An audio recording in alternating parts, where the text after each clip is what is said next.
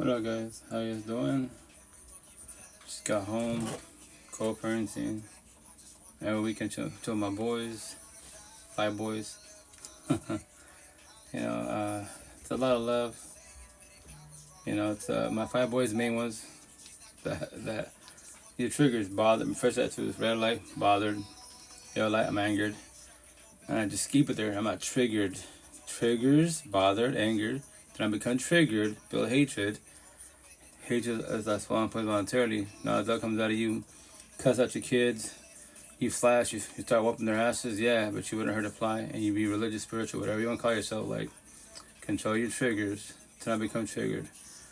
That's the dilemma for everybody, So, every weekend, I tell my kids we'll have the same conversation so you finally do comprehension on your side, I don't like people fighting in general. Me personally, like, if I see people fight, I just call them monkeys. My tattoos, monkeys, you deserve to be in zoos, jails, prisons are waiting for you. I don't care who you, whatever you are, whatever category, like, yo, words go deeper in life, you know that, right? So, every weekend, it's the only one. Everybody, adults, please trigger me. I love to debate in a positive manner. And I say all the time, respectfully, my motto to the universe. You play dumb, I'll play dumber. You play stupid, I play stupid. If you count the words, please don't open your mouth. I'll traumatize you. And here's the best part. Why would you allow me to live in your head rent free? Make that shit make sense, or anybody in general. So they're words. They're just fucking words, and that's everybody. You can only get, people get triggered by what? Words, feelings, conversation, and truth. That's only 4 categories. Tell me I'm lying. Why are you bothered? Someone call you stupid? Words? Words are triggered. I get it, most definitely. Words could be a knife. I get all that, most definitely. But working yourself, nothing. You fight the whole universe for the rest of your life. For the rest of your life, and then you want love, happiness, kids. I pray for you, That's all I can do with the whole universe, man. That's why every time I go live, it's yours for you guys, not for myself. Initially, I say all the time, yes, go live, podcast, one-on-one type of situations. It's, it's therapeutic for yourself initially, part of the healing journey, most definitely. But I'm healed now, I'm blessed, not just our stories. Nobody in the universe has to comprehend. Nobody does. I say all the time, nobody has to comment anything I'm saying. Y'all can call me crazy, respect me, I don't care. Before the life, after life, I want capital E, ever be in toxic relationships and toxic love, broken relationships. I will not chase an adult, I will not shed tears from an adult, because she decided to break up, leave, ghost. That is her choice, free will. If you're in a positive manner for the whole universe, did you know anyone could leave, anyone could cheat, anyone goes, they can break up with you. That is their choice, free will, for whatever apparent reason. It sucks, yes, but that's why what happens to you as a being, once again, what are you doing? What are you choosing? You're chasing them, you're shedding tears for them. Why? How? You need them? Why do you need them? You don't need people, you want people. The time of codependency, get your life back. If not, then you will always say for the rest of your life, I need people. I need my family, I need my job, I need my kids. In life, you can go house hopping, car hopping, job hopping, because you're not happy with those toxic environments. Don't go body hopping. What's up, Coach? How you doing? That's unhealthy for everybody, man. And then how you doing this, if you're doing that in general, you're a major red flag. Or just if anyone doing it, they're a red flag because they're what? They're broken, codependent, scared to be abandonment issues. Oh my gosh, life's so hard. All those categories, that's all we got, man. But no one in the universe, absolutely nobody. I have 8 kids. I can't fix, change, save none of my 8 kids at all. Physically, you can say that to people physically, not mentally, emotionally, spiritually as beings. They're in toxic relationships. They're stuck in trauma bonds, they'll go back to them. Your kid, your partner, whoever the fuck, your best friend, they'll go back to the partners. Because they believe I need them. Yeah. Welcome to codependency, man. You don't need people. You don't want, you want people. But we don't know this shit because we're raised incorrectly. And what's that called? The generational cycle. I always tattoos for a reason. Black and white. I have to love all my tattoos. Black and white, very simple. Straight to the point. It doesn't have to be big old conversations at all, man. If you want to get deep in the rabbit hole, why? You be watching UFC? I used to watch UFC respectfully like 4.5 years and prior, like respect. I watch TV, but more like anime type of situations or the good series about life. Because I dissect everything I watch. UFC, I'm just like, yeah, it's guys, girls fighting, awesome, whipping each other's ass, and the downfall is, they're getting paid to get their asses kicked, and their bodies are fucking weak. Everyone's body's fucking weak. I punch you, punch I, then I hurt, right? Get a paper cut, then I hurt. Yeah, so if that's what they want to do for themselves, so be it. I pray for them. That's the job, it's profession, most definitely, But me, honestly, I don't watch any of that no more. Honestly, I just I just do a bunch of one-on-ones, man. I go on my cell phone every day above ground. Typically, 99% of my followers behind the screen, face-to-face, are girls, women, single mothers.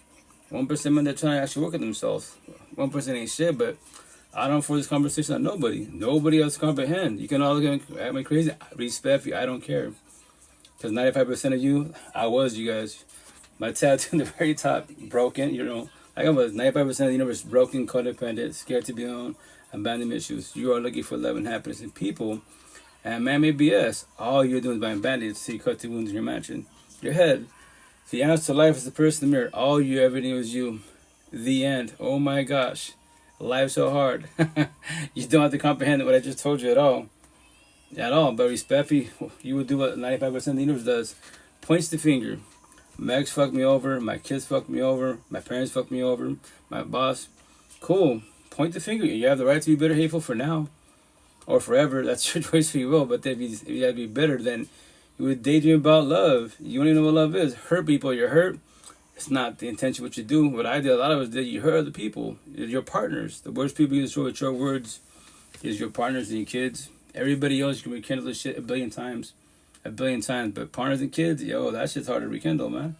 So, my situation, 39 then, first tattoo.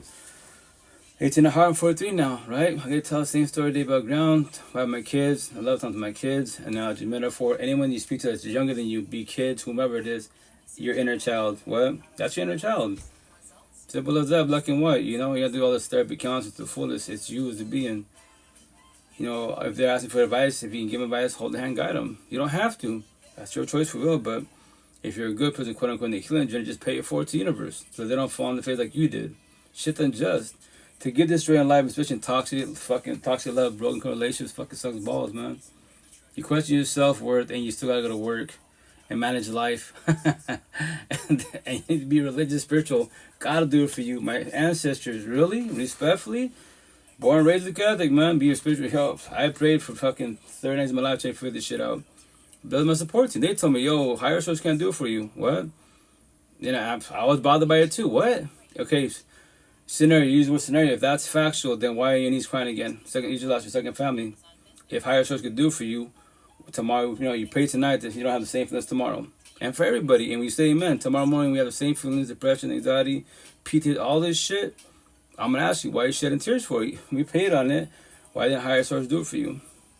Everyone come in your life is a messenger of well communication. Be a positive, negative. You're the only one that get the comprehension.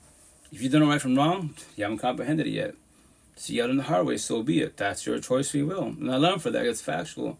Nobody else will comprehend that. I have a fresh tattoo that says that. Cut the whole universe and be like, you're wrong. I'll be wrong. I hurt my feelings, but you're the one sounding depressed behind the screen. You know, face to face. You're in toxic relationships.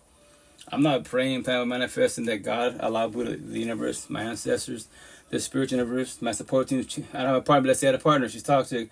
That they treat my partner's way too better. That she loves me more. She talks to me more. That's not gonna happen in my head. That's why I say these my tattoos.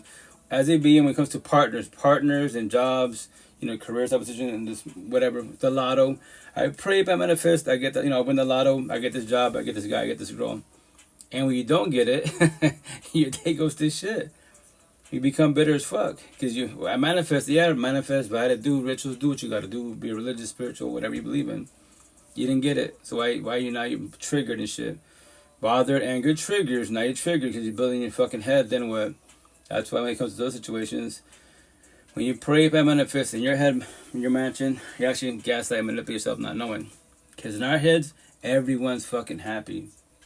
They're behind the screen. Your relationship's fucking phenomenal. Lovey-dovey and shit. Rumors your love story. Your job, everything's fucking in sync. But physically, you know it ain't shit's happening. It's garbage. Basura and shit.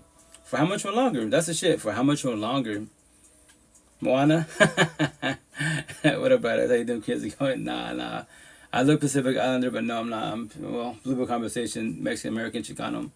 So, but no, nothing against the Pacific Islanders. Cool people that love the culture, but nah, I just have long hair, curly hair. You know, me purpose have it like, you know, the markets would be like the Cruella, you know, you got the Cruella de Vil. That's the evil person, you know, from 101 Dalmatians. I'm like, well, You can say that most definitely, but I do it because to get your attention. Why? Because of my black and white way of thinking. Very little gray, you know. Where are you from? Behind the screen, Seattle, Washington. I would say Eastern Washington, but people behind the screen even know anything about Washington State. Seattle, Washington, to keep it simple as possible, you know. So that's why I think the way I think to fullest, because I just keep it straight to the point. You're sad and depressed. You have no kids. Cool.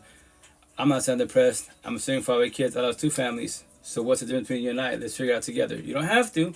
I respect your boundaries, but there's a dilemma. You don't want to feel your feelings to comprehend your feelings. So I pray for you, and I go my life respectfully. I don't chase adults. I won't chase no one in the universe. Only my kids. Kids in general. Love your hair. I live in Dallas, Texas. Oh, awesome. I heard Texas is beautiful. I heard it's hot, but beautiful. I'm potentially going to go actually visit there. Potentially next month wise. So, because for my nephew's, does cattle business, his hustle. So, me as a person, I love driving. I love to see what's out there. And it's my heaven on earth. Mother Nature is beautiful. It's very hot here. That's what I heard in Eastern Washington. It's like, we're considered a desert. It's dry heat. My vampire melt. The crop love it. I don't, but I heard the people out there for the most part pretty cool, It was 99 today. Shoot, in Eastern Washington, I was in 99 for maybe like a couple weeks wise. Typically, it's like summertime, like 90, 100. The highest I've seen in my lifespan is like 119. That was like 4 years ago. That shit was horrible. And every degree burns. And it's dry heat, so there's no humidity. It's just dry heat. It's a desert. It just burns, But I adapt best as possible. I tell everybody in life in general, just adapt best as possible. Especially when it comes to your environments. I preach about behind the screen, face to face. What is your environment like? You know where you live at. And don't lie, if the community's okay, like, okay, you can tell me okay and I go visit this scenario, I want to go see where you're from. And I look around and be like, whoa, this is all right. No, this is called ghetto. This is the hell on earth. My tattoos respectfully, I got up to 117 Memorial Day. Damn. No bueno. Are you Jason Momoa? Jesus, nah. Nothing, once again, nothing against the Pacific Islanders. No, I'm not. Nah. I just got some thick hair. It's curling. That's all it is. So, but once again, I just go like for you guys to tell stories, and to put fear in a positive manner, because we're taught fear like negative, like the boogeyman, the devil, have to like, respect, don't worry about that type of fear. Fear is like, you're in toxic relationships, right? To put fear in you. If you're toxic, and everyone says toxic, you know it, you probably know it, but you don't want to talk about it because you don't have the adult conversation, the uncomfortable conversation, then fuck it. I pray for you guys, respectfully, keep it 1,000 round real. The $0 that don't have, you will join the Bay Mom, Bay Father Diverse Club, or, like everybody else was, I was, the generational cycle. You want to see your future? Look at your parents, aunties, grandparents, still together, miserable as fuck, and they go to church, and your grandfather still a fuckboy at 70 years old. So there's your future. Now look at the age gap. Black and white, very simple. Oh my gosh, life's so hard. There's your future. I'm an artist. Oh, no way, awesome. Oh, that's awesome. Creations, awesome. Like when we say artists, like music artists, drawing artists, my masking. But hell yeah, everyone in the universe has their own gifts. My gift's talking. If I pay to talk, it goes in there. And especially about life, I love talking about life. Because once again, whatever negative trigger, anxiety, depression, paranoia, PTSD, suicidal thoughts, low self-esteem, anger issues. Why? How? You can't still let go of your exes, past pain, toxic love, trauma, and child trauma. Why? How? You still having, insomnia. Why? How? What? Specific questions about your life. If you have that and I don't, why? How? What's the difference between you and I? Let's figure that together. And remember, that's what it as it being. Art is my therapy. Oh yeah, art is beautiful. Yeah, no, I treat everything as therapy now that I work on myself. Cooking therapy, cleaning therapy, dishes therapy, anything shower therapy, negative energy out my body type of situation, And that's calm and soothing for you, but once again, like, don't forget about yourself as a being. That's your triggers. That too. When you see stoplights, red light, bothered, triggers, yellow light, angered, pride and ego, everyone has narcissistic traits. Go outside, get some air. Or stay there. Stay there and catch a case, Red light, green light, hatred. Now the devil comes out of you, be pity, empathy, bipolar, which is, bipolar, borderline personality disorder, empathy, narcissistic personality disorder. You flash, I got my tattoos, you flash, snap, blacked out, got triggered by, remember this, when we get triggered, our triggers, bothered, anger, or triggered, the devil comes out of you, got triggered by words, feelings, conversation, the truth, that's it. There is no other categories. If a random person is stupid, and you look at them and it bothers you, you don't say words. It's a word stupid. That's all it is, a word. But to you, because you're traumatized by the word stupid, because why? The answer for everybody behind the screen, so they don't elaborate this shit. Why? Because you, as a being, have many owners of the word stupid. Your father, your mother, your grandpa, whoever the fuck said it, that is your trauma. That is your trigger. I just say stupid, and I don't get bothered, nothing. Because why? That's a unit I. That's your trigger. But we can talk about it. You don't have to. I respect your boundaries, you know? So, are you Gene Simmons? No, rest in peace. No, I'm not.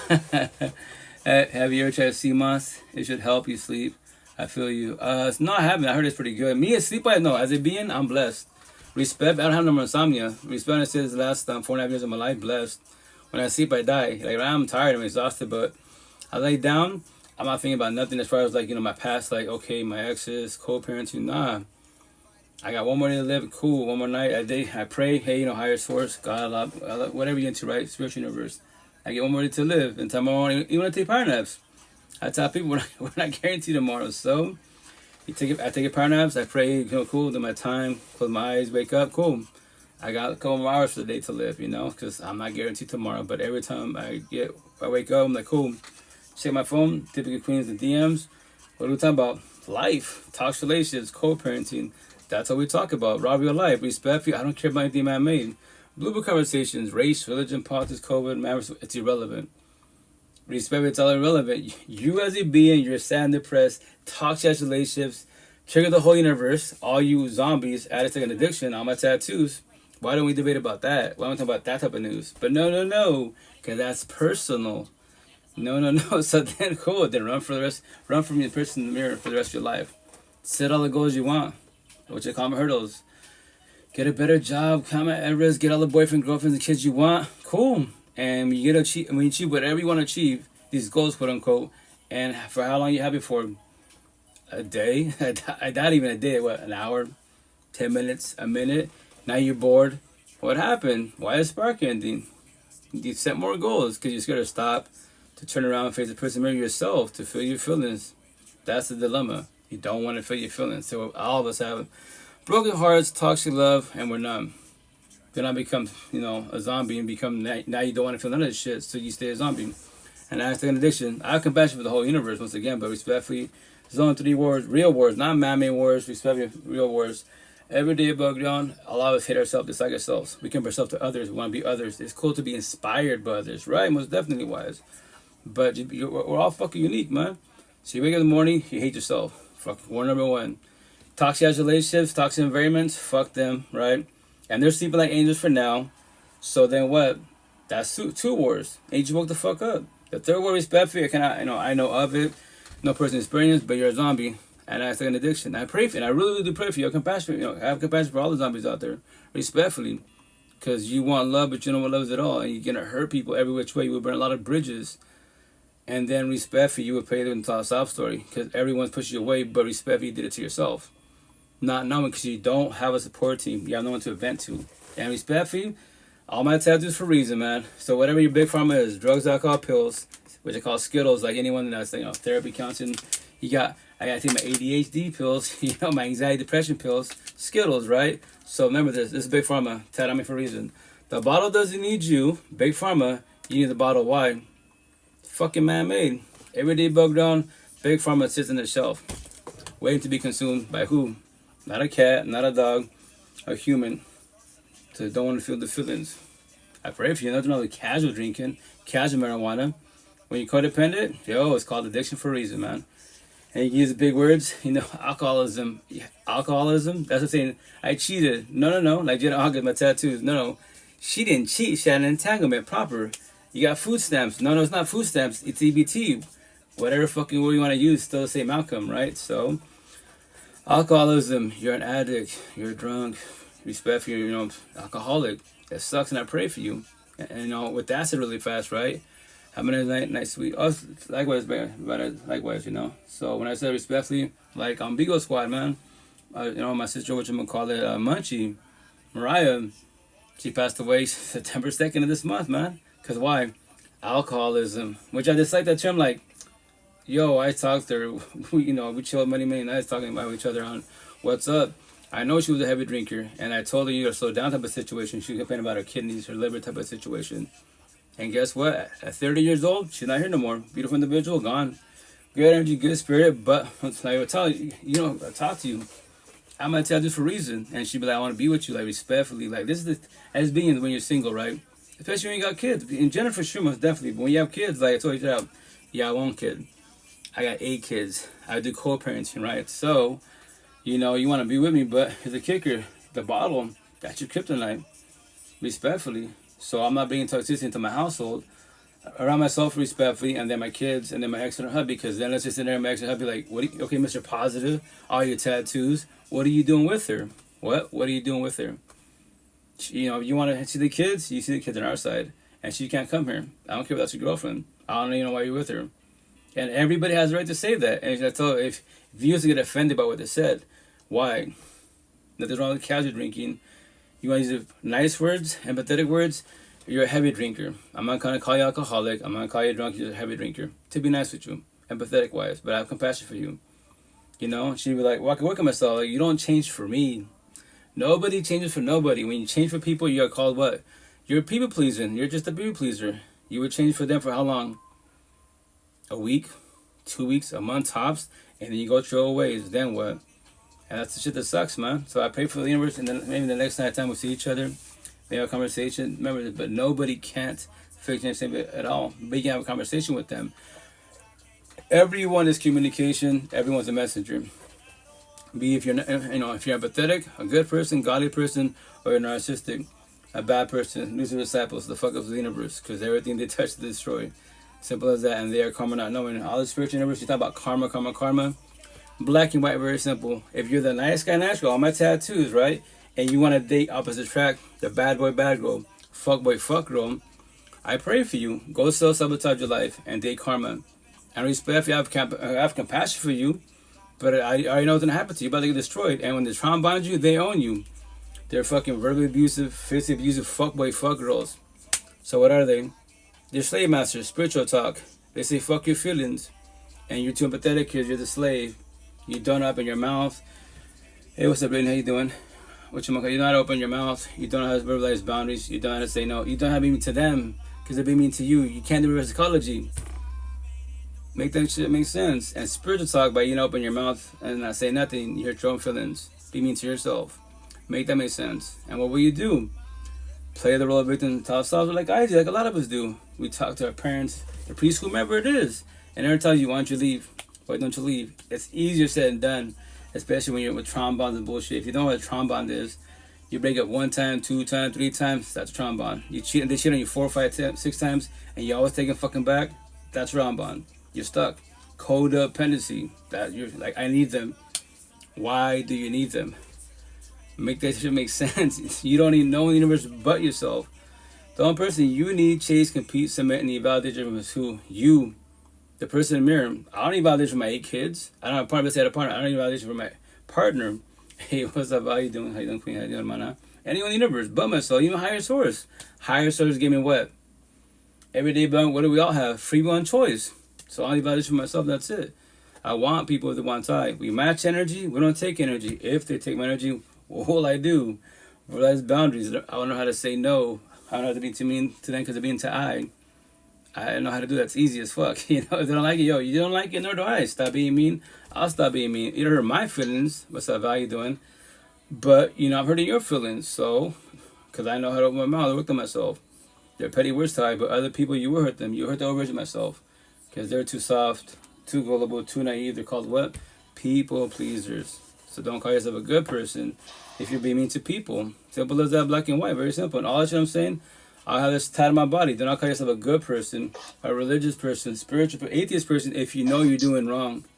There's no thinking you know you're doing wrong. You're about to hustle somebody. Selling dreams. You're good for the streets and that's it. You're not a good person yet. You haven't started your healing journey. You're not empathetic. You might be empathy to a certain extent, but not on the overall. So yeah, black and white, very simple. What's up, Val? How you doing? Freedom. What up? Man, I love my life so much. That's beautiful. As you should, as everyone should. I've been, why do I have to be in the big circle? I mean, the big square. Anyway. Religious and spiritual, Freedom, both of them. I have been through so much shit in the past, Mm-hmm. like 50 days. Yeah. And I just want to say, I love you. You were right about everything. And Love you too. You are blessed, and I am blessed, and the whole world is blessed, and life is fucking fantastic. And fucking A. That's beautiful. When you fucking find self-love, holy shit, it's hard, but it is so worth it. Most definitely. It's so worth the journey. It 1,000. really is. Not very factual. Yeah. Self-love for sure is the best. Rito, I never realized just how much our minds can play tricks on us, or like hell yeah. the stuff that we watch, like on TV or online, or everything has such a huge impact on our way of thinking and what we manifest and what we think is real and it's really not real. I have never been so happy to be so wrong in my life, and I'm just like, fuck yeah, finally I'm wrong, and I hope I can be more wrong, because it just feels good. Right. Because I'm always like, in my head, I'm always like, I'm right, I know this, I know that, I know better, blah, blah. Fuck that shit. Rito, I've been so wrong in the past fucking couple weeks, and I feel fantastic. Hey, that's beautiful. Allow me to do accountability, like, remember, there's like, if you remember, think is not knowing. We can assume, but maybe, potentially, all the specific words is maybes. They're all I think. Think is not knowing. My tattoo. You gotta know about it. Study and comprehend it. Because people that know whatever you talk about, whatever it is, right? If you know what you're talking about as a being, then you're doing what? Communication and comprehension. Whomever you're speaking to, if they're patient-minded, it's communication, right? They don't have to comprehend. But the positive is you're having a conversation. That's a positive, right? But they don't have to comprehend. That's what you gotta know what you're talking about. Even if you question your self-worth as a being, like, am I a good person or a bad person? Whatever you question yourself, let me figure it out. I want to know the answer. You should want to know the answer. That's what I did 4.5 years ago. Oh, yeah. Healing journey. Like, I want to figure this shit out, I don't want to be another toxic relationship. I'm not going to have a third baby moms. I'm not, like, fuck all this bullshit. There's got to be a reason why relationships fail. And we, question their self-worth and all this. I'll go shedding tears for people. Like, why? A zillion people in the whole fucking universe, and you're stressing out and shedding tears for about one. Only fucking one. Why? Shed tears about 20 of them, 30 of them, not one, It's just like, no, there's got to be a reason. But that's the cool thing about having support teams. I preach about support teams. I speak the way I speak to my support team. I'm blessed now, respectfully. No more toxic relations for me. I won't ever deal with toxicity. As a friend associate, sure. Support team, I got you. To say you're my girlfriend, hey, this is my girlfriend. She's toxic. No. She's back. Let's say value, you're talking in the box, right? She's behind me talking her shit. What the fuck is that? I'm like, it's a cyber girl. That's Val. There's nothing wrong with her. It's cool people. It's platonic, no passing boundaries. And you're bothered by a cyber woman behind the screen. Right. If you're about a cell phone relationship, your shit's over, man. Simple as that. It's just a fucking cell phone. So you have a lot of healing to do. Hey, Rito. Yeah. Rito. I found my support team. Yeah? I found my support team. Guess who it is? You? My kids. Oh, kiddos, yeah. Kiddos can do it most definitely. Basic analogy. Hey, my sons, dude, my sons are so fabulous. Like, they're just like, Mom, we support you in anything you do, Mom, and we're gonna be here for you. And they have been. Like, I've been going through a lot lately, like the past few weeks. Mm-hmm. I've been going through a lot of chaos. I've been going through a lot of self-healing. I've been going through a lot of like self-realization. I've been doing a lot of, like, you know what I mean? Yeah. And my kids are just right there like, okay, Mom, let's go. We're with you. We're 100%. And they come home with me and they're like, well, so now what do we do? Like, yeah, hey, that's cool. No, you have kids support. That's beautiful. Like, they're so badass. I fucking love it. I love everything, and I love myself a whole lot more. And thank you, Rito, because you played a big part in all of this. Oh, yeah, likewise. I tell people, like, when I go live, it's not for myself. It's like for the whole universe. I've been doing this for 4.5 years of my life. I would do it to my last day in breath, or until these platformers ban me from doing this. So be it. Once again, because remember, positive talk's not good. Positive talk does not make money. People, they at least want you to work on yourself and feel your feelings, So I just tell stories, and anybody wants to jump in the box, comment to it, we try to vibe. My family. Yeah, it's pretty funny though. Not harassing them, like, but I've been speaking truth. I'm like, you know what? I've been quiet for way too long, and I've been telling everybody how I feel. People and some people are getting mad at me, but I'm like, I don't fucking care if you get mad. Yeah. Like you, if I strike a nerve, fuck off. But I'm gonna tell you how I feel now because I'm tired of fucking holding it in. Don't get mad. Most definitely. And then I've been, you know, I love mushrooms a lot. Psychedelics, yeah, I'm messing with them actually a little bit. Get a higher power astral project, supposedly. Once again, I'll find out. I've been doing it. Mushrooms have allowed me to live out the fucking assumptions in my head. So like, I've been living out like a bunch of like shit that's in my subconscious. Mm-hmm. Yeah. And then finding out shit, and then I'm like, oh man, like that wasn't even real at all. Like fuck yeah, I was wrong. Hell yeah. But I'm able to do it, and everybody's like, my mom too. My mom's like supporting me. She's like, okay, Valerie, we'll go with you, but okay. But you know what though, honestly, I've been spending more time with my family. I've been taking my mom out more. I took my mom on a night picnic to go watch the full moon. She's happy. My brother's happy because my brother's like treating my mom better, and he's helping my mom more. My mom's happy. And I've been spending more time with my grandma. That's good. And a little crazy, but I've been there like, hi grandma, I love you, how are you? I'll go give her a kiss and then I'll leave. What up, Logic? How you doing, Queen? Yeah, that's beautiful. I'm spending way more time with my family and they like it, so I'm happy. That's beautiful. If you can have family some more support-wise, and remember, as every spelly-wise, for the most part, our parents and grandparents, their minds are pretty much set. You know, like they have their own beliefs and they have the caregivers. You know, your grandparents, your grandparents have taught them. So my grandma used to be like that. My grandma used to have her mindset, but I've noticed that lately she's been more open to shit. Like she's like, time.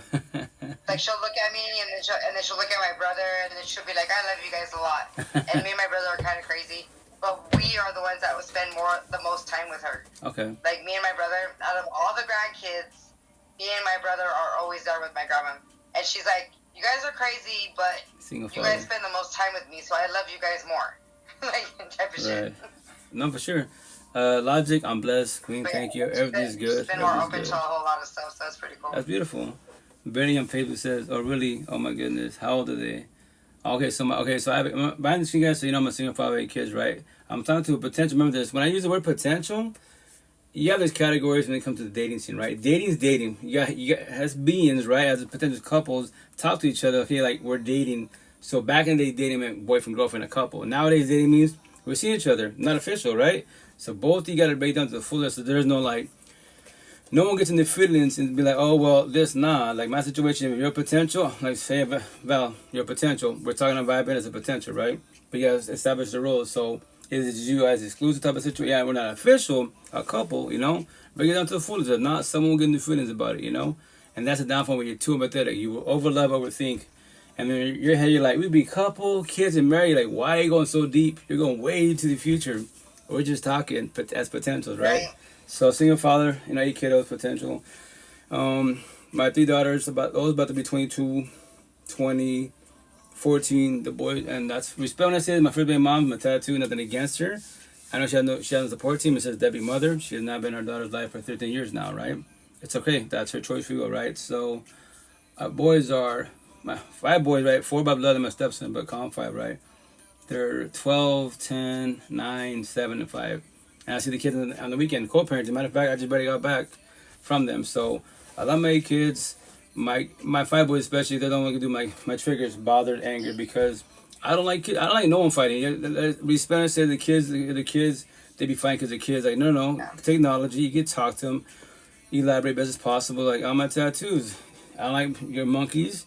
Y'all deserve it to be in zoos. If you keep fighting when you get older, jails and prison waiting for you, and that's for everybody, you know. I tell my kids all the time, I'm like, did you know that your uncle's the monkey, right? I tell this to my kids. Right. So what you gonna call it? But yeah, co-parenting. I preach about co-parenting. Initially co-parenting is not easy at all. It's not, because why? What do we say as parents? Like, yo, I don't want to see. The other parent sometimes is a fuck up. Right. No, most definitely. And that's why when you have these terms, like either like they're trying to co-parent, you're trying to do parenting, become better parents. That's cool. Co-parent type of situation, or you know, it sucks these terms, but my tattoo's for a reason. You're Debbie mother, Debbie father. You know what, Rito? Gotta believe, yes. You want to hear what happened? Go for it. Okay, so my kid's dad, remember the whole story? I was trying to co-parent, and he kept fucking up. He fucking went and changed his last name. So. Oh, really? I mean, I'm like, yeah, like, it's pretty crazy. Because he was biased. Now he's Ramirez. And I'm like, okay, well, does that mean he's disowning my kids? I mean, I really don't care because I was going to go fucking take him to court anyways and file for full custody. Okay. Because he don't give a fuck. Mm-hmm. You know what I mean? I'm going to go file for full custody. I'm taking my kids. And he don't have a choice. Because if he does want to go to court, he's going to go to prison because he's wanted. So that's the only choice he has. But he want to change his motherfucking last name, Rito. Can you believe that shit? Okay. That's subject, right? Last names when it comes to kids and stuff like that. Me as it being like, my situation, right? My daughter's last name is Santiago Ayala, right? So it's my actual name, my first baby mom's, and then my last name, right? And then supposedly, it's culture-based, the woman takes the last name, all the good shit, right? So our boy's names, it's Ayala, Zuniga. I'm sorry, Zuniga. So my family gave me shit like, why do you have it backwards? The boy should have, I was like, it's just the last name, and me as it being, respect and no fucks. My kids are good. I remember this. Culture-based, right? Especially like a lot of cultures, yes, right? But it's in Mexican culture. Exactly. So in the brown culture, Spanish culture, Hispanics and Spaniards, that's not known for that. Like co-parenting is not a thing. It's either be miserable as fuck like your mother, auntie, grandmother, the thick and thin and shit. Fuck boys, that's what men do. That's what men do. When they get older, they'll slow down. I don't want the kids either, type shit. But I'm like, right. No. Hey. Right, logic, So what you gonna call it? Then I'll take my motherfucking kids, and I will happily raise them to be such good men. Watch, they're gonna be the greatest men of all time. That's the intent as parents. That's what there is. That's the intent. With the kid was like, you cheat, raising better than you, quote unquote, right? But at the same time, like if remember this, everybody has narcissistic traits. So you be too narcissistic. Fuckboy fuck girls, no matter what category you're sitting, or too empathetic wise. You're the nice girl, but you don't realize boundaries. You're in toxic relationships. Everybody fucking use and abuse you. You're irrespectful. You're called a people pleaser. You put this on the back burner, right? So the intent is to do yin and yang, master both sides, right? And when you get done in due time, I promise you can, right? So I'm a single father kid. So my situation, this is a scenario. One of my kids is too narcissistic, a fuckboy fuck girl, and they introduce to the boyfriend girlfriends, whatever they're into, right? Bitch it out. Nice to meet you, but by the way, I'm the father. I'm letting you know, my son, my daughters are gonna fucking destroy you. All my tattoos, you're not gonna have anything about to tell you. You could be in love, trauma bonded already. I pray for you. But here's the best part. I'm the father. I got to meet you. If you want to talk about life, I got you. If I want you, I got you. But remember this. This is your journey, not mine. This is probably all Japanese, what I just told you. Because you haven't seen the red flags yet, but I know my kids. I know the whole universe. It's really black and white. Very simple as that, But that's myself as a being, right? So, and we're all just raised incorrectly. Because respectfully, if tradition was working, then why the fuck are we suffering? Why are we trying to do co-parenting? Why are we rich about life? Why are we saying, especially the young generation, where's love at? Where's the old love? Like, really? Like, I promise you 1,000, love can't and it won't ever hurt in life. It's highly impossible. Toxic love, oh fuck yeah, you love somebody that doesn't love you back. You're trying to match energy, they're taking energy. That shit hurts. Every which way, all my tattoos, insomnia, all that shit hurts, right? And remember this, love is consistent, straight as a fucking arrow. All that bullshit saying like, life's hard, right? And they be like, you have your, especially toxic relationships, you have your highs and your lows, your ups and your downs. That's called toxic love. Toxic love is inconsistent. Toxic love hurts. I promise you that. So you don't want to be doing that, because then you would pray and manifest forever that the higher sources, whatever, it could be a fucking rock. This is your God scenario, right? And I'm not going to give you a scenario, right? Pray that all you want. And this is your God. And it's not getting better, So what are you doing there? I was like, this is your God. Y'all pray to your God. I'm going to pray to my God.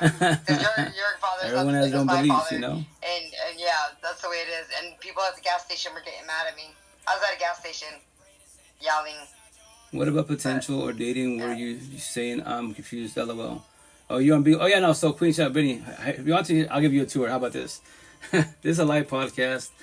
I'm on, 2 seconds, guys. So, this is Facebook, right? So, this is Facebook, Benny, Facebook. This is Bigo Squad, Val, everybody. Bigo Squad, that's Instagram. That's my main TikTok. That's me. That's my second TikTok. That's Twitch. That's Likee. That was my second Facebook, but the battery died. And that is Clubhouse. And then, yeah, back to you guys.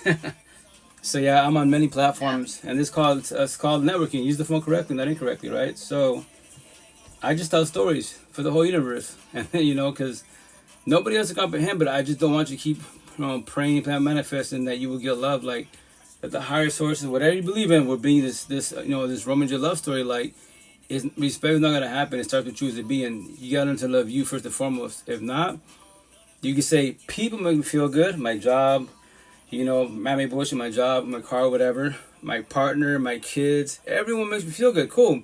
Here's the dilemma, because of codependency. Could we say everyone? Yes, all makes you feel good. The universe does, right?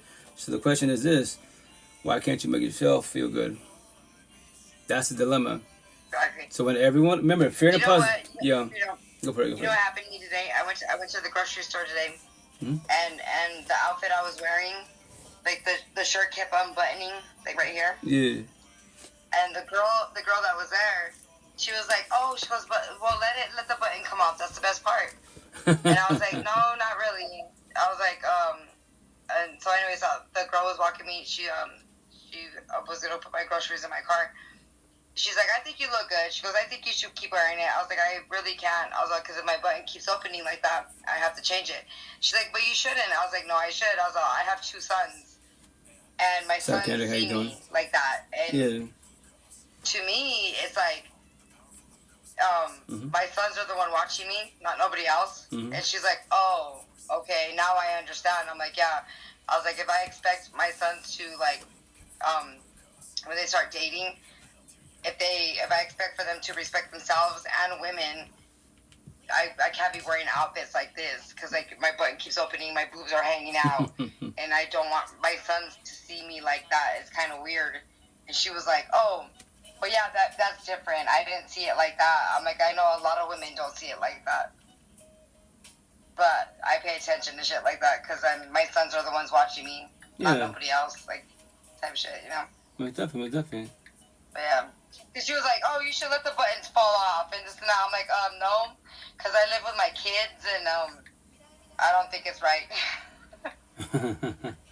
Right. Yeah. No, yeah, most definitely. Awesome. But I noticed that a lot of women go out with their boobs hanging out, not giving a fuck, and it's like, your kids are watching you do that to yourself, and then you wonder why they don't respect themselves, or I don't know. I see it as like, you should not do that in front of your kids. This person is now timed out and cannot comment for 15 minutes. Facebook is a trip. It's like, it's so regulated, it's retarded. I don't know what's going on with it.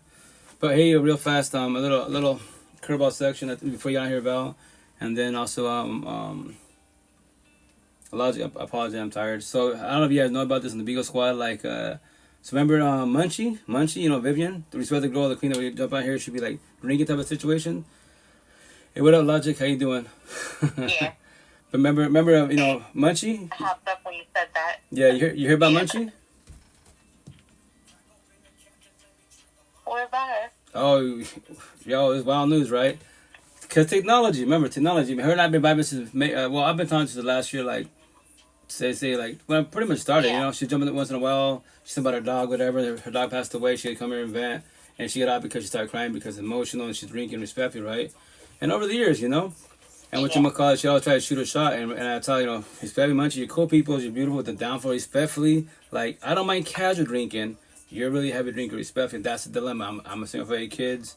I'm not gonna deal with respectfully toxicity on my kiddos, right? My ex and her hubby, respectfully, So, anyways, we do, we'll chat through WhatsApp all the time, say what's up, just vibing, about life and shit in general, right? And she complained about her kidneys, her liver type of situation, it hurts, so she stopped drinking, right? And she'd be like, "Oh, I'm drinking the weekends." I'm like, "Yo, respect me, Munchie, you be in the live and you be falling all over the place. Respect me, you're showing everything out because you're just so wasted, right?" And she, "I know, I'm trying to work on myself, right?" So, like, beginning of the month, cold turkey. Like, straight up cold turkey, I'm like, I know we didn't bump heads. There was no dilemma. So I reached out there, text her, nothing. Bigo, nothing. IG, all the times we write back and forth, nothing, you know. I was like, call her cell phone, nothing. I was like, cool.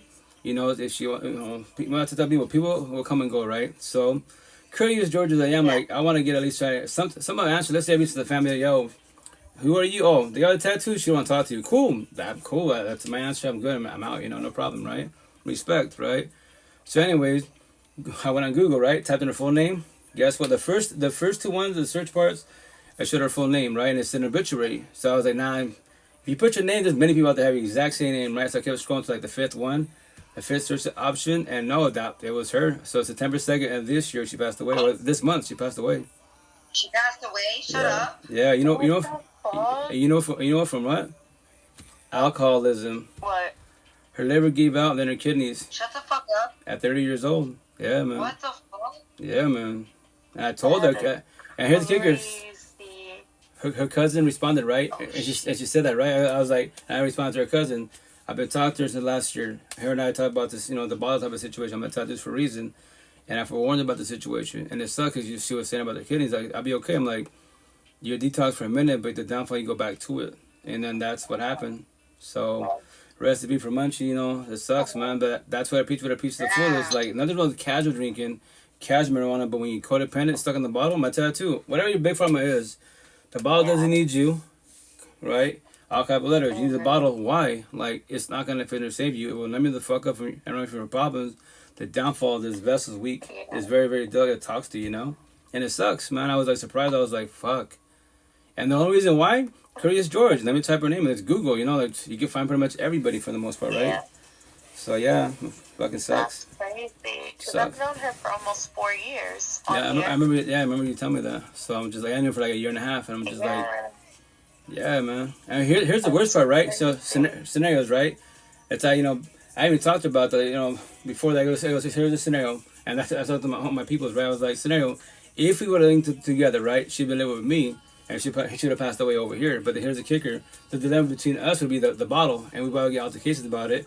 I'll be yo, Chad Munchie, respectfully, if you want to, I'll drive you back home. I'll fly with you back home. But this is what I was talking about.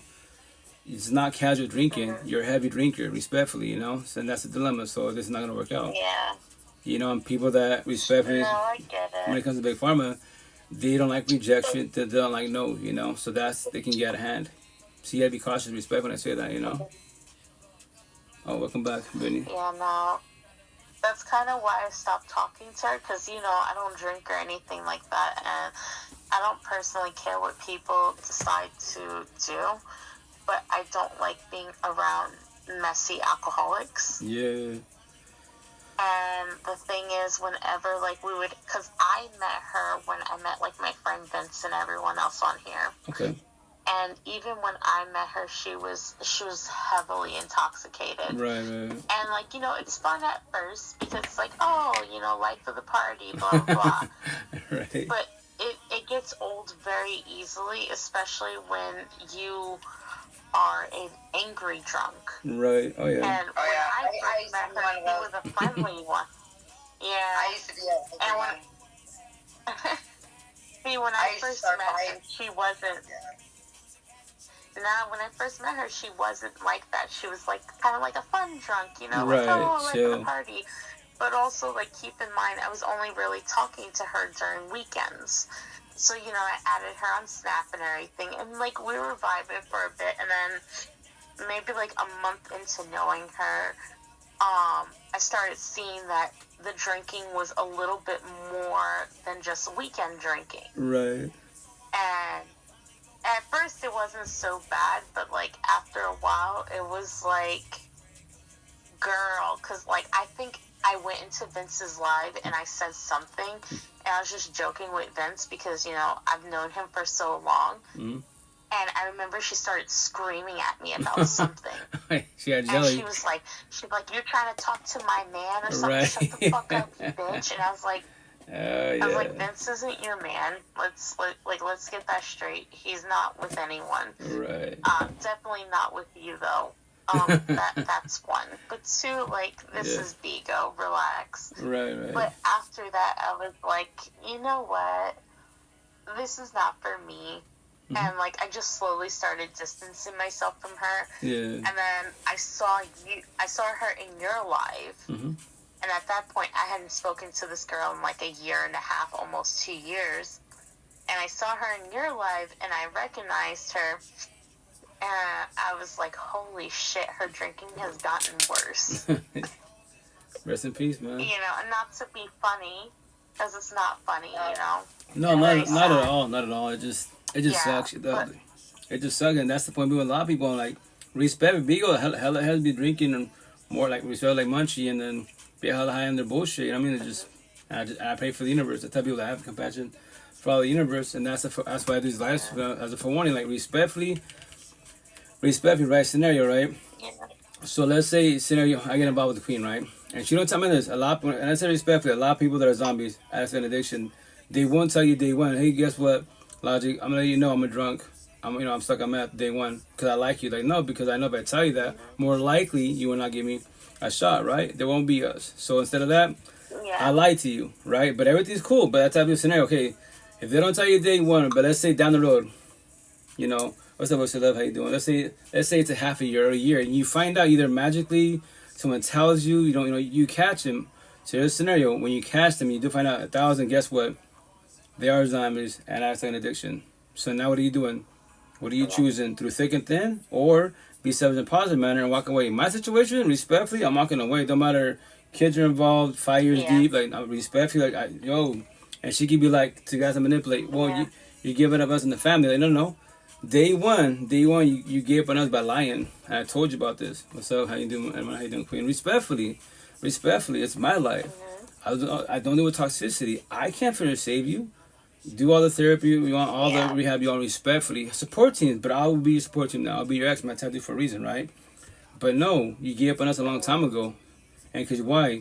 You don't want to tell the truth. Because I know, remember this, it's easier to lie respectfully and point the finger at every other but yourself. And tell them to do accountability. I get it. A lot of us do that shit. I promise you, we start doing the truth. The truth's hell of a lot easier. I promise you it is, Lying, it destroys people, hurts people, man. And then we start burning all your bridges. Everybody pushes you away. Then what? So it sucks. That's why, once again, do these live sessions, play these scenarios, play these clips to get your attention. It's all about real life. You're in that situation. What are you doing? What are you choosing? Respectfully, everyday bug on all the universe. Everybody has what? Free will and choice. What am I doing when I'm choosing? Val, what are you doing when you're choosing? Logic, what are you doing when you're choosing? Everybody has, free will and choice, and that's the shit. That's the shit, and it sucks, man. Just don't accept toxicity by side. What sucks the most is with me, I don't lie to other people, but I've just, all the shit that I've been going through, I've realized just how much I lie to myself. A lot of us do that. I lie to myself a lot. Yeah, a lot of us do that. I don't lie to other people. I'll tell people the truth all day long, and I just realize just how much I lie to myself. A lot of us do that, hermana. And that shit hits hard. I know it does. And I was just like, damn, forgetting oh shit. Yeah, no. That shit sucks. It sucks, but it was something that I had to realize, because I'm always oh, I tell the truth all the time. I don't tell the truth to myself though. Yeah. Thank you, voice. On my side, real fast, Benny says, what are your thoughts about people that are addicted but on something because they have legit pain and physical health issues, like opiates or sub OX1? Okay, when it comes to opiates, okay, so that part, okay, when it comes, that part sucks. That's why you gotta be careful. Like my situation, right? I tell my other story. Fuck, I think 2011, right? If you're not had your appendix removed, you feel your stomach feels like it's on fire. That's a forewarning. If you feel like on fire, go get checked. Don't be like me, I'll drink some tea, I'll sleep it off. No. If it keeps burning, no, something's wrong with your body, right? So anyway, before they, we went there, the whole procedure, they asked me, do you do drugs? No, no, I don't do drugs. Don't lie to me. I'm not lying to. Before my tattoo, I know I'm brown, etc., but no, I don't do drugs. Marijuana, very seldomly. Okay, shut out. So after you recover, we're going to give you opiates, right? So if I was you, try only half. If it's too much for you, because this drug is really, really strong, it'll numb up. Your pain will go away. You feel like Superman. The downfall, when the high goes over, you rip your stomach apart. So don't do that. So I tried it, only half a pill. I was all fucked up. I was like, dude, this is wild. People do this? So here's the kicker. So I had this, right? I have these drugs, right? So then I go to my coworkers, they're like, hey, hey, what's up? They give you drugs? What do they give you? I'm like, opiates, something like that. Opium, not opium, whatever, but whatever the fuck. I was like, cool. They're like, hey, what are you gonna do? What are you gonna do with them? I'm like, fuck, they're home to chill in the bottle. I got two refills, whatever. I buy them off you. Buy them. You can have them. What? And they pop like Skittles, like right in my face, 3 or 4, like nothing. I'm like, what in the? And you're gonna work on cars? What in the? And they're like, nothing. I'm like, dude, respect for you guys' sounds way high. They're doing all this shit. That's what I mean, as it being like, I get that part where potentially you can become an addict of it because it's a strong fucking drug. But respect when I say this, that's why you reach out for help. So AA, support teams, all that shit. And then, if not, then you become a zombie and then you look at your future. That's what I tell all my kids and anyone in general. If you want to do drugs, respectfully, remember, nothing wrong with casual drinking, casual marijuana, be cool with that, right? Not codependency. But you see anyone out there like walking around begging, etc., why type of situation, they're gone. I tell my kids, there's your future. What? If you do drugs, that's you. What? Look at them. They ain't moving. Yeah. They're talking to themselves, respectfully, right? So that's your future. To prefer everybody in a positive manner. I grew up with this shit. I don't care for this shit. I know of it, right? Respectfully. I'm not gonna know nobody. If you're in it, I get it. I'll be your support team. I have compassion for you, but respectfully, that's not my realm, And it's there for everybody if you choose to want to use it, So, and I say all that respect to everybody out there, I know it's a really touchy subject, but that's the adult conversations, the uncomfortable conversations. If you want to evolve in life, and you don't get involved with that, if you're in it, try to get help, man. Reach out for help. Nothing wrong with asking for help, man. If not, then blame everybody for your mistakes, And yes, a lot of us got hurt every which way. It shouldn't have been that type of outcome, but I say all the time, if your parents didn't talk about this, there it is, the general cycle. Your aunties, uncles, the general cycle. Grandfathers. The general cycle. All your family, not this deep conversation, then there it is. It is what it is. YOLO, fucking pray, power, manifest. Yeah, I've been doing that. Did a lot of that shit. Respectfully, did not work in my favor. But now I got my life back at 39. Now I just tell stories. All I do is tell stories for the universe. Nobody in the whole universe behind the screen, face to face, has to comprehend it all. I say all the time, I don't get, as a being, I don't get my feelings about it at all. Some people, the religious, spiritual, the healing journey, they be like, but I'm telling you, yes, you are telling them, you are doing communication and comprehension. They don't have to comprehend. Why does it bother you so much? Because they're going to get hurt. Yes, we both know they're going to get hurt, but it's their own journey, but just be supportive for them. Tell them, hey, if you go find your face, what I say to everybody, I'm out of your pocket 24/7, 365, no matter what. The door's right there. It's always open. Whenever you want to talk about whatever, your personal feelings, today, not 20 years from now. If I'm still alive, reach out. I'm here for you. It's not ever too late to get your life back, but I promise you this. The younger, the better. I promise you that. The younger, the better. Because you want to be like 40 years old, miserable, 50 years old, miserable. No. Yeah, to get diagnosed. a lot of people self-medicate. Yeah. Oh, yeah. Without realizing that that's what they're doing. Right. And they don't get diagnosed with the shit.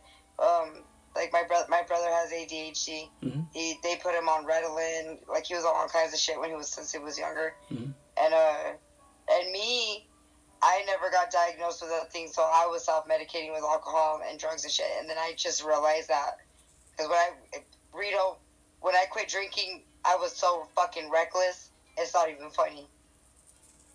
Like I was like, holy shit, something's wrong with me. Something's wrong with me. Like, and I was like, oh fuck. And then I was reading a bunch of shit, and I was like, they say ADHD, that a lot of people self-medicate without even knowing it. Like, because I didn't get diagnosed when I was young, or whatever the fuck. I've been doing all this like a lot of drinking and shit, and then when I quit drinking, I was like out of control. So I was like confused for a second.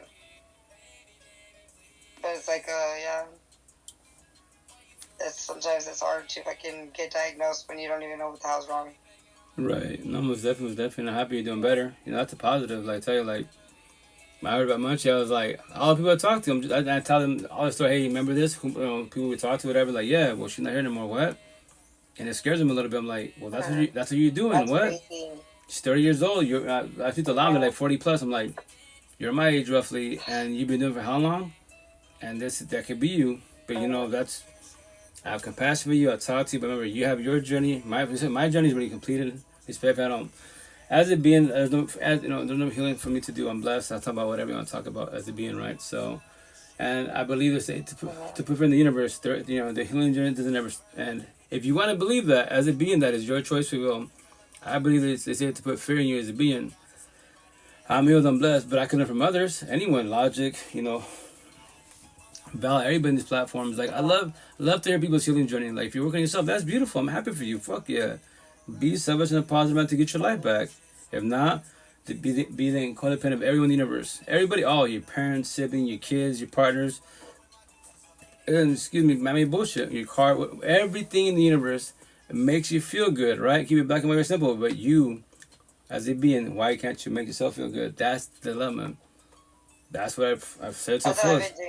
I've been on this shit where I'm like, you know what? I'm going to start doing what makes me feel good. This makes me feel good, so I'm going to fucking do it. I don't care. Dead ass, man. Just love you. Yeah. Like, I'm tired of making everybody else feel good. I'm going to make me feel good. There you go. I tell people, the queen at the farmer's market, like, respectfully, like, a lot of the mothers, a lot of the wives, they'll be like, the kids, school, sports, and I was like, hey, miss, queen, a little forewarning, like, take care of your hubby, cool, the house for the kids, but make time for yourself. What? Make time for yourself. Yeah. Be selfish in a positive manner. Go out, watch a flick. Do what makes you happy once in a while. If not, all of the stress on you be too much for you. And potentially you have problems between you and your hubby type of situation, or vice versa. Don't forget about you.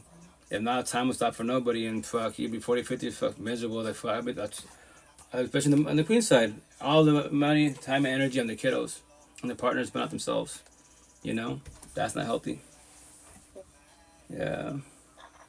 Yeah, I just realized I put myself in timeout for a little bit because I didn't realize how much being online has affected me too. Man, people get addicted to the internet, and I didn't fucking realize just how addicted I was until I got off of the internet. Like, I went like 3 days with no phone, no internet, no nothing, and I got so much done. Like, my house was cleaner, my kids were happier, I was happier, and I was like, you know what? I think I fucking like my addictions are like fucking like I'm like over here like how do you substitute addictions and shit? Yeah. And all addictions out there. Man, the internet takes so much energy out of me, and I didn't realize that until after I got off of it for a few days, off my phones and everything, and I was like, holy shit! I was like, fucking, that's just crazy. No, yeah, no, there's like anything could be an addiction and shit. It's just so crazy. I was just like, oh my god.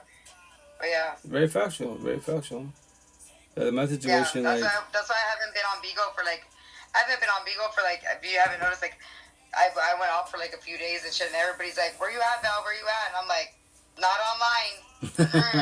That's not good for me. I ain't going online for a while.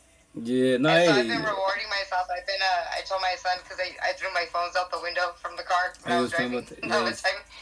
And I told my son, I was like, until I clean the house, I'm not allowed on Bigo. and Bigo's going to be my reward. There you go. I cleaned my house, and so here I am on Bigo again. There you go. My situation, I'm trying to get myself on boundaries. Like no more, like 2 hour live sessions. That's it. No more than that. Try to respect my own boundaries, and that's it. Because then, I get lost here, do too many one-on-ones, so I gotta take care of my home and myself. I gotta do gym therapy. I've been slacking for a minute. So tomorrow start gym therapy and take care of my home, and then respect for only 2 hours. That's how I tell me, respect behind the screen. Because people need to jump in the box, right, or in the comment. You get an off, I'm like, respect. Here's the best part. I promise you 1,000. If you go to my current stuff, go to my Twitch, go to my Facebook, I talk about the same shit all the time. Same subjects, face clips. It's a rewind, I was talking about technology. Twitch and Facebook, it's saved. You can go back a year and a half.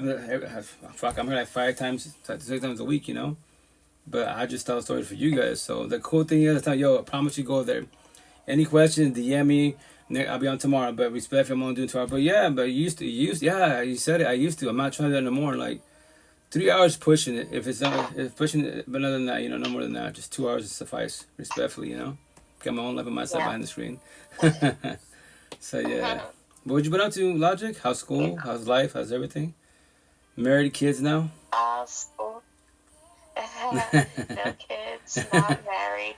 School's going good. Yeah. I'm moving October 1st into my apartment. Oh, nice. Congratulations. Thank you. I did some free events this weekend. And I'm going to show you what I won because I was so excited. This gets me excited. Mm-hmm. This is my thing that I like to do. Oh, go for it. So I went to, they had a pop-up for Mountain Dew this weekend. Yeah. So these are like some of my freebies that I've won at pop-ups recently. I'll show you now. And this is a new drawing that I made. I'm working on a new drawing actually too, but it's not done yet. It's a Valkyrie girl. Okay. Oh, no way. Yeah, I haven't nice. really finished it. Yeah, so I'm not showing that one. I'm showing my slug girl instead. So that's my little slug girl that I'm working on. Yeah, it's beautiful. Yeah, Don't look up at the bottom. It just has notes for me, like look up pictures of gnats and get washi tape just to remind myself of things to do. Yeah, most definitely. Notes are good. I write on my pieces. Yeah. But yeah, these are things that I won recently. So hey, that's awesome. I won a Mountain Dew adventure pack. So it awesome. came with a fanny pack. It came with a hammock. It came with an underwater camera. It came with a duffel bag, and then I won a bunch of Mountain Dews, 2 playing cards. That's awesome. 2 Mountain Dew hats, and then I'm like, did you win a lifetime supply of Mountain Dews? Oh God, I would hope not, because I don't drink it. Actually, I just like the merch. I don't drink it either, but I'm like, imagine having like all those Mountain Dews. I'd be like, I would be giving them away all the time. Yeah. And then these are some other things that I won from other pop-ups. So I actually won 3 Prada lip balms and 3 Prada sample things. Nice. I won some lip scrub thingies. I won Cetaphil, Laneige products, and then I won a bunch of like makeup, like a lot of makeup. It's called Life Podcast. And I'm gonna be giving those now. away because I don't really wear Only them. boys and girls do side pieces. Men and women. I would have been offended. Relationships. We're not toxic. I would be like, Boys and girls are what the fuck toxic. is this makeup shit? What are you trying to say? No, it was an event that I went to. They were Bigo it was a pop-up for makeup. Whoops. Okay. There we go, Bigo Oh, Squad. no, I thought you said Mountain Dew. Like Mountain Dew said 10 you platforms, 10 makeup. cell phones, Live Podcast. No. They had a makeup expo, and I went to it, and they gave me like a bunch of free makeup. But I only wear like chapstick and lip tints and stuff. Mm-hmm. So they gave me like eyeliner. They gave me like stuff for redness, pimple patches, which I don't get acne. So a lot of the stuff I don't use. So I'm going to give it away. And we have a thing at my old college. It's called Take Back the Night. It's to help like end domestic violence. Yeah. So a lot of times when I win this stuff, I give it to them to put in packs for people. So I'm going to drop off a lot of this stuff because I'm not keeping a majority of it. I'm definitely keeping that underwater camera though. Like that, they're not getting that. They're not getting that. So cool. But the fanny pack, the hats, the Cetaphil, the Laneige products, the Prada, I'm going to give those to them so that they can put it in like little packs and stuff for people. There you go. Oh, yeah. That's cool. Definitely. I'm also keeping the duffel bag. I like the duffel bag. Yeah, big boy said that. Definitely. Yeah. They can have everything else. I just want the duffel bag, one of the playing cards, and the camera. Everything else they can take, though. Even the candle. I don't care about the candle. But yeah, I did my pop-ups this weekend, and they were pretty okay for the most part. The candle was kind of annoying because I waited in line for it, and they let people cut. You know, I guess this is like my addiction, because I don't do like drugs. Yeah. I don't drink at all or anything. I just like to go to pop-ups. That's cool. Hell yeah. That's good. You have a healthy. I think everybody has an addiction. It's just what we put it into. Like you could, as long as you're balanced and you keep it in moderation. Yeah. Yeah. See, I just like going to the pop-ups because sometimes, like, I always think about it like this. Mm-hmm. If I have the free time, And even if I necessarily won't use everything that I get in the pop-ups, I either know someone that will use it, or I know the resources of where to give it to so that someone else can use it and benefit from it. Just always. Definitely. Hell yeah. Take advantage of it, definitely. Especially when you know people, you know? Someone to use it. Yeah. Yeah, exactly. Yeah. So that's really about it. But just been drawing more recently. That's awesome. Like more independent work for myself while still doing schoolwork. Which kind of sucks because I have a very eccentric professor. And he kind of got on my nerves, like, you know, a little P, I guess. He really pissed me off because the first day of class, he sends an email 20 minutes before class. Mind you, my college is a 30-minute train ride for me. Yeah. Because, like, my college is, like, almost in the heart of Manhattan. It's, like, really close to Penn Station. So it takes me about 30 minutes to get there, and I get an email, and he's lucky I opened that email, because I don't open up emails at 7 in the fucking morning. So I get an email at, like, 7:40. I opened it at 7:50. It's like, yeah, guys, by the way, for our class, we're actually going to meet in, like, this, like, oh god, it's kind of like this area where they have like statues and stuff. Okay. Like it's near Flatiron. They're like, we're gonna meet there and we're gonna look at some installations and stuff like that for class. I'm like, you should have just wrote that in the syllabus or something for us.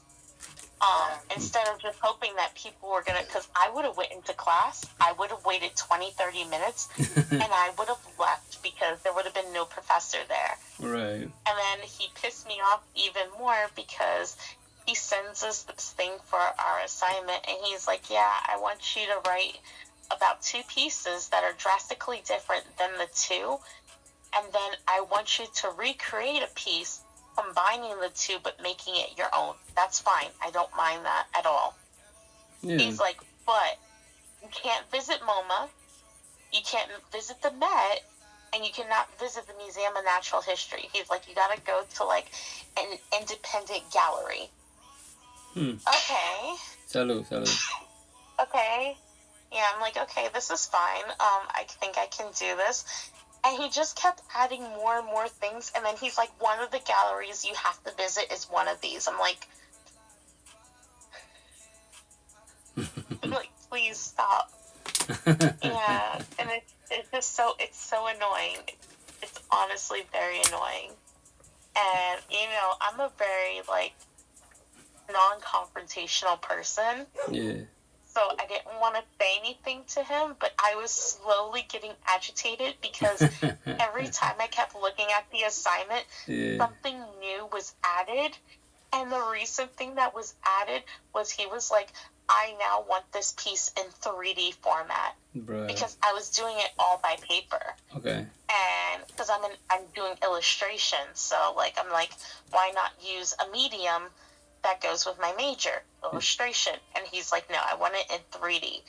So now I'm being an asshole, and I'm like, okay, I'm gonna make it in 3D origami style. So that's what the guy would have done. I would have been like, all right, bet. Yeah. So I showed him the piece, like the mock-up of the piece that I built, and he was like, no, I want this in 3D. I was like, it technically is in 3D.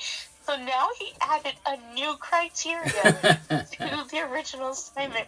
And he's like, it must be in 3D such as this. He's like, you are not allowed to use these materials. I was like, bitch. I should have just not said anything and not shown the mock-up. Right. And I should have just submitted it. Yeah, so I don't normally do this, but I got so annoyed by this whole thing that I actually sent him in the email, and I actually attached it to the department head. And I was like, listen, like,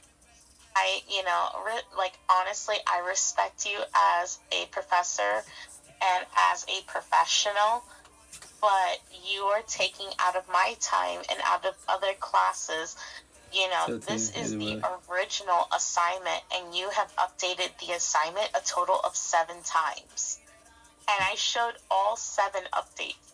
I was like, I think it's ridiculous that you give us 2 weeks, and in 2 weeks you have updated the assignment a total of 7 times.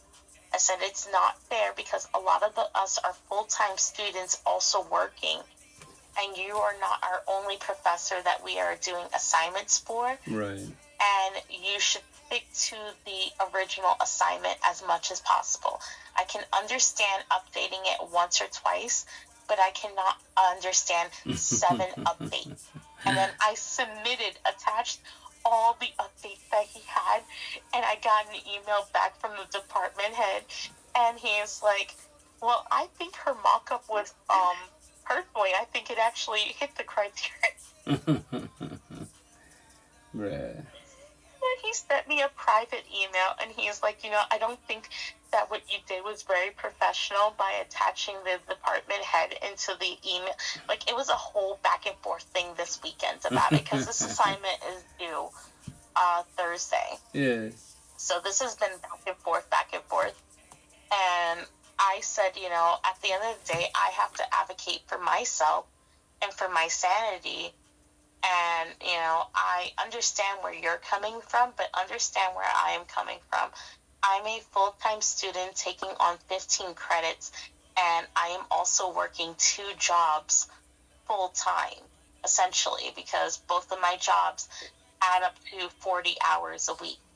So I am doing all this, plus I'm still helping my grandmother with things, plus I'm still trying to do my own things. And for you to change an assignment 7 times is honestly not only ridiculous, but it's really unfair to people that have started the assignment early, because this means that we have to go back and tweak our assignment each time that you do it. And again, you're not our only professor. We also have other assignments that we need to do, and we're allocating a certain amount of time for each class. And for you to take up a majority of that time is not fair to us. And I got no response back, and I sent that response on Friday. Yeah, I think some people forget. You should remind them. You'd be like, do you remember what it was like when you were in college? Like, a lot of people forget how hard it is. Once they move up, and then they forget how hard it is, and they're just like, they don't care or something. They're like, well, if I did it, you could do it. It's like, no, not everybody's the same, bro. If you could do it, like, not everybody could do it. Yeah, well, I already know he doesn't like me. Because we already had, like, it's not even, like, honestly, the semester is only, like, a month in, and we've already had, a heated debate. I don't want to say an argument, but we had a very heated debate about my views on, abstract art. And I will say this right now, and, I'm sorry to anyone who is an abstract artist. I do not see abstract art as art. And what I mean by abstract art, because there's different categories of abstract art. I am talking about the ones where you just throw paint on a canvas and you're just messing around and, like, just playing with it, or you just add, like, a dot onto the canvas and you're like, this is art. Where they do the scribbles and then they just, like, color in the little blocks or... Exactly. Yeah. I know. Yeah. What I mean is, like, I guess more like contemporary abstract art. So, like, a lot of the ones where they're, like, literally just throwing, like, paint onto a canvas and they're like, this is art. Or, like, the one where they took a banana and just taped it onto a canvas or onto a wall and was like, this is, like, stuff like that. I do not consider that art. There are abstract artists that I do look at and go, you know what? That is art. Like, that took time, that took thought, that took dedication and stuff. Like, that I will respect. But the abstract art that he was showing us, I told him, I said, while I get where you're you're coming from. I don't personally see this as art, and here is why. And I didn't mean for it to turn into a 30-minute conversation.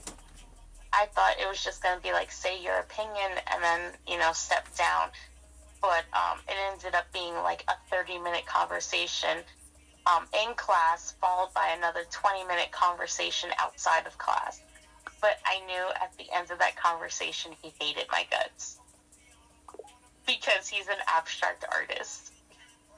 It's true, though, because, like, if you could throw something together, like, some people, I don't know, I think it's lazy for somebody just to, like you said, like, putting a banana on something, and then that's it. That's, like, laziness. Mm-hmm. I like to write poetry. I put a lot of work into my poetry. Yeah. I put a lot of work. Like, I'll look up, like, because sometimes, like, I've noticed back in the day, I used to use, like, the same words sometimes, so I would be like, okay, I need to find other words for these words. So I would put a lot of work into it, and some people would put, like, I don't know. And I'm just like, dude, like, that's not even, you didn't even put any effort or nothing. I'm over here trying to find different words for, like, the words I'm already using, just so it sounds different and sounds better, but, like, you're just, like, not even trying. Yeah. Poetry's beautiful. Yeah. Art's beautiful. Everybody has their own gift. My gift's like talking. Mm-hmm. My gift's talking. I love talking. Yeah. But I have no other gift than that, respectfully. You haven't even talked, Rito, in like the past like 20 minutes. Oh, no. Yo, it's okay. It's okay to tell you. Oh, no, I'm very patient-minded. It's like respectful. Like sometimes people comment like on these platforms, other platforms, they'll be like, "You're the host. It's your life." Like, no. Like I talk about the same things all the time. Like, no, please, anyone can jump over and talk about rocks. I don't care. I'm very patient. I'm not gonna get mad. Guess what, guys? No, please talk. I'm chilling. I'm just chilling. I'm hearing you guys being observant. I'm very patient, you know. Yeah. And plus, when we get, logic, about y'all co-peoples, hell yeah. And then once again, logic, you're mad young, so you're doing really good for yourself. I'm hella happy for you. Fuck it, when I was your age, nah, man. When I was your age, I already had like a kid or two. I had a kid or two. Well, I think Toxic relationship. very smart. It is what it is. Nah, man. Yeah, no, it's. Thank you. I appreciate it. Yeah, no, yeah. But to my kids. I just know my professor hates my guts, unfortunately. That makes me a little sad. No, well, because I people. I get sad like that too. I get sad when people don't like me because I'm like, I'm a nice girl. Like, I'm nice to everybody. I try to help everybody the best I can, and I try to do my best and everything. But there's still people who are like who just don't like me because, for instance, my ex-sister-in-law, she didn't like me because I was too happy, and I'm just like, well, aren't we supposed to be happy? I mean, I don't understand why you don't like me because I'm happy. Yeah. There's people like that all the time. No, I don't want to, like, for me, like, I think of it more of a standpoint of, like, these are people that I will one day be working with in some type of way, and if I'm not working with them, I'll be working with people that they know. And the art world, you want to be connected to people and you don't want to make enemies, because those people might be the ones that help you, land a job or, find something or do this or do that. So I want to try my best not to burn bridges, is how I'm thinking about it. But at the same time, I honestly can't stand him. He's not, and I know he's not a bad person. However people feel about you is how they feel.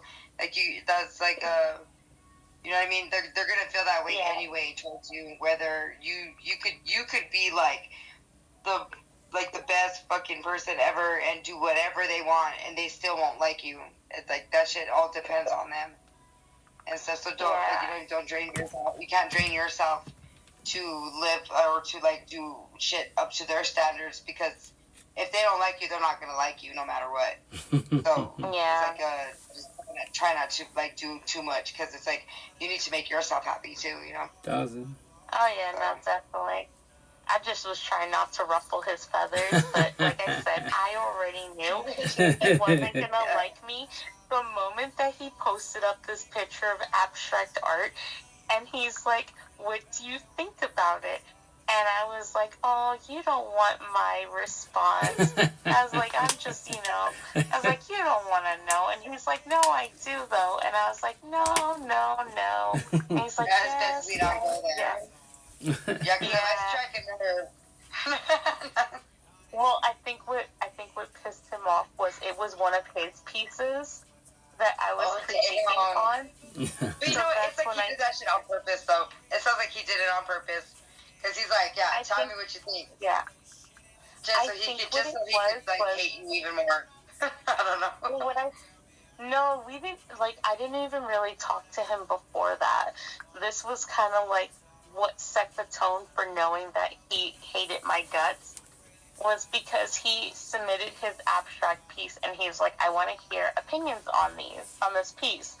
And I felt like a lot of people either looked up his work before and knew what it was, or were just talking out of their ass. Yeah, or just were talking out of their ass because, everyone was commenting on the passion and this and that. They're like the brown nosers. Yeah. And he got mad because I said, when I came up to finally speak about it, I was like, to be honest with you, I don't particularly like it. And I said, if we're just going to talk from, color theory standpoint and everything, the colors are too muddled. You could tell that the way that the acrylic was mixed in and everything like that there wasn't really any thought put into it, at least in terms of, color theory and stuff like that. Everything is very messy and, kind of almost incoherent. I said, to be honest, I don't really like abstract art like this for that reason, because it feels, hi DJ, because it's it feels less like art and more just playing with colors, which is fine. I think everyone should take the time to play with colors. You can go to tennis and kick one per. Yeah, I can go right now. I will be right back. I'm going to go into tennis. Okay, I will kick them right away. I will be back. Let us go. Hi, Logic.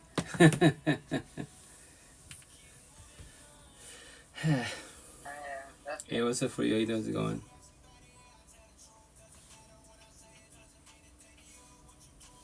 That's so funny though, how people get in the feelings. How they get offended when I don't like that. If me and my brother have gotten in so many fights over. He's like, Val, tell me what you think about this, and then he'll tell me a story, and then I'll tell him you're wrong. What the fuck's wrong with you? And then he'll get all mad about it, and I'm like, why do you ask for my opinion in the first place then? You can't get mad at me if you're asking for my opinion. And then you're going to get mad when I tell you the truth. Well, if you don't want to know the answer, don't ask the question, right? the intent is be more open, be patient, open-minded. But I'm telling you, Rito, when me and my brother, the bar that me and my brother built for my house, I threw it out because that bar was built out of anger. We were pissed off the entire. I have video and I have pictures when we were building it. We were fighting the entire time building it, and then we brought it in the house. We put it fucking in between the kitchen and the living room, and we fought the entire time. And so every time I look at it, I get mad because I'm just like, I barely realize this. I was like, I think the reason why I get mad every time I look at it is because when me and my brother made it, we were fighting the whole time, and he pissed me the fuck off. And I remember he took off walking. I was like, where are you going to go? Your wife don't even watch you. You're going to come fucking back watch. And, and so I told my kids, I'm going to take out everything in the house that makes me angry or makes me sad or makes me feel some type of way. Because it's energy that's connected to all this shit. Exactly. That's what I did. I threw that motherfucking shit out. I threw that shit out the door. And I don't feel bad about it. It took us 3 days to build it, but it was built out of us fighting and just bullshit. And it's Yeah. Very factual. Damn. I'm like, I just want to be happy already. And I'm tired of looking at things that make me unhappy. So I'm going to get rid of the things that make me unhappy when I look at it. Or if they remind me of something. Yeah, very factual, very factual. The less stress in your life, the less negative in your life as a being, I promise you, better for you as a being. So tell people, you know, be something in a positive manner. Now I look at my kitchen and I'm like, my kids are even happier. My kids are like, man, Mom, I feel good. My kids made dinner and everything for me today. I was so happy. I was like, hell yeah, this is where we're going.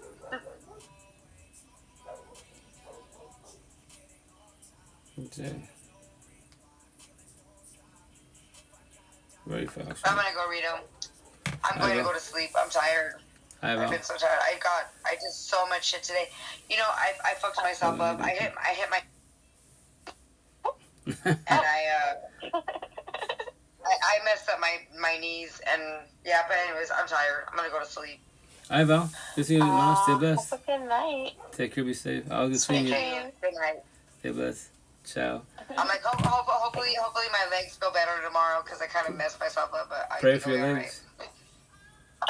Elevate them if anything. Maybe even some like cold packs on it. I hit myself with the hammer, and then I hit myself with a couple screws. Oh snap! Yeah, I would definitely say elevate your legs if you can, and definitely put like a cold pack or something. Yeah. Okay. But it was so worth it. Just know it was worth it. I'm getting my life together at the age of 40. I'm gonna be all right. Hey, it's not over today. Yeah. Walk on. Listen, you know, never a wrong time to start. Exactly. I love you guys. You guys are amazing. Thank you. And I'll talk to you guys later. Stay blessed. Have a good night. Pray for your legs. Have a great night. Sweet dreams. You too. Thank you. You too. Ciao. Thank you. Also, sorry about that. Someone was in my friend's live that I was an admin in, but everyone was sleeping. And someone was posting up some really messed up pictures of, like, people, like, personal information. So I had to kick them really fast. Yeah, no, you don't. Hey, that's cool. Yeah, people are crazy on here. Oh, the apps in general, but yeah, Bigo. Out of all the apps, Bigo's hella toxic. Bigo's hella toxic. Like, he's not bad, but Bigo, like, hella toxic, man. But that's me as a being. I try to be supportive of other people that I follow on these platforms, right? I be scrolling, I be like, OnlyFans, block parties, kicking it, drugs. I'm like, is there any positive talk here at all? No one's positive, really? Jeez Louise. I guess I'm the wrong app, apparently. But I just go live. So me, I just go live with respect, you know. Honestly, a lot of toxicity. Hell yeah. I try to be supportive as best as possible. I'm just like, hey, I'm good. I pray for y'all. Next, go my life. No, definitely. No, I just honestly, like, I get on here, but, not too often, and only for a little bit, but mostly for my sanity, and just because, like, I find myself getting busy and a lot of other things, like, you know, like my little pop-ups, and I have my big move soon. Yeah. Yeah, so I've just been so, like, worked up in all that stuff that everything else has kind of, like, taken backseat to that. Yeah. Yeah, so. Awesome. Yeah, but I am excited. Congratulations. That's awesome. I'm hoping that it works out, because I am moving in with someone. So I'm like, hopefully this was the right decision.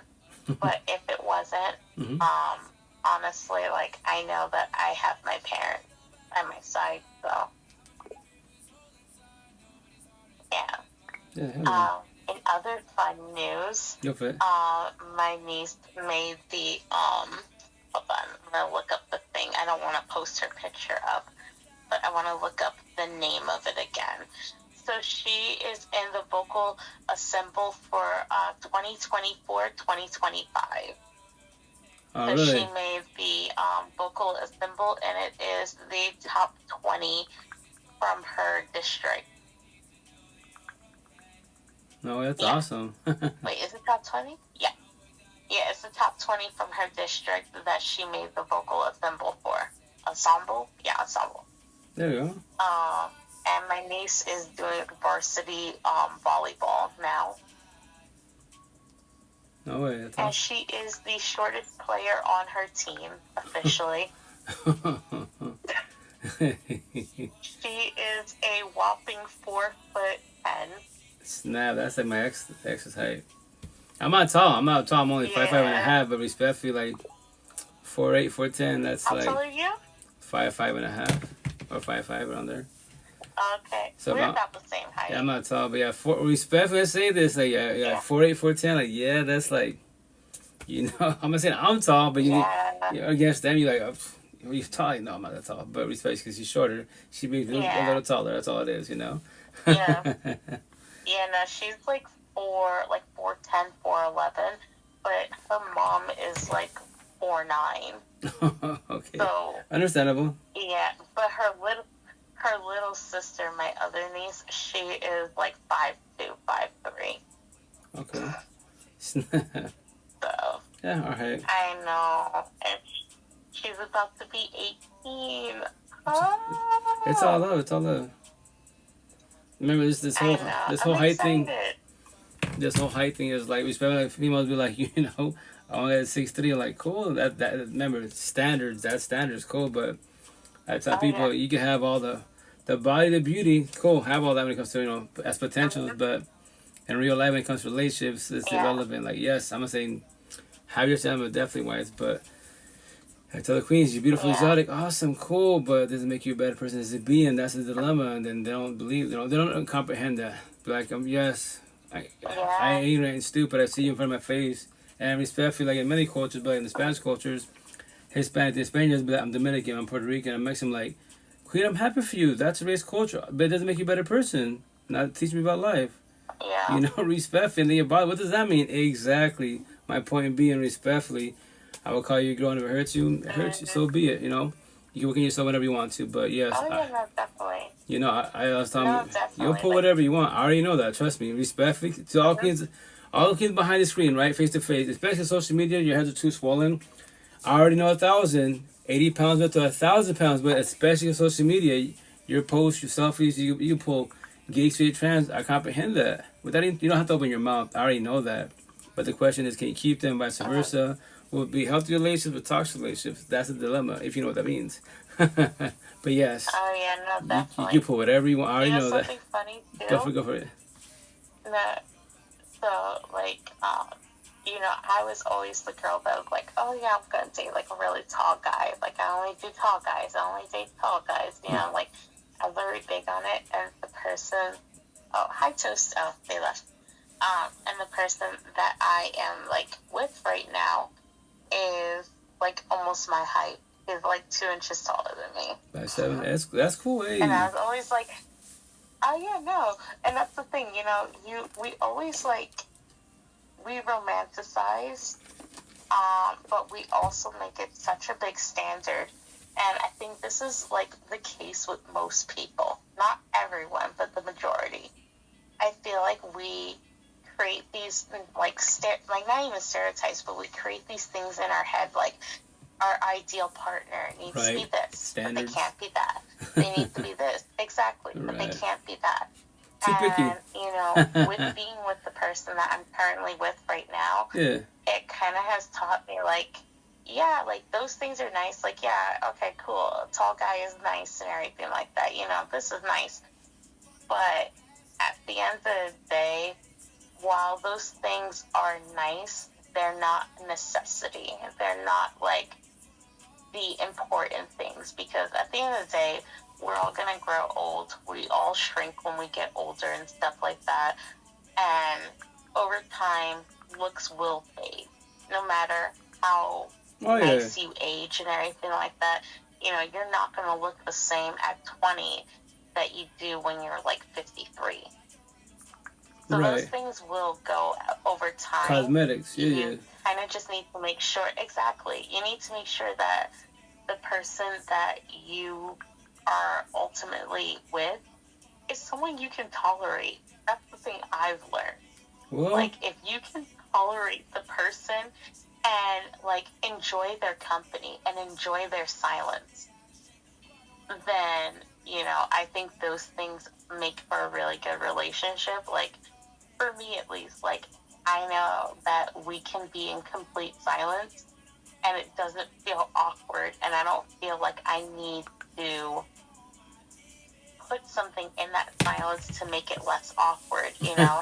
Or, like, it's just little things that are done that make me go, okay, this is someone that, like, I can see something long-term with, you know? And I wasn't, like, big on stuff like that, you know? Like, if you remember, I was like, yeah, I'm not gonna date, blah, blah, blah, blah. Yeah. And it's funny because this person is an ex of mine. Oh. And it wasn't, like, a serious relationship. Yeah, it wasn't serious. I remember you talking about him. First were together. That's awesome. It was just kind of like we mutually... Yeah, we mutually decided that we were just not meant to be, but that we could still be friends. Right. And that's kind of what we were. Yeah. But we decided to give it a second chance. Round 2. Yeah, round 2, yeah. You know, because, like, I think we both, like, we thought about it, and it was like, we do fit well together, but it's not the right time. So we kind of took our time, separated, did our own thing, and I don't know, just something brought us back together, and we're like, we're going to talk, we're going to see what happens this time around. Not like things ended on a bad note. Okay. It's not like we ended things because of cheating, lying, or anything like that. It was a mutual understanding that it just wasn't the right time with his busy schedule and my busy schedule. Mm-hmm.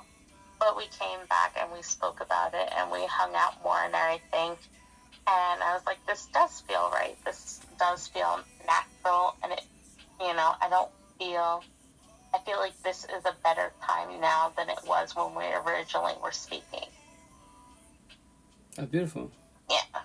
I'm happy for you guys. Yeah. That's beautiful. And we made the leap to move in together. I'm hoping that it was a good idea. Oh, snap, together? But, lovebirds like that? Yeah. Try it for a year, see what happens. Yeah, well, we decided...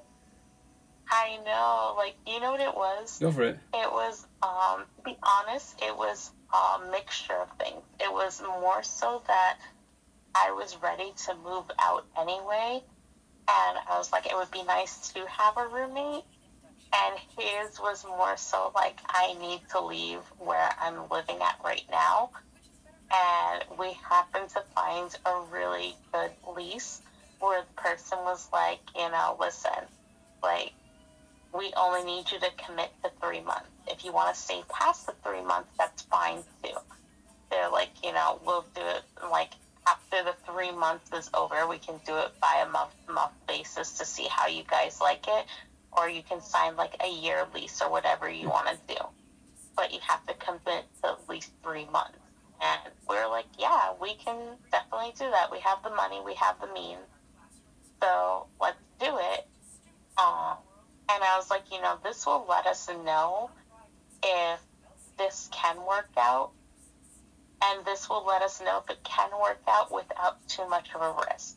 Right. Because we only have to commit to 3 months. And if in the 3 months we realize, whoa, this is not good for us, we can go our separate ways. Hey, that's good. So that's cool. That made me feel a little bit better about the commitment to that. Right, better than a year, most definitely. That's cool to do now. They can do that nowadays. Because a year, in my situation, like, as a forewarning, I don't know if you put him, you know, if you're putting it on the lease or vice versa, but like, I recommend just one sentence. Well, 3 months, you potentially might be okay. If not, at least you know, in your head, cool. If it doesn't work out, we fall apart. Let's say I want to leave, I'll leave, but I don't gotta pay 3 months of rent, whatever it is, and that's it. Not when it's a year, like. Exactly.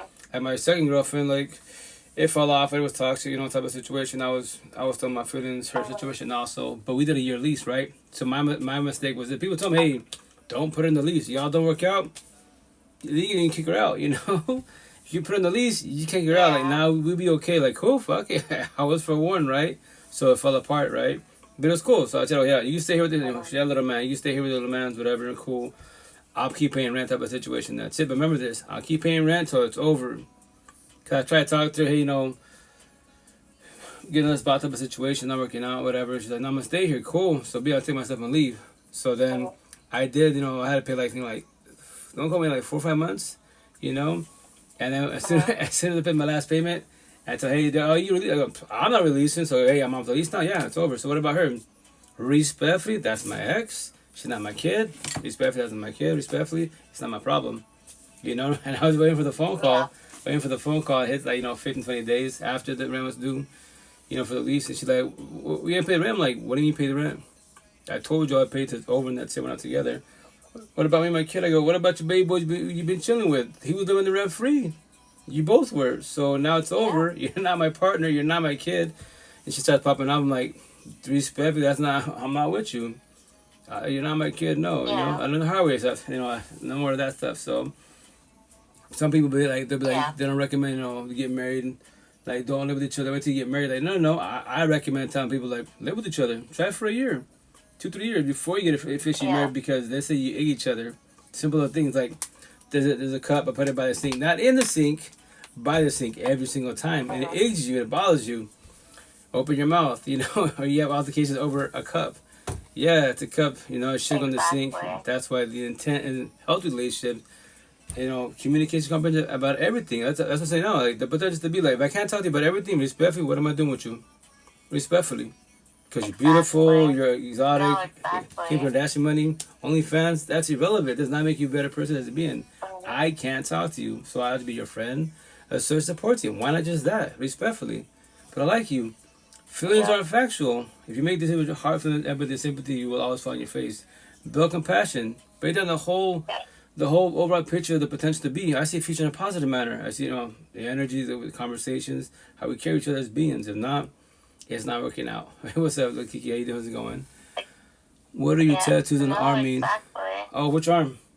This is positive words, narcissistic words, empathetic words. I have a lot of words, but it's all about life. How about this? All my tattoos are about life. Like, the words, black and white words or triggering phrases type of situation.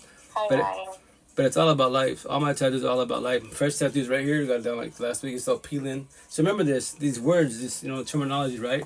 So they're like heartbreaks. My heart hurts. First and foremost, there's a forewarning. Heartbreaks. Your heart just an organ. It just pumps blood. There's no feelings there. Your mind is strong titanium, or we'd be like a piece of paper, right? So, and they'd be like, my heart has scars. Do you know what a scar is? The definition of a scar, there's these tattoos, right? These are scars. I can pull on them. My skin hurts. My tattoos don't hurt, right? So it's on me. They're healed. This tattoo right here is peeling. I have to put cream on in a minute. It's what? It's cuts and wounds. It's healing. Yeah. It's not healed. It itches. I bump it. My kids bump it. It hurts because it's healing. It's not a scar. Scars are healed every which way. So we got to switch our terminology.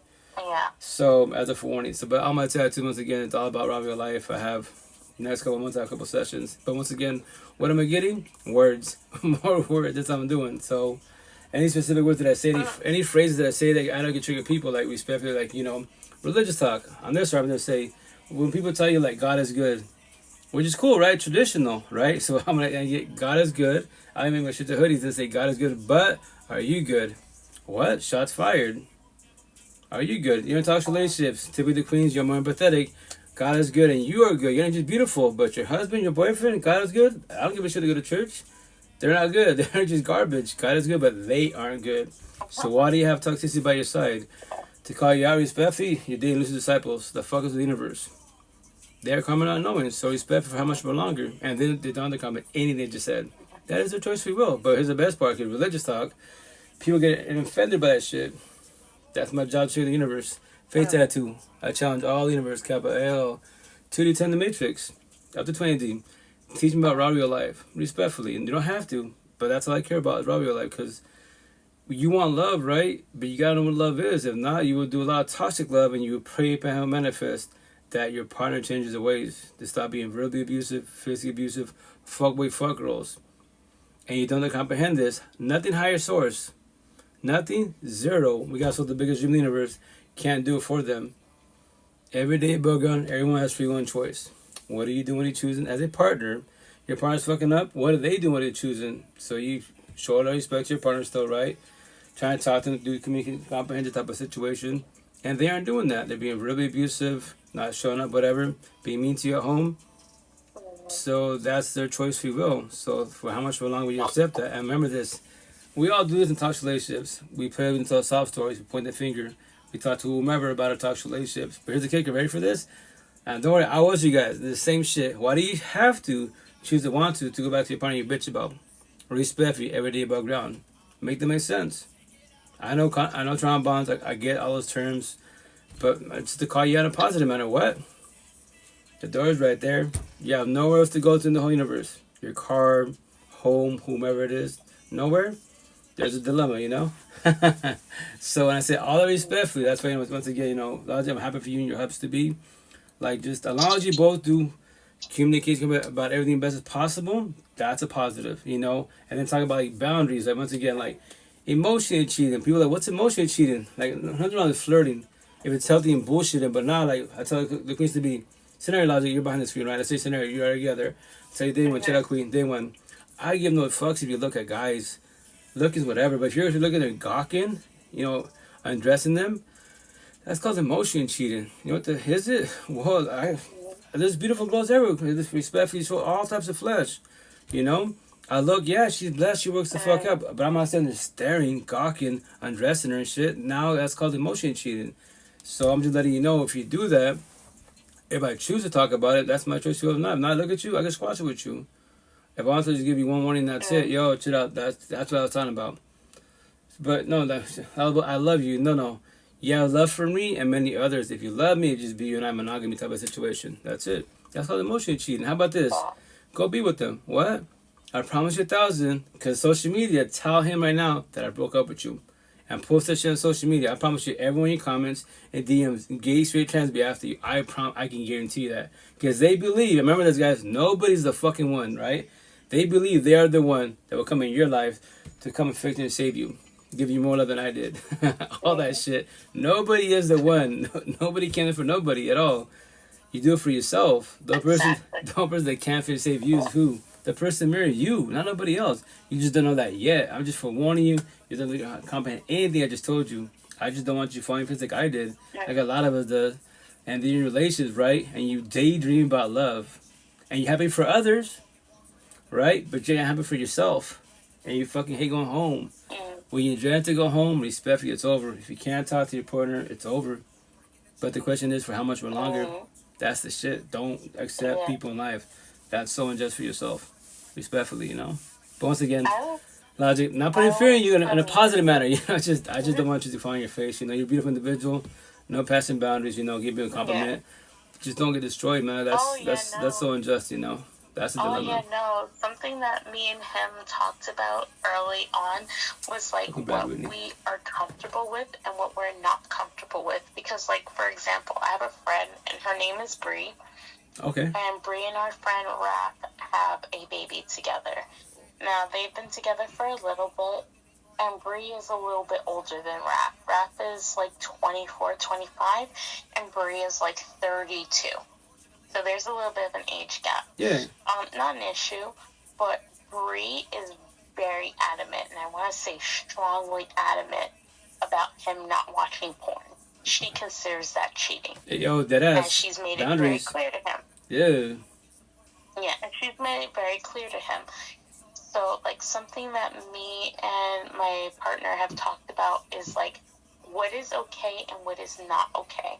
Like, I tell him all the time, I don't care if you look at other females. Mm-hmm. Like, that doesn't bother me. I'm comfortable enough with myself that I don't care if you look at a woman and go, wow, she's really beautiful. Right. Or, like, wow, she has, like, a really fat ass or something. I would look, too, and be like, oh, yeah, she definitely does have a fat ass. You know? Yeah. Or, like, I'll look at a guy and be like, damn, he got a fat ass. Like, that's okay. I don't care about that. Yeah. I told him, for me, like, emotional cheating is definitely something that I don't tolerate. Yeah. So, like, I don't care if you look at another female, but when you're actively trying to talk to another female, that's definitely an issue. And what I mean by talking is, like, in a non-friendly way. So, like, you know, she comments on a photo of you, you comment back on, oh, you look gorgeous, let's talk let's talk in the DMs or something. That is very inappropriate to me. I wouldn't do that to you. I wouldn't expect you to do it to me. You know, exchanging of photos, I'm not cool with that. like, she should not see a topless shirt of you. You shouldn't see her in her bra and panties. That's just my beliefs, you know? Yeah, which is cool. As long as you talk about that on both sides. Yeah. Yeah, and luckily we are on the same page with all of that. He doesn't care if I look at another guy, like, let's say I saw you walking down the street, right? And I was like, I look at you and I do a double take and I go, damn, he got like a really nice ass. He'd be like, oh, okay. And then we just kind of move on from there, you know? That doesn't bother him. And if he looked at, like, let's say you were a female and you walked down the street and he went, damn, she got big titties or something, we would probably just laugh about it and walk away. Yeah, it wouldn't really bother. It wouldn't bother either of us, because the likelihood of either of us seeing you again is slim to none, especially considering we both live in New York City. Right. Very factual. And that's beautiful. Yeah. All that you said, that's awesome. That's how it should be. That's why I tell people, like, day one, if you're adults, talk about everything. Like, scenarios, like, hey, like, emotional cheating, all the specific scenarios, subjects. If not, then it is what it is. And then remember this, the intent. If you don't talk about it, you see the boundaries happening, be chill out. Open your mouth, verbalize boundaries. Hey, I don't like that. What did I do wrong? Like, well, dude, what are you doing what you're saying? So this is my boundaries. I'm going to elaborate now. Try to respect as best as possible. If you keep passing boundaries, we'll have a conversation again. If I choose to, it's my life, my situation, my choice to go. You see that door? I'll leave. What? It's my choice to go. Just because of that, because that's my boundaries. Like, I respect yours. I've been respecting yours. And you're saying I'm doing it, so I match your energy, show respect. You're taking my energy. I won't ever do it again, ever. I'm gonna tattoo my situation. I'm gonna tattoo no, respectfully. You know that's the one just. So and here's the best part: a zillion people in the fucking universe. Why stress about one? You don't believe there's better out there? You don't believe no one's out there that's actually healing or can actually respect your boundaries? This is the only one in the whole fucking universe.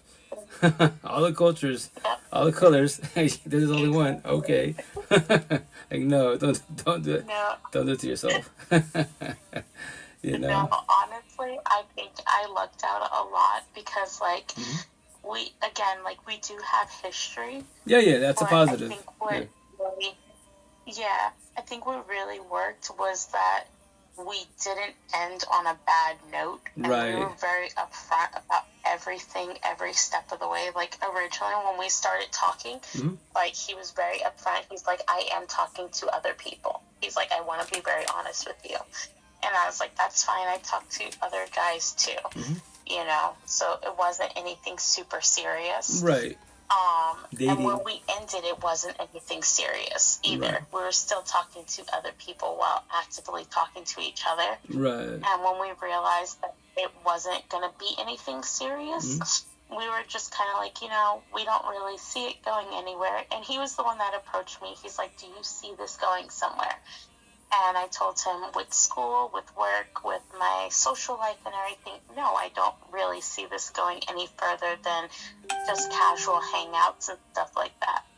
And he's like, yeah, I'm kind of feeling the same way too, to be honest. And I was like, okay, well, I'm glad you spoke to me, you know, and told me all of this so that at least we could, like, be on this page. And he's like, no, he's like, you know, he's like, I just want to be upfront with you. He's like, because I don't want there to be any hard feelings. And I was like, no, I appreciate that. Like, that is something that is admirable, but also, like, you know, as weird as it sounds, kind of, like, attractive, is that you're so honest about this stuff and I don't feel like I'm being led on. Yeah, sound dreams, exactly. That's beautiful. How it should be, quote unquote, right? Healthy. Yeah. Exactly. Yeah. So.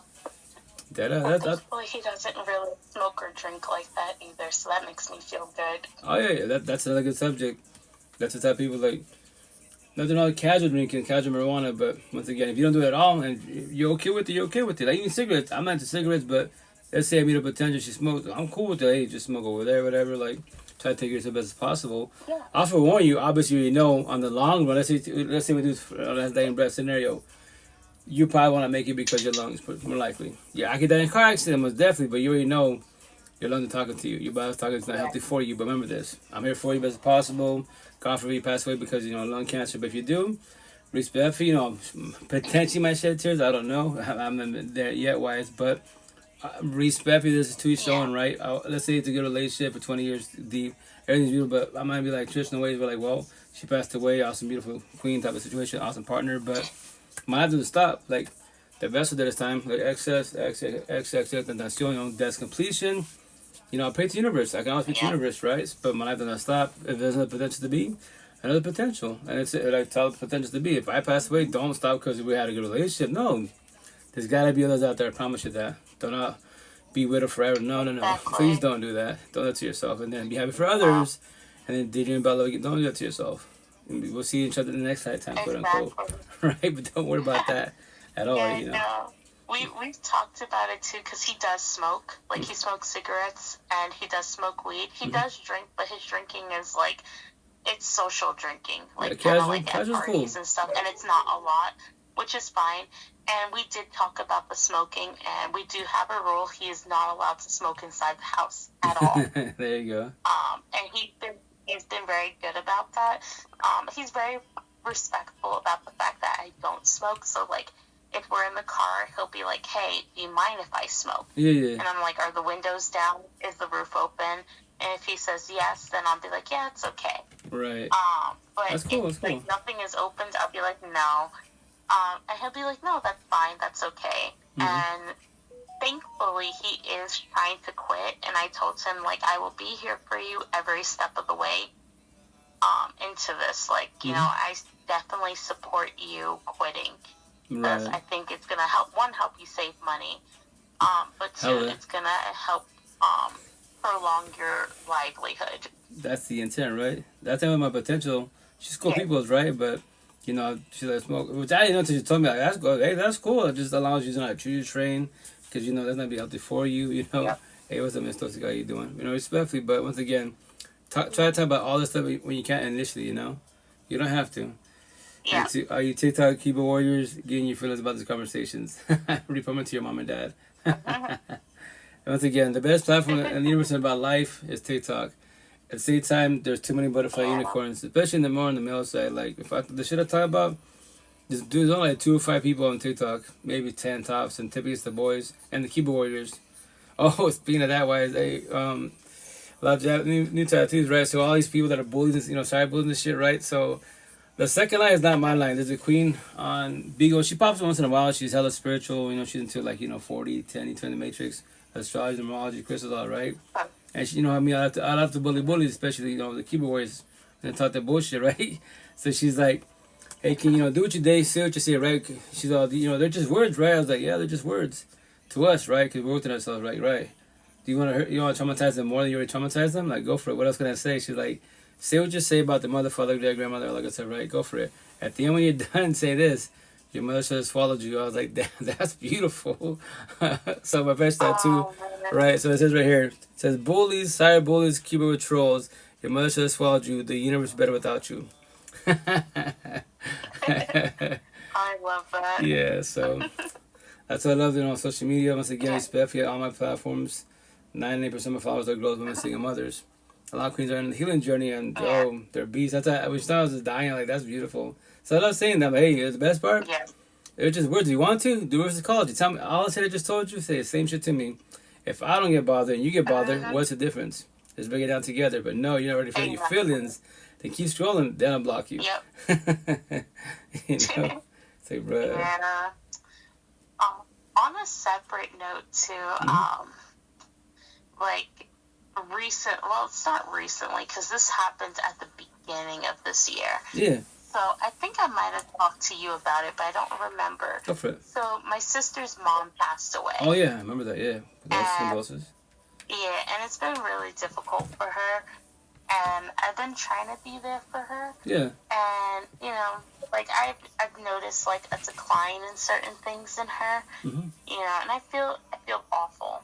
Because, you know, it's hard to try to be there for someone that lost someone so important to them. And the issue is, like, my dad is an absentee dad. Correct, remember that. So some things have come to light recently that have made me, like, question if I should even, like, forgive him for anything at this point. Go for it. So my sister did some digging, Okay. as she does. And in her mother's apartment, she found an old document because my sister was, she had speech therapy. Mm-hmm. So she was in a special program. And because of that, she had like a social worker and everything. Right. Just because of the program that she was in at the time. Correct. And long story short, my dad basically told the social worker that I was his adoptive child that he took in on weekends. Really? Oh, shit. And I'm going to be honest, I didn't know how to feel about it. Right. And the way that he worded it was like, I don't even know if the social worker bought this, because he basically said that he adopted a little girl, and he gave my age and everything. He's like, I adopted a little girl, Mm-hmm.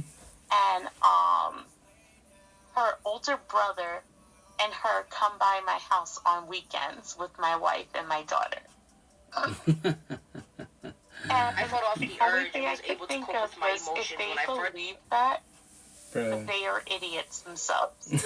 Because how do you adopt a child, but you're only taking them in on weekends? But on top of all of this, you weren't previously married to the woman that has the adoptive child on weekdays, and you didn't adopt her son, but the son is also coming in on weekends too. Like, Bruh. the whole thing doesn't make sense. And then, like, everything started unraveling even more because my sister found out why my cousin, her cousin and my father got into a big fight. And apparently what he had said was that all of my sister's accomplishments and everything she's ever done in life is solely thanks to his sister and himself and no one else. Her mother hasn't done anything. And he said this on my sister's mother's funeral day. What? Damn. I know, and you know, it's really messed with my sister. Oh yeah. And it's kind of messed with me too. Right. And now the thing I am trying to decide for myself, Go for it. and this only reason why I even bring it up is because my boyfriend's family wants to meet my father because they grew up in the same part of Colombia together, and some of his family already knows my father. Oh shit.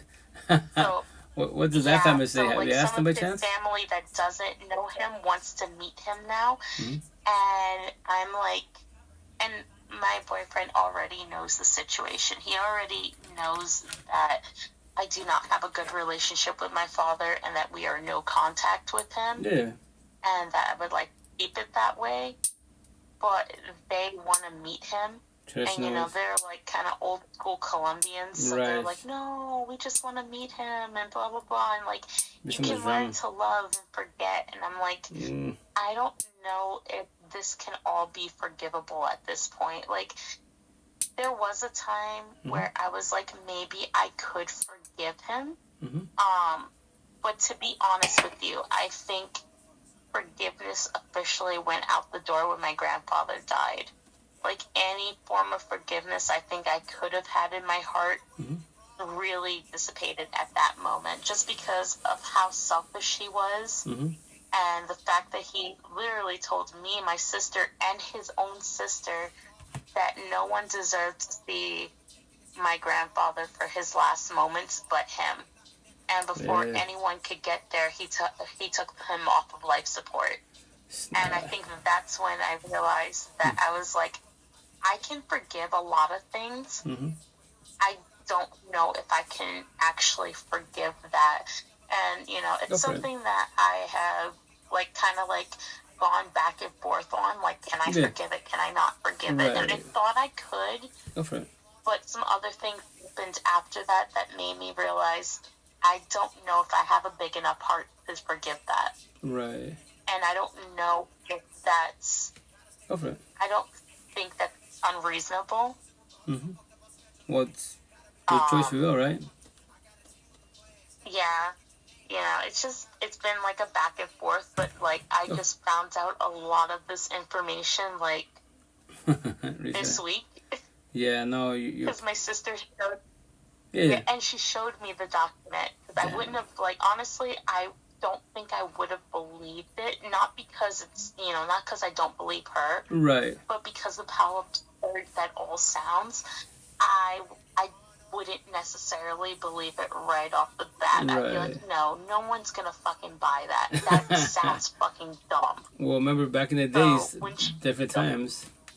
Yeah, no, different time, exactly. And it's crazy because I think about it and I'm like, who would fucking believe that? Like, who would in their right mind would go, yeah, that makes perfect sense. Well, remember, like, but she showed me.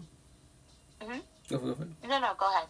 I want to say, Boys and Girls Are Narcissistic, on my tattoo up here, right, says that they're the best Oscar-nominated actors in the universe. They can act nice, they can't be nice. They know how to talk. They can sell thoughts. I think I think his name is Casey or Cassie. I'm so bad with names, but I've missed on the song. But he can sell a thought to a slug because they know how to speak.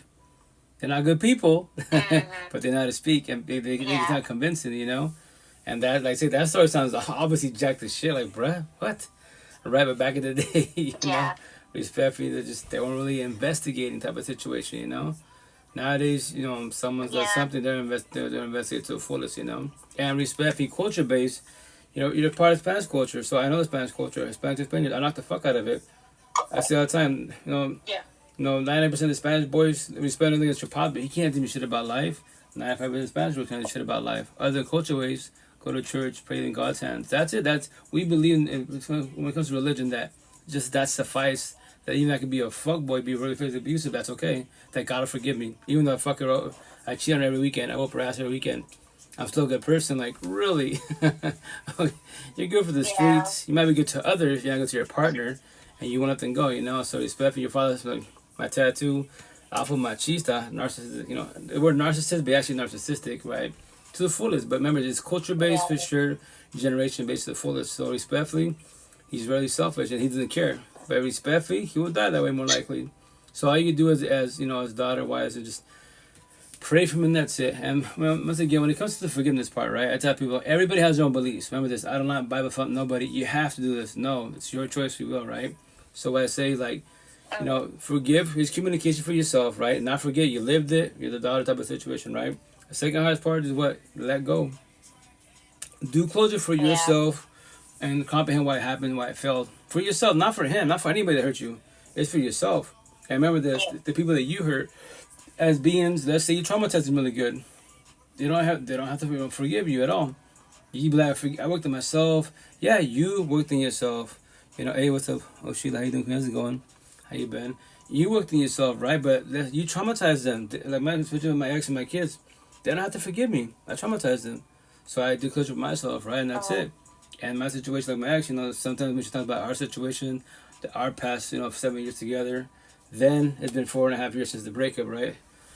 And she'll get emotional about it. And I try to talk to her once in a while to remind her, that I know, and the idea you and your hubby last forever. I pray for y'all, do, right? He's a cool cat, right? I'm happy for you guys. That's my old version of myself, right? But I remind her, remember this.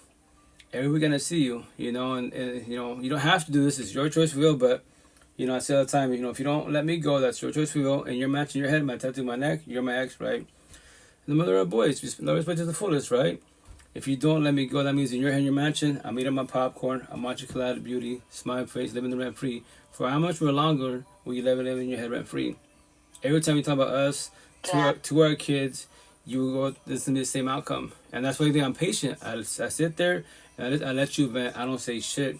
I don't argue nothing. I let you say what you gotta say, and I be yes, accountability. Everything you said correct. I did do that. What? I did do that. It's accountability, right? So, but remember, that's the origin of myself. That's us together, 7 years together. Our origin of myself. I'm not that person anymore. Because if I was, we would have been breaking already and going at each other's throats. The bitter baby daddy mama drama shit. I don't do that. I won't do that, and I apologize. But yes, you heard many sorries out of my mouth, you know. And that, remember that everybody has their own journey. Nobody has to forgive at all. Once again, it's not forced upon. I just say to put fear in a positive manner, like it's our negative, our child trauma. Everything comes from home, our child trauma, right? So You're down to forgive, but remember this, but then you want love, relationships, type of situation. And every time you think about your father, you hear about your father's scenario, right? Whomever behind the screen, right? And it triggers you. The intent is best as possible that you don't take out on your partners, you don't shut down, and you push them away. I need my space because I'm bothered and triggered. The intent is best as possible to talk to your partners about it. And the intent of your partners, empathetic-wise, they're in the healing journey, heal potential-wise, and you have this conversation. So they don't bring your past to present, because everyone can do that shit. Because when you get triggers, you know, triggers. I twist that too. Red light, when you see stoplights, to put an image in your head. Red light, you're bothered, because that's triggers. Anger triggers, the green light, hatred. Now, the devil comes out of you, and the shit that your partner told you that was between you two, and they confined you wise, now you're triggered. The devil comes out of you, and you, whatever, snap, bipolar, whatever term you want to use, and you bring, their past to present, and that you throw that shit in their face. You hurt your partner, destroy your partner, and that's your relationship, and you will go to shit.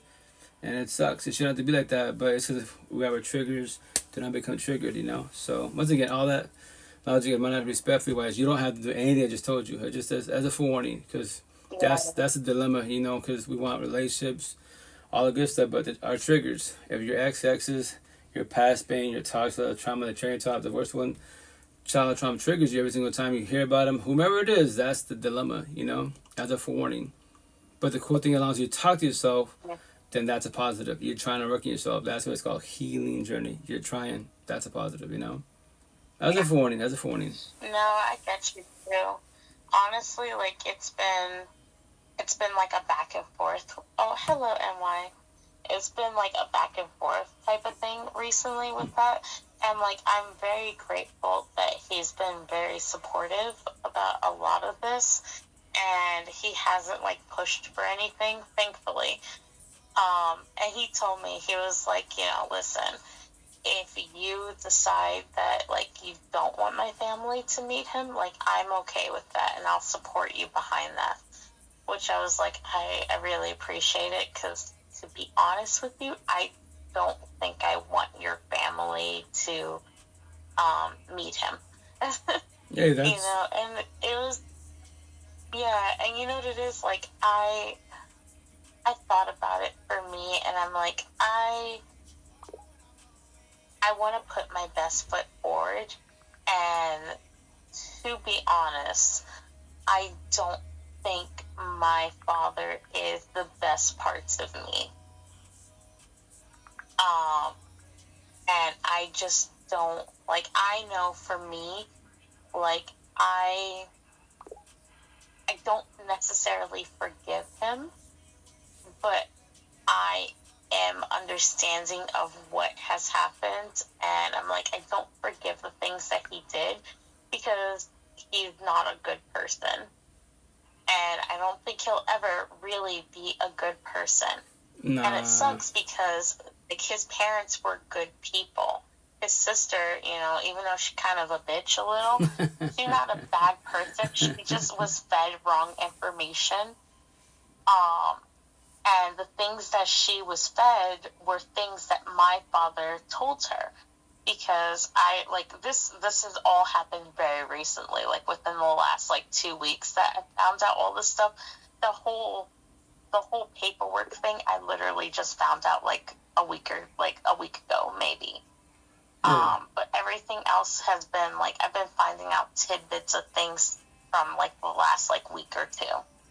And apparently he had been telling everyone in his family that I was adopted, that he felt bad for this poor black woman, so he adopted her daughter because he didn't know who the father of the child was, and he thought, better me than someone else. And he said, he figured he would adopt me because he could teach me good culture and stuff.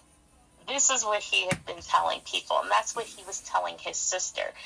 So the reason why she had always treated me so nasty was because she assumed that I was just this adoptive child, kind of like a pity case that my father took on, and not that my dad fucked up while he was married and got my mom pregnant. So it's been kind of a very weird situation for me because, like, now I do have people on his side of the family that has been reaching out to me recently, because a lot of things have come to light about his lies. So, like, now they're like, oh, hi, Logic. Wow, I didn't realize that you were Raul's daughter. Oh, my God, we need to... And I was like, where were you when, like, I was, like, 10? Or when I was, like, 14 or 15, like, where were you during those parts of my life? Right. Like, you know, honestly, in my head, if I'm his adoptive daughter, I should be treated the same way, because at the end of the day, I'm technically his daughter in some type of way, at least legally. Right. I'm his daughter if I'm his daughter, you know, and you should never treat a child like nasty. Like, for example, my nephew is my nephew through marriage. He's not my biological nephew because that's my stepmother's son's son. Okay. You know, right, that's my mother's son. Right. That's her grandson. He's not technically related to me. I treat that little boy like that is my flesh and blood because I love him. Very and because at the end of the day, a child is innocent. 1,000. Has not done anything wrong and should be treated with love and kindness, especially if they're coming into the family. Correct. And, like, that's kind of what I wish his family would have done, but they never did, and I never understood why. And now it's kind of just all coming to light why they've been acting the way they have towards me, and it doesn't make it right, but it makes me understand more. And I don't know if I'm ever going to truly forgive him.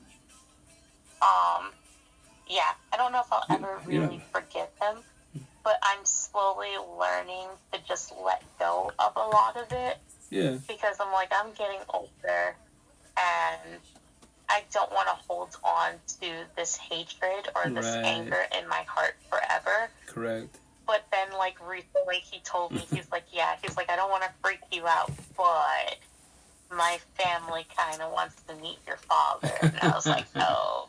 And he's like, listen, if you say no, I will support you in that. He's like, I will be by your side, and I will advocate for you and be like, no, she said no. Yeah. She doesn't feel comfortable with it. Doesn't want to do it. He's like, but I don't want to make a decision for you. Correct.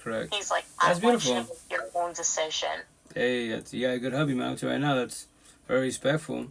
And, you know, it's just culture-based. Like, respectful, culture-based, like, older generations, it's just we get excited. You know, oh, shit, where you from, Colombia? I mean, boom, we know our families, a lot of good shit. Like, yeah, but the downfall is, like, your situation, like, yeah, but my pop's not a really good person. People are already talking. And then, you and your hubby are cool. If he, let's say scenario, you allow him, the family get involved with him, right? Then they get gossip and shit happens and cause problems. But then the problem with you and your hubby and potentially with, you know, his family, because before your father's scenario, it was all good. Everyone was fine down chilling. Your pop gets involved, shit gets out of hand with the exchange, and altercations happen. Now your hubby's family, they're beefing because your pops, you know? So that's why I tell people, try to see the future in a positive manner. You know, do compassion and then build compassion as best as possible and do every option that scenario you can do. Break it down every which way as best as possible. Like, nah, if it's more negative than positive, yeah. No, but hey, respectfully, you know, my pops is different now. So maybe still a little fib, you know, maybe in due time. Just leave it at that, you know? Or just say no, whatever you choose to. But yeah, just the way from this, the way it is now, respect, if I was in your shoes, it would be negative. Nah, you don't meet him. So, you know, maybe if you guys bump into him, he's out here. You know? That way. Yeah, no, I would if I was you. Yeah. Like, negative. And, like, my sister has already kind of told me, too, like, and she knows how I feel about the whole situation, but she has been very adamant about it and has expressed to me, like, if my father is in my life, she would rather not be involved with me as much, which I understand because of everything that has happened recently.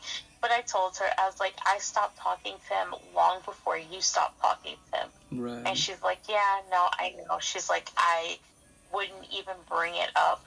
She's like, but, you know, she's like, just because I officially cut all ties with him, she's like, I just want to be adamant about that. She's like, I even limit how often I talk to my aunt Right. Because I know she's still talking to him. Yeah, no, hey, So that's okay. It's all about boundaries, and do boundaries for yourself as a being. Yeah. Like, tell people respectfully, it's your life. Do what makes you happy. Just because the family, no matter who it is, parents, siblings, your own kids. I have 8 kids.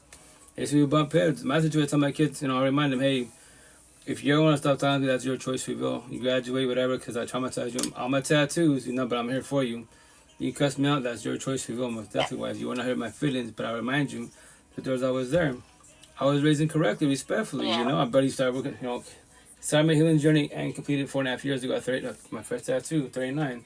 I'm talking to you more now about life to the fullest. I'm more supportive, and I love my which is the fullest, So, what's up, Queen? How you doing? How's it going, Queen? And that's the intent. Hey. What's up, Queen? How you doing? Welcome to live. Oh, hi, Nancy. How you doing? Hey, how are you guys? Best, thank you. Oh, doing good. Oh, why does he keep coming in here? Who? Grubby? Yeah. Grubby, why are you doing drive-bys, bro? No, I just don't want him in here. Oh. I don't like Grubby. Yeah, no, I'll be upfront with you two. I do not like Grubby. When I told you, Rita, all that stuff was happening last year with all the drama with the guy on Bigo, that's him? The person. I got you. Let me block him. I'll block him. I got you. Problem solved. He is a very toxic person. Oh yeah, no, I remember him. That's a major red flag. But the cool thing is, you're aware of it. A lot respect for a lot of queens, more empathetic wise. They get sucked into it, and they just I pray bad manifest. No, that's red flags. They're not respecting boundaries. They're not a good person. They might be good to others. I wasn't even gonna say anything. It's all good. Hey. And I wasn't even gonna say anything about him being in here. But this is the second time that he's come in this room, and this is the 4th time today that he's been in a room that I've been in. Nah, he's and talking. He'll just stay in here for a minute and listen and then leave, and it's really weird. Nah, he does that in my vibes and shit too. It's weird. It's because he's stalking. Me and him had a huge falling out because he was extremely toxic. Hell yeah. And I've always told people, if you need screenshots, I got you. Receipts, But he was telling me, he's like, you're sending nudes to Tatted. You're sending nudes to Jay Money. He's like, you're trying to fuck every guy on Bigo. Yeah, it was bad. And then he would call me a slut. Wow. He called me whore. Yeah. He told me that I hope that you fucking die. He would call me 40 times in a row and then scream into the phone, telling me, "Die, bitch, die," and saying that I. Following him. No. I'm following him right now. Dead ass. Oh yeah, it can do that. I warn people of him because what he'll do is he will gift you. Oh yeah, love bombs. And he'll gift you. He did. Yeah. He'll gift you a decent amount, and then what he'll do is he'll try to get you to talk to him. And I told him from the jump, I was like, I am not looking for a relationship. We can talk as friends. If something happens, great. But I want you to know we are not dating. I just want to make that super crystal clear. And I say that to all guys when I first start talking to guys too, because the expectations and the ultimatums, bro. Yeah, exactly. Yes, exactly. And he started gifting me heavy. Love bombing. And then I would tell him, I'd be like, we're not dating. Whenever he would get mad about something, I was like, Grubby, we are not together, we are not dating. And he'll be like, I know, I just care about you so much. And I'm like, that's nice, but we are not a couple. Yeah, I feel like we are not a couple. Yeah, we're not. Bad. It was really bad. And the thing is, it's not just me that he did that to. Oh, it's everybody, it would be one thing if it was just me. It is not just me. He did that to so many people. Right. There was a girl in Taddet's live, and I reached her privately. Oh. But I told her, I was like, don't cry, because she was crying. To be honest, I left Taddet's family, and there's a lot of dirt on Tatted and all that shit. I don't know if it's smart for me to touch on that here, but he made me feel really uncomfortable, so that's why I left the family. I didn't like the whole wives I didn't feel comfortable about any of that. It just felt really narcissistic, and like he wanted a bunch of women right here to stroke his ego. Right, hey Queen. That's how that felt. My tattoos, right? And I didn't use feel that word. comfortable like sitting in there and having him like almost objectify the women, talking about, oh, your pussy must taste good, when I'm sitting there eating fruit in the panel. You know, like just those are boys, Queen. Those are boys. Look at that. I left on my own. On my own choice, but he unfollowed me.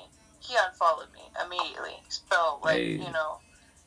Yeah. That's good. But honestly, I've separated myself from people like that and from like narcissism and toxicity. Hell yeah. Even though, like, it's what I attract because of what I came from, but that shit is scary. It's toxic. It's toxic, not healthy. Right, and that's why. I understand completely. Right, and that's what I do my life sessions for. But like I do what I have to protect my energy. 1,000, very factual. No, and it's your life. Yeah, it's your life. As you should. Like, I'll be honest. I'm so cool with him. I won't speak on that, but I won't. Someone was I'm not like their top contributor. Like he was like trying to have phone sex with that girl, and like it was just like really weird, like little boy stuff, you know. Like, oh yeah. I was in a panel, and he and all the men was arguing, talking about how period cramps and blue balls is the same thing, and I'm like, no, conversation. Like that shit's not the same. Can't speak on a woman's body. Yeah, and no, he that's. muted all the women and everyone in the room, and he's like, you're not gonna do me in the men in this room and blah blah blah, and I was like, bro, I'm just saying that's not the same type of pain. Correct. You can't speak on a woman's body. Like, right, that's very different. Yeah, and like after that shit, ever since then, I just didn't feel right. I just didn't sit right with me to be in the family, didn't sit right with me to be sitting in the panel when he was saying all this stuff that I was uncomfortable with, so I left, and that's why I don't hang in the panels with him anymore. That's why. Hey, can we remember this? For the whole universe, rejection is protection. He'll probably spread his own lies because he's also a narcissist, because I picked up on that shit immediately. Well, Queen, a lot of our boys are. So me as a being, right? So like, a lot of men are. Right, we're not men. Actually, we're boys. We're men. We talk about life. Men and women. We're doing this conversation about real life, right? Boys are. Yeah, boys. Like I wasn't that narcissistic wise, but as men, we're not taught to express the feelings to our partners, right? So I have my housewife. We're bumping heads, right? Men want to compete. Boys want to compete with girls. Yeah, oh yeah. It's just the dominance. Competition thing. Right. Well, it's a dominance, and that big word. What is it? The big ass word? Submissiveness. Like fuck. Me as a being, right? What I say, right? I'm a tattoos reason. The only person you need, chase, compete, submit, and evaluate is who? You, the person in the mirror, not your partner, not your kids. You match energy. You don't take energy. If they take energy, why do you allow it? You know, that's not a good partner. A zillion people in the universe. Why stress about one? You know. So a lot of these boys are hella narcissistic because we're not taught about any of these conversations at all. I'm the man. I work hard. I provide the bills. So you do what I say, no matter what it is, and you can't bitch about it. And respect that people in a positive manner, especially you queens. Look at your mothers. Look at your aunties, grandmothers. If the church corner has toxic relationships, if you're in a positive manner, go become your mother, your auntie, grandmother, and daydream about love. And they go to church. Your father or grandfather, uncle still a fuckboy at 70, 80 years old. Do not become them. That's why it's called the generational cycle. Do not become none of them. Respectfully. Because if you do... That's why I had to cut out guys like that. Because the fucking boys... It drains the life out of you. Yeah, you become so misunderstood and confused because everything that you're saying, they can't even, like, comprehend. It just goes right over the head. Very factual. Like, they're not capable of changing. Not yet. They don't have support teams. Place, literally. Right. And that's beautiful. You say that because my tattoos, I'll read it for you, right? It says right here, to cause the whole universe in a positive manner. It says, empathetic women offer love, lust, communication, comprehension. All they see is I. She has self-will. Narcissistic boys offer toxic love, lust, drama, trombones, trauma, communication, no comprehension. Their eyes are bigger than their mouth. The easy fall to lust. Why? No self-will. That's the dilemma. Yeah. If you can't control your self-will, you will always fucking fall to lust. And respect. Well, unfortunately, that's all of my exes and all of the men that I've like chill with. All the boys that I've worked with loved, so it's made me close up and turn, you know, build walls. You like built I walls. push away the genuine guys that want to like actually. Be with you? I push that away because I'm like, no. But you know why? I want to think it's a lie. Right. Everything I went through. Very factual, and that's our dilemma. Fuck? Like, it's like okay. Everyone says the healthy relationship or the healthy shit after all the toxic shit your whole life is like the hardest thing ever. Right. Because it's almost like rewiring your brain again. It's very factual. Very factual. And like view people in a different way, like. Correct. Hey, at least you know that's beautiful. As long as you know yourself and you're aware, it's like I want love, but I'm not ready for that yet. I still working on myself. As long as you know that, that's called the healing journey. Yeah, but I'm open. I'm like, I'm open with like talking with people, Yeah. but like I tell them straight up. I'm like, honestly, I'm still in my healing phase. I'm still, you know. That's beautiful. As you should. Going through a lot of shadow work and yeah. You know. That's okay. Yeah. That's just elaborate. Remember this. And it would be selfish for me to jump into a relationship when I know that I'm not healed fully from the last one. High five. That's beautiful. You know that's beautiful. You know, and that's why for the most, I'm saying all women, a lot of women for the most part, you are more empathetic. You will elaborate say that, right? As men, we're narcissistic. We don't. There's no healing journey. We do body hop into the whole phase, right? Or relation after relationship, which is so unhealthy. That's hella toxic. Major red flag, right? But the intent is. Were you toxic ever before? Me? Okay, so myself as a being, right? I was more toxic. So everyone has narcissist traits. So my narcissist trait, I was a verbal abuser. But here's the kicker: I will give you chances. My number is 3. But check out this subject. You want to talk about it? We can. But remember this: I can handle words. You can't. You're gonna get triggered, and you're not getting your feelings about it. You're gonna shed tears, and I forewarned you about it. But remember this: on her side, she was doing what? Like all you can do, communication, comprehension about that subject. My side, communication, I could do the subject, but I did not comprehend what she was saying to me. And what she was saying, now that I worked on myself, it was factual. It was factual what she was saying. You know, and remember this, as men, we're not taught to express the feelings to our partners. To have this, because, you know, in Spanish culture, a tattoo, by expressing my feelings, I'm being a mandilon. English, I beta simp, I'm being soft. I'm a woman for expressing my feelings to my girlfriend, my wife. Well, no wives, but girlfriends, right? That's wrong. You're not a man type of situation. You know, it's your way, no way. You fuck around, she has to forgive you type of situation, right? So that's incorrect. So that's why you tell people, she's not my girlfriend. I mean, she's my girlfriend. She's not my wife. She's my housewife, right? I don't talk to her. Fuck social media. Behind this phone, zillions of fucking. I got my housewife, work wife, social media wives everywhere. Cause what will I do? Like us men keep with narcissistic. We play and tell soft stories. I'll complain about her, whatever she's not doing correctly in my eyes, right? And tell it to somebody else, another queen out there. And respectfully, if that queen, go for it. That's a common. I've seen that. No, it is so many times. Very factual. It is misunderstood, and the man's not.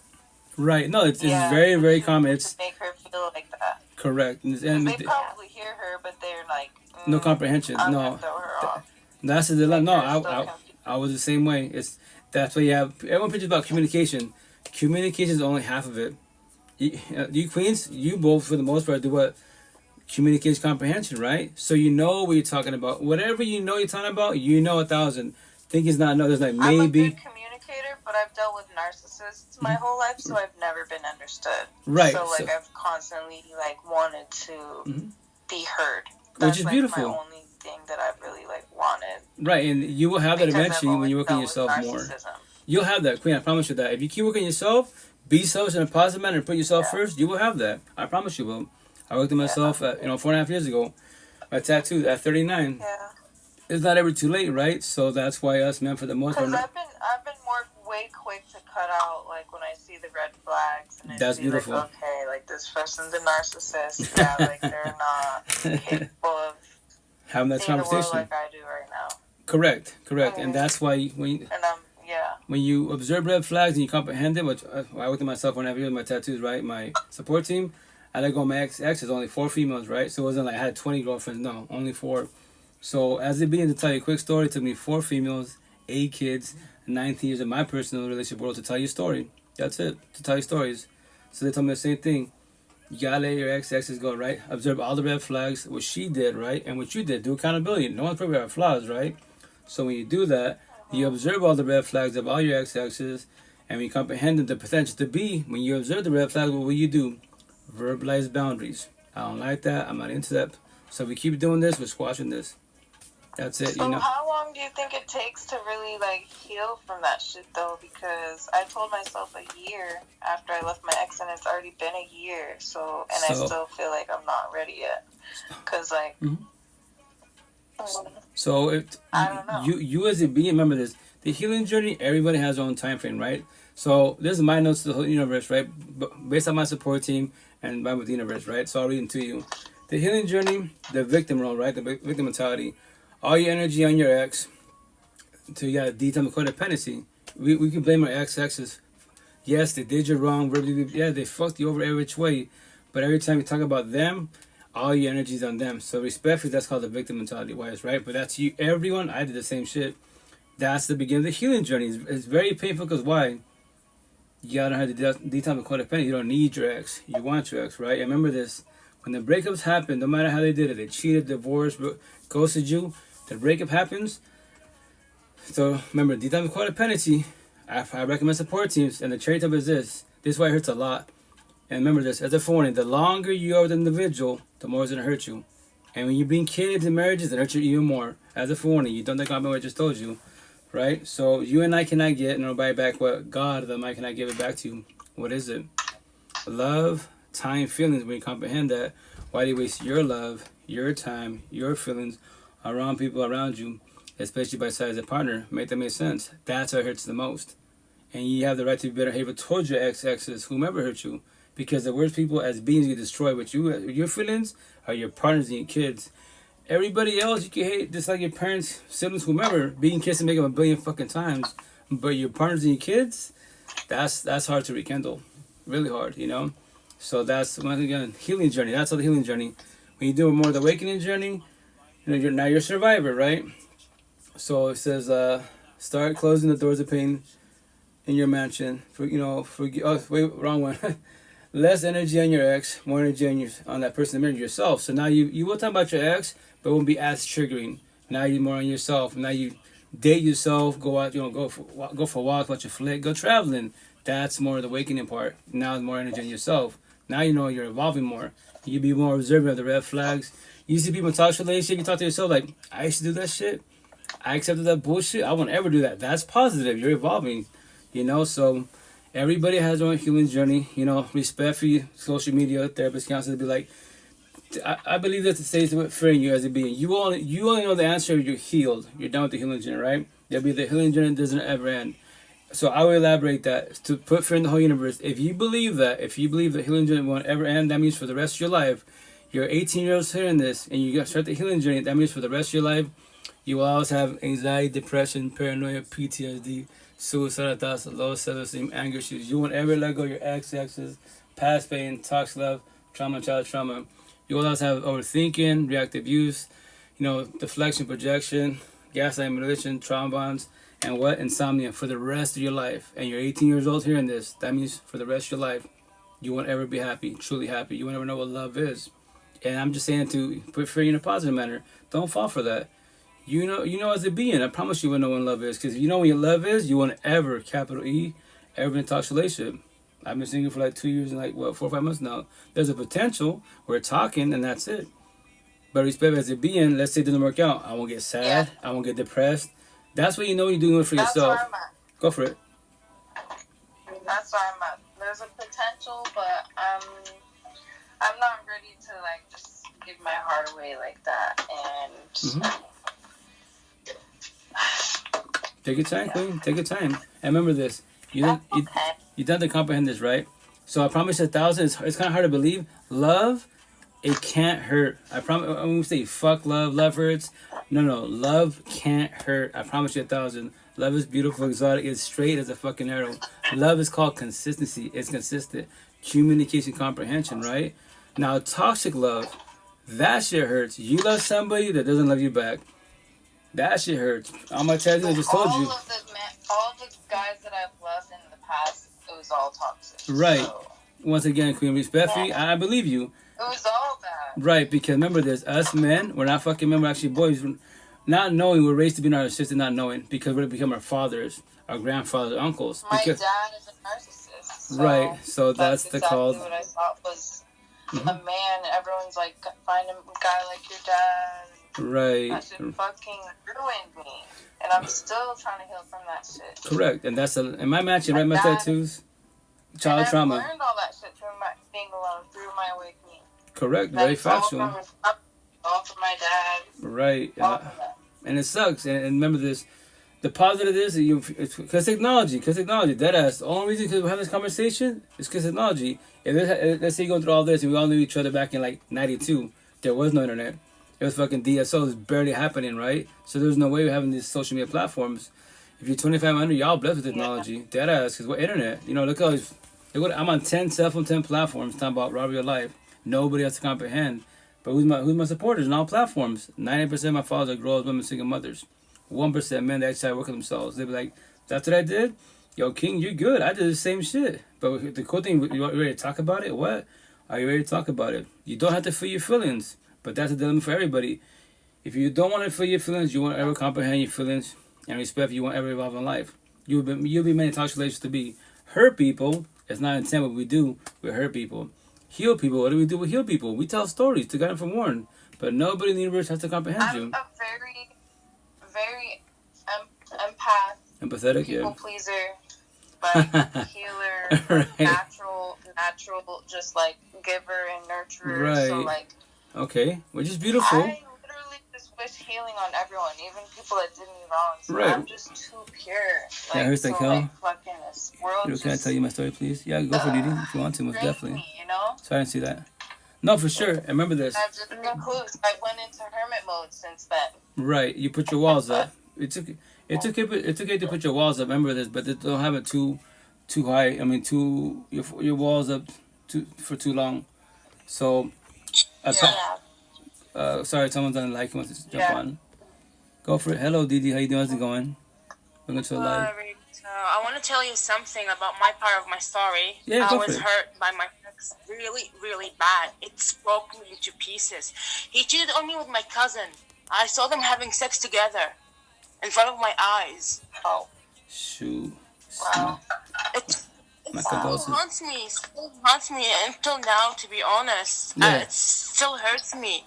And I cannot be in a relationship for 4 years. It's happened to me. 4 years, Rito. I cannot be in a relationship anymore. I cannot trust no man anymore. Right. No, Even my father left me when I was a kid, Rito. Right. Even my father left when I was a kid. I didn't see him. I don't know who he is. He left my mother. My mother is a single mother now. He left her. I'm sorry, my condolences in that part. Like, okay, this is a tough subject, right? So let's break it down best as possible. So remember this. It haunts me, really, just still now. It's hurt me from deep inside me, you know? I cannot imagine. But I want to know why my father left me, Rito. I don't know why. I don't know what's the reason. I tried to contact him. He told me, you're not my daughter anymore. I don't even know you. Okay, well, respect for my tattoo. He chooses to, right? Which is his choice, feel respectfully to be a deadbeat father. I know it hurts. Remember this. Every kid in the universe, all kids deserve to have their parents. I'm sorry for ruining your life. No. You're not ruining it. This is what we talk about. No. Yeah, no, you're not ruining nothing. Yeah, you're not ruining nothing at all. It's a tough subject, and respect when I say this, like, you know, every kid deserves to see their parents together, right? But respectfully, like, everyone has free will choice. A lot of us men are narcissistic, and we choose to, like, lay down people, have kids, and get up and leave because we don't want to deal with them, quote unquote, right? But then the intent is that we get raised more correctly wise. If we were talking about empath, narcissist, deflection, projection, red flags, set it wise, respect for your mother, you know, she probably better seeing the red flags, and respect for you will not be your father. It might have happened like my first baby mom type of situation, right? And our parents, right? But we're just raising correctly. Remember this. Nothing wrong with religion. Whatever you're into, religion, spiritual, but remember, respecting, do not be codependent of all of it, because everyone that talks to you is only messengers and communication. You as a being, as a single being, you're the only one that can do comprehension. Nobody can finish saving you, right? I didn't even see him in my graduation. Oh, yeah. My birthday parties or anything, you know? When the other students with their fathers, I cry a lot in the bathroom. I cry a lot. Well, remember this. I know you just barely met you on Likee. So I'm always your pocket 24/7. 365. Please don't feel Rita, you know? I smoke. It hurts me deep Sorry.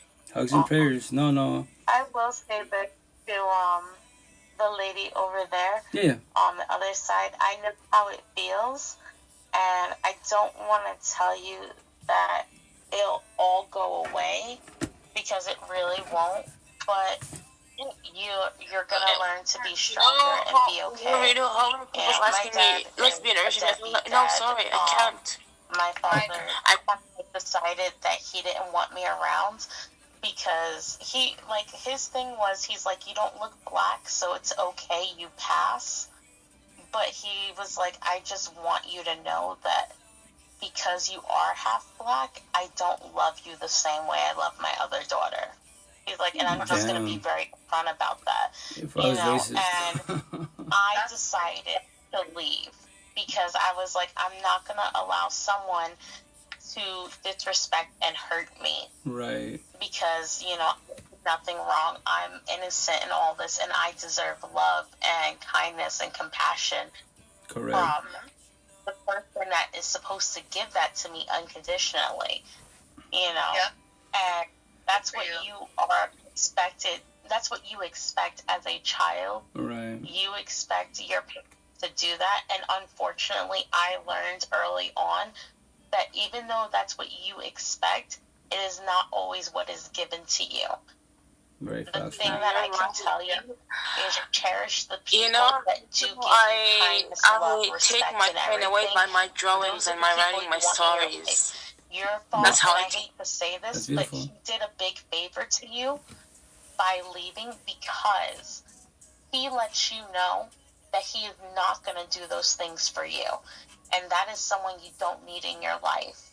You don't need someone that doesn't value you, that doesn't love you unconditionally, and that doesn't respect you as a person. So, yeah, you're right. You're extremely right, but it's painful you to have me. someone that loves you. Painful. Right, no, Dee, very factual. Okay, I know it's a touchy subject, right? And then remember this, as being, remember this. They say kids are sponges. Remember this. Everyone, all of us here, to the last day of breath, we're all sponges. Whatever you see, whatever you hear, whatever you watch, whatever you observe, you cannot unsee any of that shit, unhear it. So, Didi, your situation when you walked in with your ex, messing around with the female, it's engraved in your head, right? And that's why respect for when your partner cheats on you, right? She goes whatever, they mistreat the fuck out of you, but it hurts. Him everything, right? Rita. I know you did. Gave him I believe you. My loyalty, my trust, right? And at the end, right? Break me. Right. Okay, Didi, remember this. Respectfully, a lot of females are more empathetic, right? So you ready for this? The truth about it, right? When you're the nice girl, nothing's wrong with that. You as a being, you're the nice girl, religious, spiritual, that's beautiful as a being.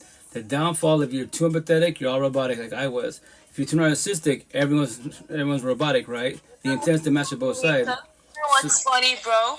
Go for it. He came to me for this thing. I'm sorry. I want to be back together with us. Fuck off. Fuck you. I don't need you anymore in my life, bro. I don't need you. I just want to enjoy my life single. But remember I don't this. need love. Right. But correct, Lindsay. Love her. But Take remember, care of my mom. very factual. Yeah. But you know why they come back? Why? Because he needs me. Okay, yeah, What's he codependency, right? It's correct. So it's codependent. But remember this: all your exes, all of them, doesn't matter if it's 20 years from now, right? All your exes will come back. Yeah. Remember this: this is the thing we're not taught in the spiritual world, right? When we have when you have TLC sex intercourse, what do? You exchange energy from a bond, soul touch around bonds, twin flames, potentially catch feelings, STDs or babies. So that's the dilemma. If you go, let's say you're with somebody. You're a couple, but you don't lay down with each other, no TLC, right? Cool. It'll hurt, but not as bad. But becoming one, exchange energy, that's the dilemma. And they will always come back because you have history with each other and you became one. So they'll always test it. I miss you. I'm sorry. They'll bomb you, fucking gas and manipulate. That's all my exes. Right. And they'll sell dreams. I don't believe in that shit. Nah. Different type of way. Betrayed every which way. Cheated. All that. Right. And respect queens. A lot of you queens respectfully remember this. My tattoos. Because love pure as women. Actually, we're empaths. I have a For the most part, yes. When I was 18, Correct. Because we want no that shit, pain, but it's not no reciprocated. pain, no love. Right. So remember So this. we don't deserve that kind No, of love you shit. don't. But remember, the reason being is this. Remember this. The nice and nice girl, the ones that are too empathetic. I'll read you my tattoos. It says nice and nice girl, right? It says, like I was, you're too empathetic, you're too nice, you're too gullible. And what's it called? You're people pleasers. Now the boys and girls are narcissistic. What are they? They're too narcissistic, they're too egotistic, they're too mean, too prideful, too greedy. They're called destroyers. I'm on the other.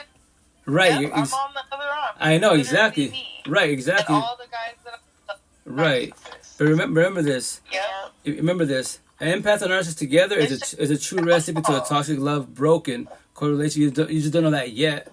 You don't know that yet. So my tattoo is up here. It's fresh, right? It is right here. If you want to date, if I remember correctly, I have it's not too many tattoos, but if you want to date alpha, machista, narcissist, energy vampire boys, right, and girls, they are loose disciples, the fuck ups of the universe. Everything they touch, they destroy. So if you want to, once again, remember this, remind you, if as a being, There's always power moment where there's always shit going down, there's always shit happening. It's like the universe trying to like push it you tests away you. from them. No, yes, but remember the universe, be it positive, negative, everyone here is what? Everyone comes to your life. I don't give a if it's one day, 1 minute in your life. Everyone comes to your life as a blessing. When they leave, what's the lesson? Be it positive or negative. What did they teach you? They put fear in you. They tell you they sold you a dream. They used you for your money. Then guess what? They sold you a dream. But remember this: the intent to comprehend. Oh, thank you, Queen. You want to know something funny, Rito? Go for it. My ex never pay his rents. Only me. He depends on me. Right. I work. Right. I work. So do you still take care of chef. him? Thank you, Quincy. Do you still help him out? Do you still take care of him? No, I stopped taking care of him. me no. I stopped. I Right. take care of myself now. I look after myself. This girl, you block that man on everything. No Respectfully. contact. Yes, very factual. Yeah. So remember this. For everybody behind the screen, right? Your partners, remember, we're adults, right? Your partner is an adult. You're an adult, right? None of these adults, any relation you get into, none of your adult boyfriend, girlfriends, whatever you're into, right? They're not your fucking kid. Stop chasing adults.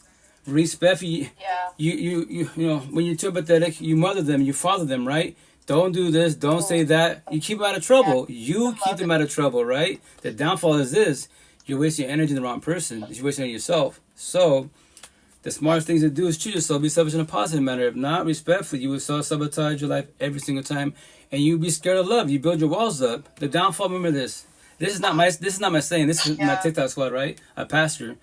You don't have to be religious. It's all about the message, right? See, when you build walls, what's a wall? A wall, you can't see shit, right? So you build your walls high. If you don't have a support team, what do? You push them away. A potential that she's allowed to get in you, what will you do? Push them away, right? So with that respect for you will all be scared of love. He's all, what you do is you build fences. Fences have cracks in the middle. So you observe people. Study my facial expression, my tone of voice, my energy, my environment, how I treat others. How do I carry myself before you speak to me? That's why only God can judge. That's incorrect. I get judged all the time. Judge me. Brown prison tattoos, gang mafioso hoodlum. I don't care. Prison tattoos. Judging people's communication. Now let me speak. How do I carry myself? How do I treat others? Do I talk about gang mafiosos, bitches, partying, kicking it? I could, but I'm not a blue pillar. Those are entertainers. I'm a red pillar. Educator. I talk about life, robbery of life. I'm in for the university. Don't accept toxicity by your side. And then if you do, you will always feel single in a toxic relationship, and you will daydream about love. You will always daydream about love. And respectfully, you can pray, manifest all you want. In your head, your partner's beautiful. Everything's fucking phenomenal. Physically, it's toxic as fuck. So you don't know this yet, but when you pray about manifest in toxic relationships, you actually gas that manipulate yourself in your head. Because in your head, everything's beautiful. Physically, it's toxic. And here's the best part. The door's right there. Fantasies and believing that shit. Say it again, Queen? Creating fantasies in your head and believing that shit. Right. And what's that called? Overthinking. That's called overthinking. We overthink. That's a dilemma. And I left my last situation. I was like, no, this is me ending the cycle. I'm not going to accept this shit Beautiful. ever again. I'm never going to talk to or treated like this ever again. I'm with you, sister. Yeah, I agree with her. Well, Rachel, I agree with her. That this should be. Remember this. We are taught to being selfish. Yes, narcissistic. It's mean it's wrong. The fuck it is. If you don't got you, who got you? Your partners, your kids, the universe. Fear in a positive manner. Anyone could leave. Anyone could cheat. Anyone could break up with you. They can ghost you. That is their choice, free will. Like, you have your own choice. The door's fucking right there. We bitch about our partners. Why do we have to choose the one to go back to them? You have nowhere else to go to. You don't have a car, friends, a boss, anyone to hey, check out. My partner's toxic. I have nowhere to go to. Can I chill with you? But the downfall is what? It's codependency, and then what? Trauma bonds. You know, if you know what a trauma bond is, you guys make up 1 time, 2 times, 3 times, 4 times. That's called a trauma bond. They cheat on you 4, 5, 6 times. That's a trauma bond. He left him. Mm-hmm. She left him because of my ex. Can you imagine? He really loved her. He treated her as a queen. Mm-hmm. At the end, she left him over my ex. That's kind of fucked up. Very factual. I was gonna say, you should see how much money you save and not supporting him. Yeah. Oh yeah. No. Well, remember this. Oh, thank you, Lord. I'm happy. Yeah, don't money support just like spoiling my exes. Well, respectfully, but why queens? Because No. you queens are too respectfully too empathetic. Mothering them, Right. raising them. Which is beautiful. Remember this. You did your part. Remember this. Behind the screen, as a being, if It you're shows how much you can love, though. It shows how pure you are. right, as how a much being, correct, as a being. But you remember this. You are matching energy and showing respect, which is beautiful. Nothing's wrong with that. I don't give a shit religious, spiritual, right? But your partner is not matching energy. They're taking energy. So why do you allow It's it? not reciprocal. Why do you allow it? Ladies and Rito, my ex was racist to me because I'm half Iraqi and half American. He judged me about it. Well, respectfully, that sounds like logic, not to be your father, but like that's logic's father right there. That's the downfall. You're not pure. You're not one race. So respectfully, that's incorrect. So remember this. To call it the whole universe, on my tattoos, it says racist, racism. Do not call yourself a good person, a religious person, a spiritual person, atheist person, if you know you're doing wrong. If you know you're saying wrong, you're good for the fucking streets. As adults, we all know right wrong. Here's the best part. No excuses. You see this symbol on my tattoo? This symbol has the answer to life. For everybody. Is being a racist wrong? Is cheating wrong? Ask Alessia Siri. The AI will tell you. Respectfully. Thank you, Quincy. To be honest, like... Love your mindset. I love that. That's just like so refreshing to me. My to hear you mom say these taught things me as a man. respect Oh, and thank you, love. Queen. Every man that I've tried to talk to cannot comprehend these things. No, at all. Queen, remember this. We're not, Now, Rito, for how long have I known you for now? a year and a half, Like 2 a years? year and a half? Yeah. Yeah. Like, He's good people. like, I just met you, Rito, but I can Thank you, feel your Quincy. good That's why spirit. I'm going to tell this reason. it's good. To tell lies. It's all these little shit I'm saying, all these notes on my body. I have more to come, but it's specific words to get your attention. Respectfully, that's on my platforms. As they being behind the screen as a man, right? Behind the screen, face to face, 99% of my followers are girls, women, and some mothers. I'm a single father of kids. I lost 2 families. I worked on myself for 9 years. I wanted to figure out why this hurts so much. Why, the relationship become toxic. Like, I'm not a bad person, nor is she, but it didn't work out. But why did someone in the whole fucking universe has to have the answer? I'm not close enough. There's got to be somebody. Because especially, I'm born as a Catholic. I've been praying, God, etc., church, etc., and it's not working out between us. There's got to be a reason, why it's behind the situation. And that's why I started comprehending all these terms and asking people, all the religious people, all the spiritual people, then healing journey, all this shit. And I just writing my notes down, like, cool, I get it now. It's like, once again, I was not a bad person. I was just raising correctly. I'm sorry, Quincy? Not religious, spiritual. I've worked with more like a lot of spiritual teachers. Which is okay. Which is okay. Remember this. Yeah. It doesn't matter what you are. As long as the person is more empathetic, right, and they have patience, open-minded, you can have this conversation. That's everybody. Nobody behind the screen, face to face. You can all call me crazy. As it being, I don't care. You don't hurt my feelings, right? My uncle is just like you, to be honest, in the couch also. Yeah. Couch. He's coaching people and helping them to heal and stuff with their relationships and everything, Yeah, which is beautiful. That's support teams. Remember this. My first tattoo, remember, I'll read it for you guys. It says, well, it's all beat up to it. It says, God, Allah, Buddha, the universe, your ancestors, the spiritual universe, support teams. We can't change or save you at all. Only that person in the mirror can. All we can do for each other is heal, guide, support, uplift, forewarn, show love to each other. You know, we're what it says. We're messengers, communication. You start the healing journey. Fall back, be alone. Have a support team to forgive, not forget, and let go. Only you can do comprehension. That's it. Yeah. That's it. And respectfully, that religious, spiritual. Go for it. Very lonely. Say it, Quincy. Oh, okay. Yes. Initially, yes. Oh, yeah. The big word alone, right? It's a big word to use, Yeah. but you know why? You know why it hurts so much? Why it's scary so much? Class. Because you're realizing so many things from childhood, from all your relationships, all that like clarity and right. Whatever age from your most definitely literally. Correct. But remember this: we are brainwashed that we need people like as kids. I'm a female of 8 kids. My 5 boys, right? My older daughters, true. Right? So your kids need you. Yes, for now. What do you mean for now? Once upon a time, you was a kid. You became a teenager, a young adult. You finally have the household to become an adult, right? So now you don't need your parents, right? For the most part, correct? So that's what I'm saying. So we're brainwashed. We need people. The only person you need, chase, compete, submit, and evaluation is the person marry you. You want people if they want you. Match energy, not take energy. That's why when the healing journey hurts really bad because 2 words. My ex, 4.5 years ago, she squashed it. She got up and left literally, right? So it's over. So my ex is not, nobody, no space body, my ex, she's not coming home at night. Nobody else is coming home at night. Let's say scenario, you go to break a divorce, right? Your girlfriend, your best friend, whoever's there for you, eventually they have what you gonna call it? They have what? They got lives. So they'll stay at your place, whatever, like the movies, a week or a month. But eventually they gotta go back home. And I promise you 1,000, they make you feel good, you have a body by your side. And now when they go to that door to go home, they close that door, now you're scared. All the negativity, the triggers kicking, right? Because the big word alone, because you're lonely and loneliness, because we're brainwashed, we need people.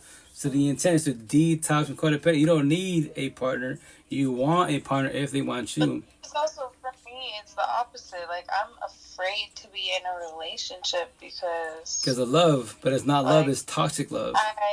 That's why. Remember this. It's our wording.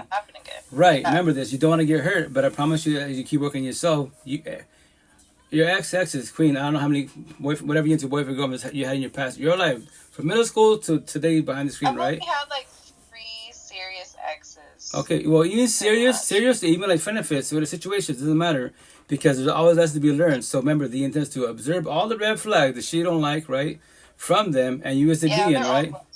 And then from there, wise, comprehend them, so the potential to be, when you see the red flags that bother you, whatever, jealousy, controlling, liking pictures, whatever it is, you verbalize boundaries. If they don't like it, you tell them, check out, the door's right there, what? My tattoo, spiritual talk. I'm not your slave master. I don't say fuck your feelings. I'm narcissistic. I personally feel like I am afraid of the way that people treat people like property and the way people are so... My tattoos, yeah. Narcissistic and controlling, that's the majority of correct. A lot of men are like that. Yeah, no, a lot of boys, not men. Just most men that I've even come across day to day correct. On this app, like everyone, I feel like it's most of the world. Quincy, makes me go crazy. Quincy, you're on the wrong app. Because I feel like people like respectfully, people who actually see and think like us is like so rare compared to the rest of the world. Is so shallow and closed-minded and like. So obsessed with sex and love and lust, ego. Lord have mercy. Thank you for talking about this subject, Squishy. I love you. I want that my brother, to be honest, is obsessed with sex. Okay, well, that's a touchy subject, right? So remember this: if you want healthy relationship, how about this? I read my tattoos right in the middle right here. For the whole universe, that's why the universe is segregated. Yeah, the whole universe is segregated, right? You have the ghettos. The hoods, right? And then you have the suburbs, the good areas. Say again? Before I forget, I just want to say goodnight to everyone. Oh. I gotta go to sleep for a little bit before my class starts. Hi, Logic. Have a blessed night. Good seeing you. Thanks for once again being here and congratulating the department, you and the hubby to be, I'm happy for y'all. Y'all deserve it. Stay blessed. Thank you. I appreciate it. Have a good night. Thank you. Everyone, and sweet dreams. And I will say this as a last thing, because it was something you had said before, Queensy, just before I leave. There is no time period for healing. It's whenever you feel ready. So, like, the guy that I'm currently with right now, he's actually my ex, but we ended on a good terms. We just realized neither of us were ready for a relationship yet, and we had our different priorities to focus on. And I spent time just working on me and what makes me happy and everything. And then we came back together, we spoke and everything, and we're like, maybe we should give it a try. And everything's been good since. And to be honest with you, he has shown me a lot of things that a lot of guys haven't shown me. He's been super respectful of my boundaries and things that are okay and aren't okay. And I find, at least, that you find the person that makes you feel good about yourself when you're not really expecting it. You know, well, I am talking to a guy, and it is feeling like that. Like, respecting my boundaries, like, it's all, like, healthy communication and all that stuff, but I'm pushing it away. So, I'm just like, okay. Obviously, I just still need to heal. Yeah. Yeah, no, just but I'm not ready to be in a relationship yet, obviously. But I expressed that. I was like, hey, I'm still... That's beautiful. Fucked up, I'm still broken, I'm still healing, but I'm down to get to know you, I'm down to hang. Right. But it's been good for me. Right. That's someone that you should get to know more, because if he's willing to respect that. Being patient. It's very new for me. Hey, take your time, Quincy. Remember, when we use to toxic love, love is scary. Positive is scary. You're like, it is. You're like, I can be myself. Love is so scary. You know, but it's okay. It's day by day baby steps. Day by day baby steps. Remember this. Do not rush the process at all. And I'm not ready to be treated like property. I'm not ready for all my opportunities to cut off when I'm like in a relationship. I feel like a lot of guys are like, oh, you can't be friends with other guys. Nah, that's and toxic. I had that talk with him, and he doesn't believe that at all. Yeah, remember this. All my exes believe that because they're all narcissists. Right, and remember this. Like, friends are okay. They're platonic. I'm testing and asking him is like green flags. It's right. Like the good answers, but still, I'm like, oh. Well, no. It's as long as the friendship is platonic. As long remember that big word, platonic. It's a friendship. There is no feelings. Yes, Queens, if scenario, if I see you, you're a friend, what I say is it being right out, and even logic anybody. Logic, I'm gonna give you a compliment. Please don't get to your head. You're beautiful. Your outfit's nice. And you'd be like, why do you say that? Because if I just tell you, logic, you're beautiful, Queensy, your outfit's nice. Whatever you're doing, keep doing. You might think potentially I might like you. And then people hear that, that I'm passing boundaries. Like, no, I'm just giving you a compliment, but I just say a little extra so it doesn't get to your head. And people hear, why just, you know? When I first left I was triggered by everything. I didn't want guys to, like, I literally just didn't even want them to talk to me at all. Because I was triggered by any guy understandable. To say anything at all. Right. No. Right. No, hey, it's okay. It's okay. It's part of the healing journey. I promise you, it'll get better. It'll get better. And good night on the other side, too. I don't know your name, but can on the other side. Oh, Dee Dee. Good night, Crazy. Dee Dee, good night. Alright. Yeah. Night, Logic. Stay blessed. Take care. Thank you. Wait before class. yeah, for sure. Have a good night. Stay blessed, Logic. Oh, yeah. But yeah, Queens, I'll tell you, you're doing good. Dee Dee, once again, this is what I got life for. I've been doing this for on Bigo itself, a year and a half. I started 4.5 years ago, actually, my tattoo. On May 3rd, 2020, I died. Not physically, emotionally, mentally, spiritually being. I lost my second family. I'm trying to be a coach also. On the other hand. I'm trying to help people also, you know? I'm trying to be one to help people to get help, healing, So just to let you know, just to be on the same page, everybody behind the screen, it says Coach Rita. I'm not a certified coach. I use the word coach to get your attention. I'm respectfully, I'm not gonna, if you decide to be a coach, I am not knocking you. Go do that. As a being, I'm not gonna get a man maybe it's a paper. I want to be a therapist, counselor, psychologist. No. I do free therapy, touch relationships, whatever. Nobody has to be here. Me also, I like to help people. I don't like to take anything from people. I like to give them help, advices. That's why I said, my situation, I just talk about life. Yeah, If you have support team, you can feel better about yourself. I understand where you're coming from, honestly. This is support team, like my support team 4.5 years ago. Right here says 10 light workers. I had 1 king, my boy, and 9 queens. Because of social media, I met them behind IG and Facebook, and I learned from them. I learned their notes, knowledge, wisdom, and as I was taught 4.5 years ago, I don't want your money. I like to learn from you. Oh yeah, that's friend. Support team. That's the intent. Learn from each other. Remember this. Only you, as a being, Dee, Queenie, everyone behind the screen. Only you can do comprehension. You're the only one that can feel your feelings. I can hold your hand, elaborate. I've been destroyed. Trust my lost family. I know how it hurts. It's so unjust to get destroyed, right? But you're the only one that feel your feelings to comprehend them. But support team will hold you and guide you, so you don't be too much energy in your exes. They did, yes. I'm sorry they did you wrong. They destroyed you every which way. You gave him everything. When I was young, I know you gave him everything. I think about suicidal thoughts, but now it's all gone. Everything too. Queensy, I know you did. Queen, trust me. You Queens for the most, not all you, a lot of you are really empathetic. You give everything. The downfall is, remember this. Do not be hurting yourself. If your family, it starts from the family, 4 walls, right? Say it again? Because the minute I started choosing myself, that was my downfall, though, was giving everything. Right, and what's that called? I was like the other, like you're talking about, like, I was naive, I was overly trusting. Yeah, you're too nice, you're too gullible, too naive. I was people too pleasers. Nice, too giving, too right.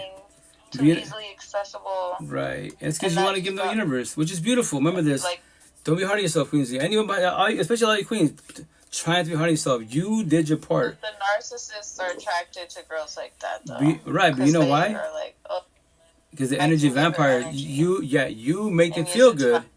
Right, but remember this. They can act. Remember, if I want to be narcissistic, I can act nice. My tattoos. But if I want to be nice and be empathetic, my choice, free will. Yeah. Right. And then people get stuck in a trauma bond, holding on to the good shit. Right, and that's because of codependency. All the good times. Right. Of you. Exactly. And remember this. That's what everyone's here to teach you a lesson. But I keep it black and white on my tattoos. I do believe that too. Everybody's there to teach you a lesson, and there's messengers everywhere. Every which way. I don't even believe that my family is my family. I believe like my spirit family is my family. Like my circle. That's beautiful. Like very factual. Talking about like, so I don't even feel comfortable calling my dad or calling my family or anything because they're all narcissists. Right, and it's okay. Remember this. Family makes you what? Related. Blood is not thicker than water. Your truth. My tattoo. It says hashtag social familia. All the people that jump, especially the queens, some kings behind the screen. We talking vibe. You're my people. You're my family. We can actually have raw conversations. Respectfully, nothing against my family, right? None of them. My mother's side, father's side, from Washington State down to Mexico, back to Spain, the motherland. Zero. None of them can teach me anything about this. They all think I'm crazy, and it hurt my feelings because respectfully, I work on myself. Same as me. Rito. I think I'm crazy too, though. Because, okay, we're called crazy. Remember this. In your life, when you start the healing journey, right? If, you might have talked about God, the spiritual universe, astrology, numerology, right? But if you never sat on it, like... Right, so if you never actually devoted your life and actually elaborating about it, like me, I born with Catholic, God, Jesus, cool, right? But now talking about the spiritual universe, right? I break down both sides. And Mr. Positive and shit. All my tattoos, all about raw real life, every which way. So they think I'm crazy. I lost it. That relationship destroyed you. You get to see a doctor. I'm like, and you're losing. I'm like, no. It's called healing. I'm evolving. You start the healing journey whenever you want to. I'm not better than you, at all. But respectfully, to call everybody out, the generational cycle. I was becoming my father, but respect my parents, auntie, grandparents, till I was 39, accepting bullshit, daydreaming about love. Fuck all that. I will never do it again. So I chose myself. I tattoo spiritual behind my back, and my brother told me, "You're crazy. You're crazy." Nah, you're not crazy. You're healing. You're evolving. Which is the devil because it's positive talk. So don't. My family did that too. Don't get discouraged. Let me try to get discouraged. It's easy said and done, but I promise you, it's a lot better with supporting because we'll remind you, hey, King, Queen, you're not crazy. I was you. I heard the same shit. Stay strong. Do not give up in the healing journey because your family's got... No, you are not crazy. You're evolving. Your family doesn't want to work on themselves. That is their choice. We will. You can't finish the same at all. What? It is their own journey. Myself. I did this tattoo because I want to heal. You know what I mean? Which is beautiful. But as a forewarning, especially you queens, not to knock on you, but in a positive manner, right? A lot of queens have tattoos of spiritual God, which is beautiful, but respectfully, then you jump into another toxic relationship and destroy you, and you get more tattoos, right? Respectfully, a more religious, spiritual talk. I'm like, yes, tattoos are beautiful, and there's scars, right? And the intention to learn from your tattoos, right? But why do you keep getting in toxic, love, broken, codependent relationships? That's the question. That's the situation. You don't see the red flags that I see. You don't comprehend them, and that's the dilemma. You gotta observe all the red flags of your ex-exes to comprehend them. So the potential to be, you see them, you observe them, and you verbalize boundaries. My situation, I won't ever deal with toxicity, ever. She can be beautiful exotic on the outside. Remember this, your body and your beauty has only two feelings for the most part. Pain and joy, and that's it, right? So remember this. Yeah. To call it, especially a lot of queens because social media, nothing against you when I say that the several queens, you're beautiful OnlyFans, that's awesome. Everyone sees you beautiful exotic, but remember this, as a warning, when you're on your knees once again, respect to everybody, all male, females, Monica bitch, male, exotic, male, females, cosmetically, nice bodies, everything, right? Ask your beauty for advice. Fucking crickets. Ask your body for advice. Fucking crickets.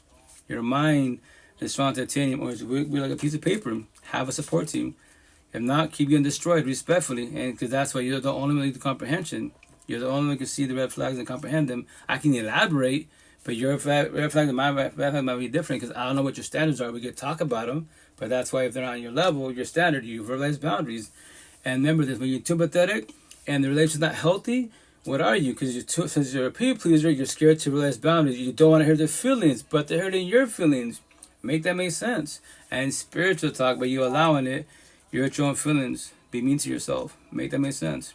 Respectfully. And don't worry, I make it sound so fucking easy. And the only reason why, because my support teams, 1 king, my boy, and 9 queens, both spiritual religious, and they broke it down, give me everything you give me. They told me, nah, it's your life now. I can't even save you, but I can guide you. You're the only one who can do comprehension, not nobody else. Higher sources, You're right. we're all messengers. You're right. You don't have to comprehend that. You want to be higher source can do it for you? How long have you been doing it for? 40 years, 50 years, and still no outcome? He's been telling you, yo, whatever you believe in, the door is right there. What? The door is right there. You can leave today, tomorrow, whenever you want to. That's why I say I'm black and white the way I speak to fullest. If your relationship is toxic and you have no kids involved, be like fucking Forrest Gump. Go through that door. Don't ever look back. You pray for your ex to be, and that's it. They're an adult. They're an adult. Let's say you break up with your ex and they fall to addiction. They become zombies, right? And they can blame you. Scenario, let's say a partner and we break it up because whatever, right? It's toxic. And she says, because of you, Rito, you broke with me, I become an addict. I start fucking up in the streets. I mean, yo, chill out. If you want me to punch you back, I'll be the punching bag. If it makes you feel better. But here's the kicker. If you did that, become a zombie addict, stuck in addiction, running the streets being wild, why didn't I do that? And I broke up with you. Or you broke up with me, whatever the case being is. Why didn't I do what you're doing? I didn't want to become that. I worked on myself. So, you can work on yourself also. It's not ever too late, but if you want to keep playing the victim, that's your choice, free will. Blame me. You can blame the whole universe. Blame me whenever you want to. I will take the blame. But remember this. I did not do what you did. I'm not doing what you're doing. And I won't ever do what you're doing. Respectfully, you know? That's the thing with beings. We're adults. The self has all the answers to life. Stop chasing adults. We all know right from wrong. Everyone knows right from wrong for the most part. Kids, they're still learning. But I promise you, kids can ask Alexa, Google, YouTube, is cheating wrong, is being mean wrong, is bullying wrong. I promise you, there's videos and fucking forums every which way there. I promise you there is. So that's why life's hard, right? Which I'm going to tell my buddy somewhere. Life's hard because of this. Everyone's got child trauma. The bullies that bullied you are getting bullied at home. The parents in toxic relationships are bullying each other. Ready for the cherry on top? Why life's hard? Relationships. They make you, break you, they destroy you. One person that starts it. Middle school, high school, typically. You fuck them over, they fuck you over. That's the beginning of it. One person, the whole universe, has you question your self-worth. And you're dying and crying about one person in the whole fucking universe. A zillion people in the whole universe, you're stressing about one. Why? How? I won't ever do that. And respecting the mother of boys, she's the last female in this lifetime I will ever shed tears for in a breakup. My last ex, beautiful breakup. We talked about as adults, you know. And it failed because of love language. That's another good subject. Love language. talk about the shit day one. If your love language is like affection, gifts, that is your love language. And love language, you can study, forums, YouTube, whatever, but it's really simple. As a being, what makes you happy? What would you love your partner to give you? Whatever it is. I'm the easiest potentially to love language. I tell my ex-wives, why do you think you're a gifter? That's awesome. That's your love language. Cool. We're talking about it. So what's yours? Why do you think I told you, babe, you don't have to buy me nothing ever. Like, you're my gift. Why do you think I just look at you? What do you mean? I would just look at you, admire you. Like, I am blessed. There's finally have trust and loyalty. We love and let you the only monogamy type of situation. I've never had this before, officially, right?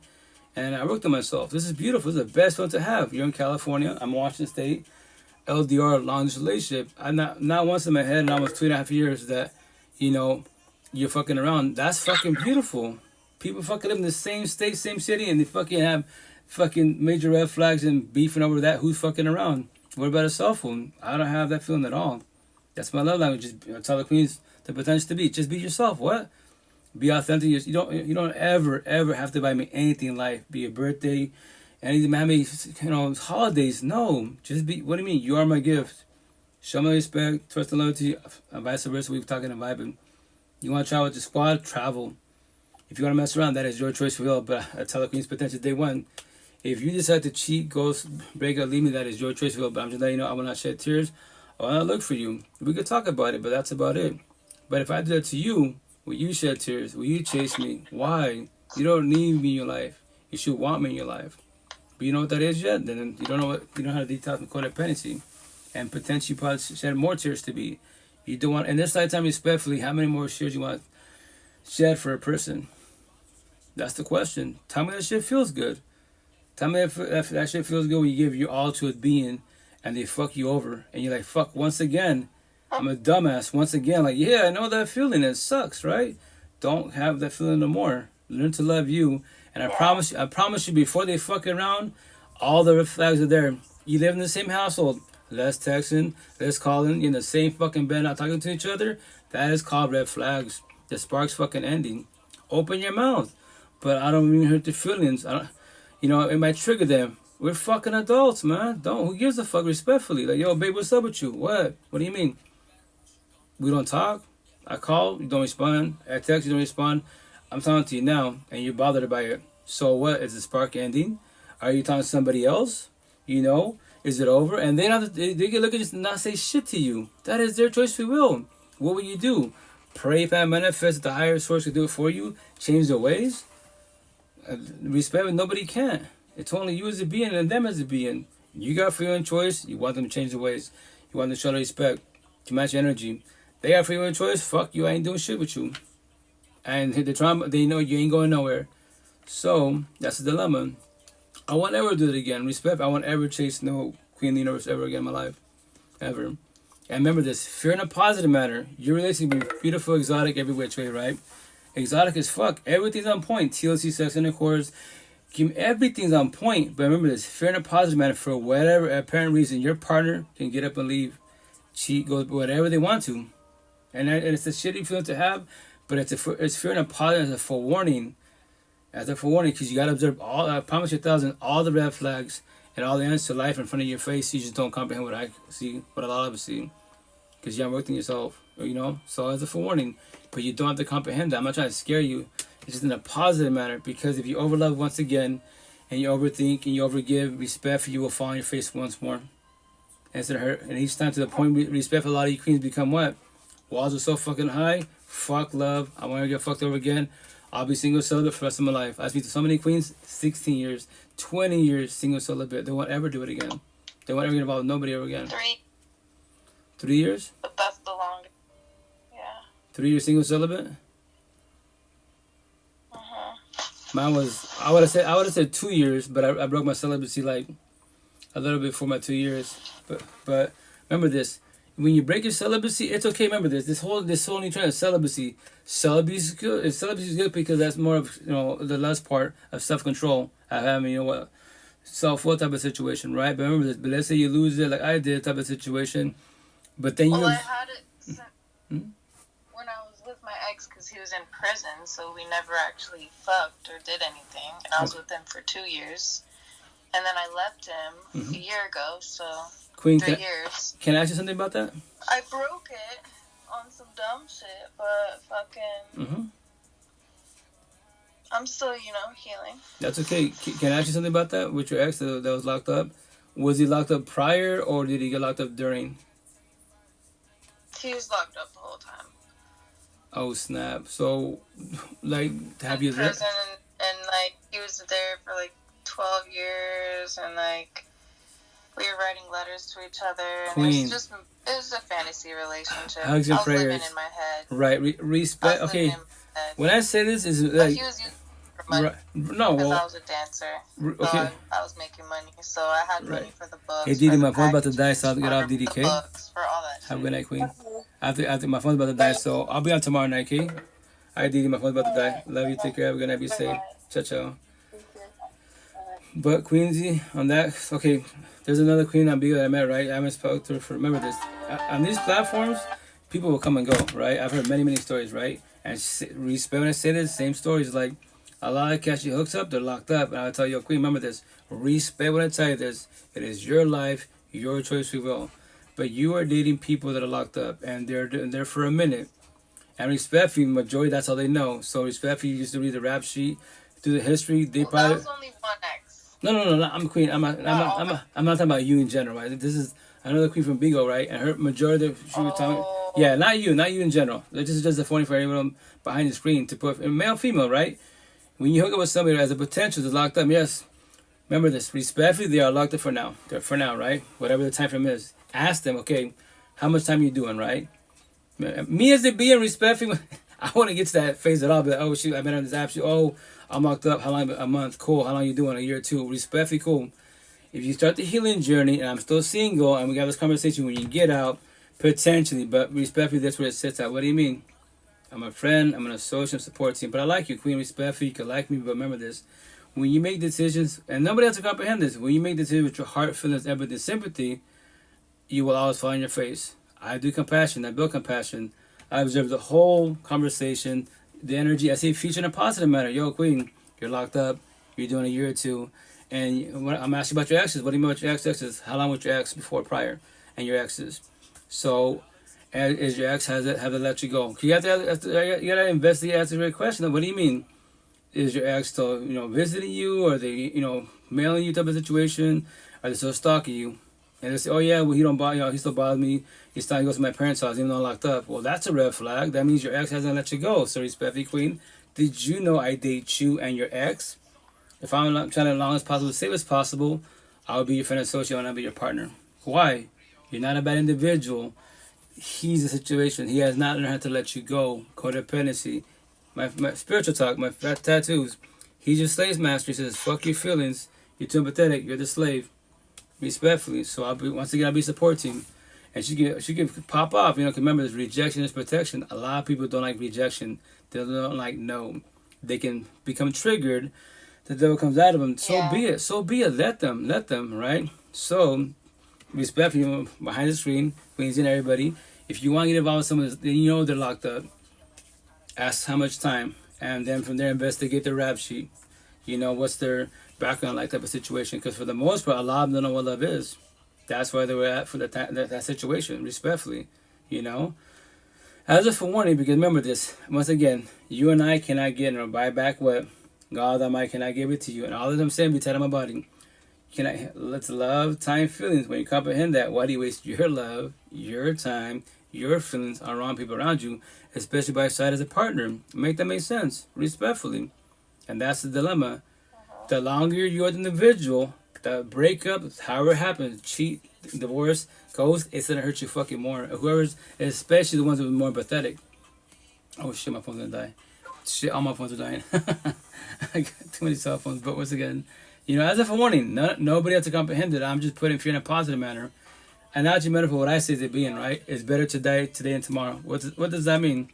If I have a partner, right, and we're good for about, 3 weeks, everything's smooth, everything's good, but I told them, yo, babe, chill out. I don't like jealousy, insecurity issues, controlling issues. I speak to many queens. I told you in the beginning. My scenario tells the potential to be. Go to all my platforms. All of them. You will see my current stuff, Twitch, Facebook. Rewind time a year and a half back.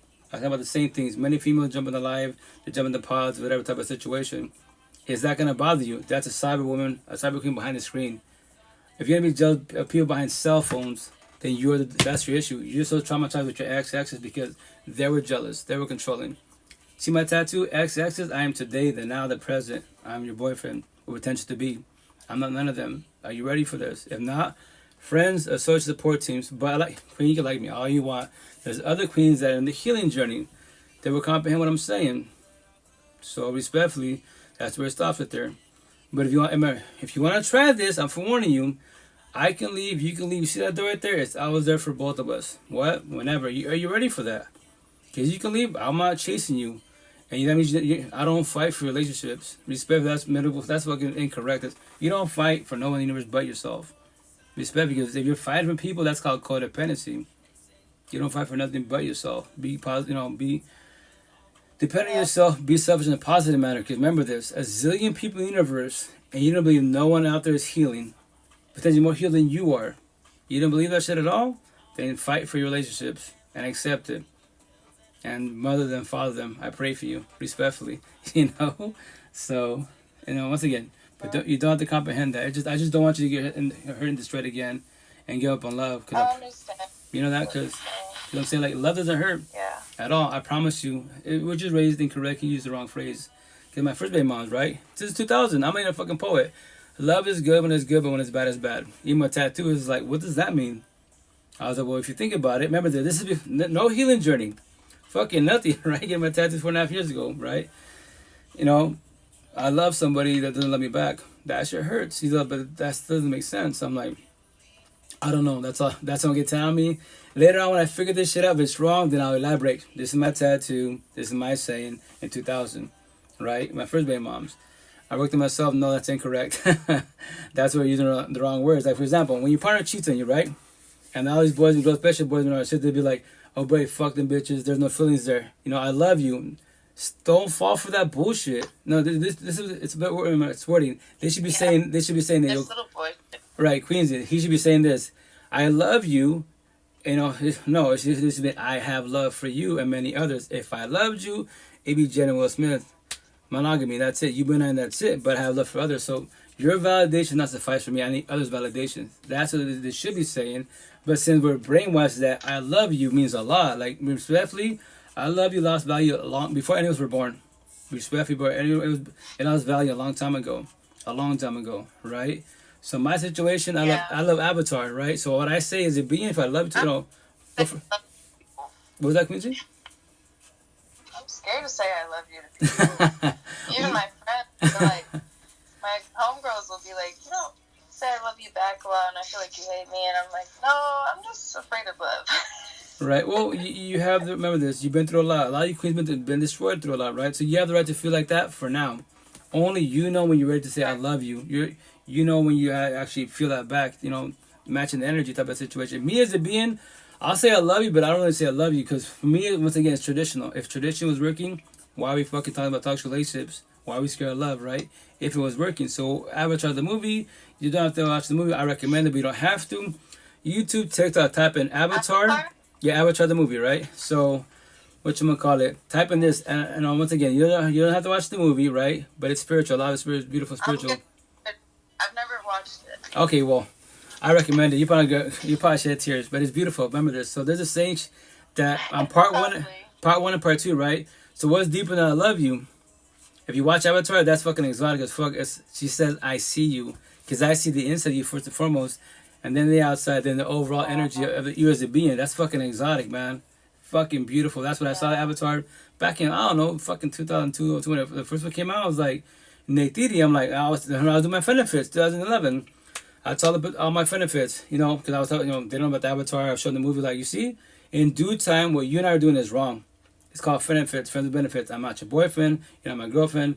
I love your mom, she's garbage, it's Beffy, this love for her, don't get rid of this shit. But you and I, in due time, when we're working ourselves, you will have a Jake, I will have a Neytiri. I don't know when, but for the time being, when we chill with each other, it's a favorite love story, that's it. And it was beautiful. That's my situation with my first baby moms.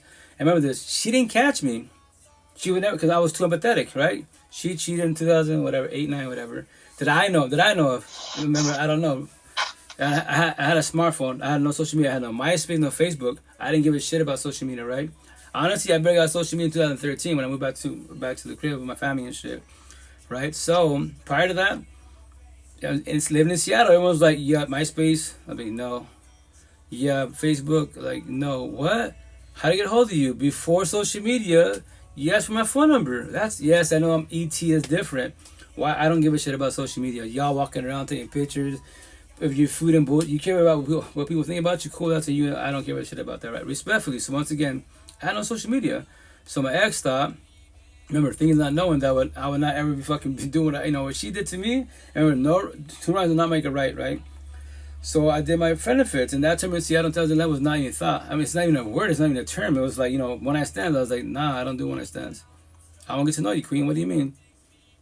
How are you as a being? I want to know you as a being. What? I know it's different. Yeah. I'm talking to you. I don't know how y'all do that, lay down with each other and smash and they fucking walk away and they're like nothing happened. To me, that's different as fuck, Respectfully, when I say that, right? So, say it again, Quincy? I can't do that either. Right. It's too shallow. Exactly. I'm just like, I want to at least get to know you, Maybe it can evolve tomorrow. Who knows, right? I'm like a sapiosexual, so I have to like be very factual. Like in sync. Like it has to be like deep energy. Like, right. Emotional. Dead ass. Before I can want to open myself up like that. And become one, right? Very few. That's beautiful. That's exotic. That's that term, like, because of TikTok, my people on TikToks, I elaborate the way I'm like, oh, you're whatever you said, that sapiosexual. I'm like, huh? What's that? Because it's energy, right? Like, yeah, Queen, you're beautiful, but I can't even talk to you. It's just deeper than circuit, like correct hookups and outer appearance. Very factual. Like, I'm saying, don't be attracted. Be attracted potential to be, but what I do is to be, I look inside you. So the way I used to be black and white. If I call you boy and girl, because on the outside you're beautiful, right? Male, female, but inside you're not healing, so you're broken, like you're lost. We're not on the same level, respectfully. I'll be your friend. I'll be your social support team, not your partner, respectfully, Queen. And yes, you're 18 years old, OnlyFans, Kim Kardashian money. Cool, man, made bullshit. Does that make you a better person to be in? I can't talk to you. Respectfully. Friends and associates. There's many other guys out there that they're not healing at all, respectfully.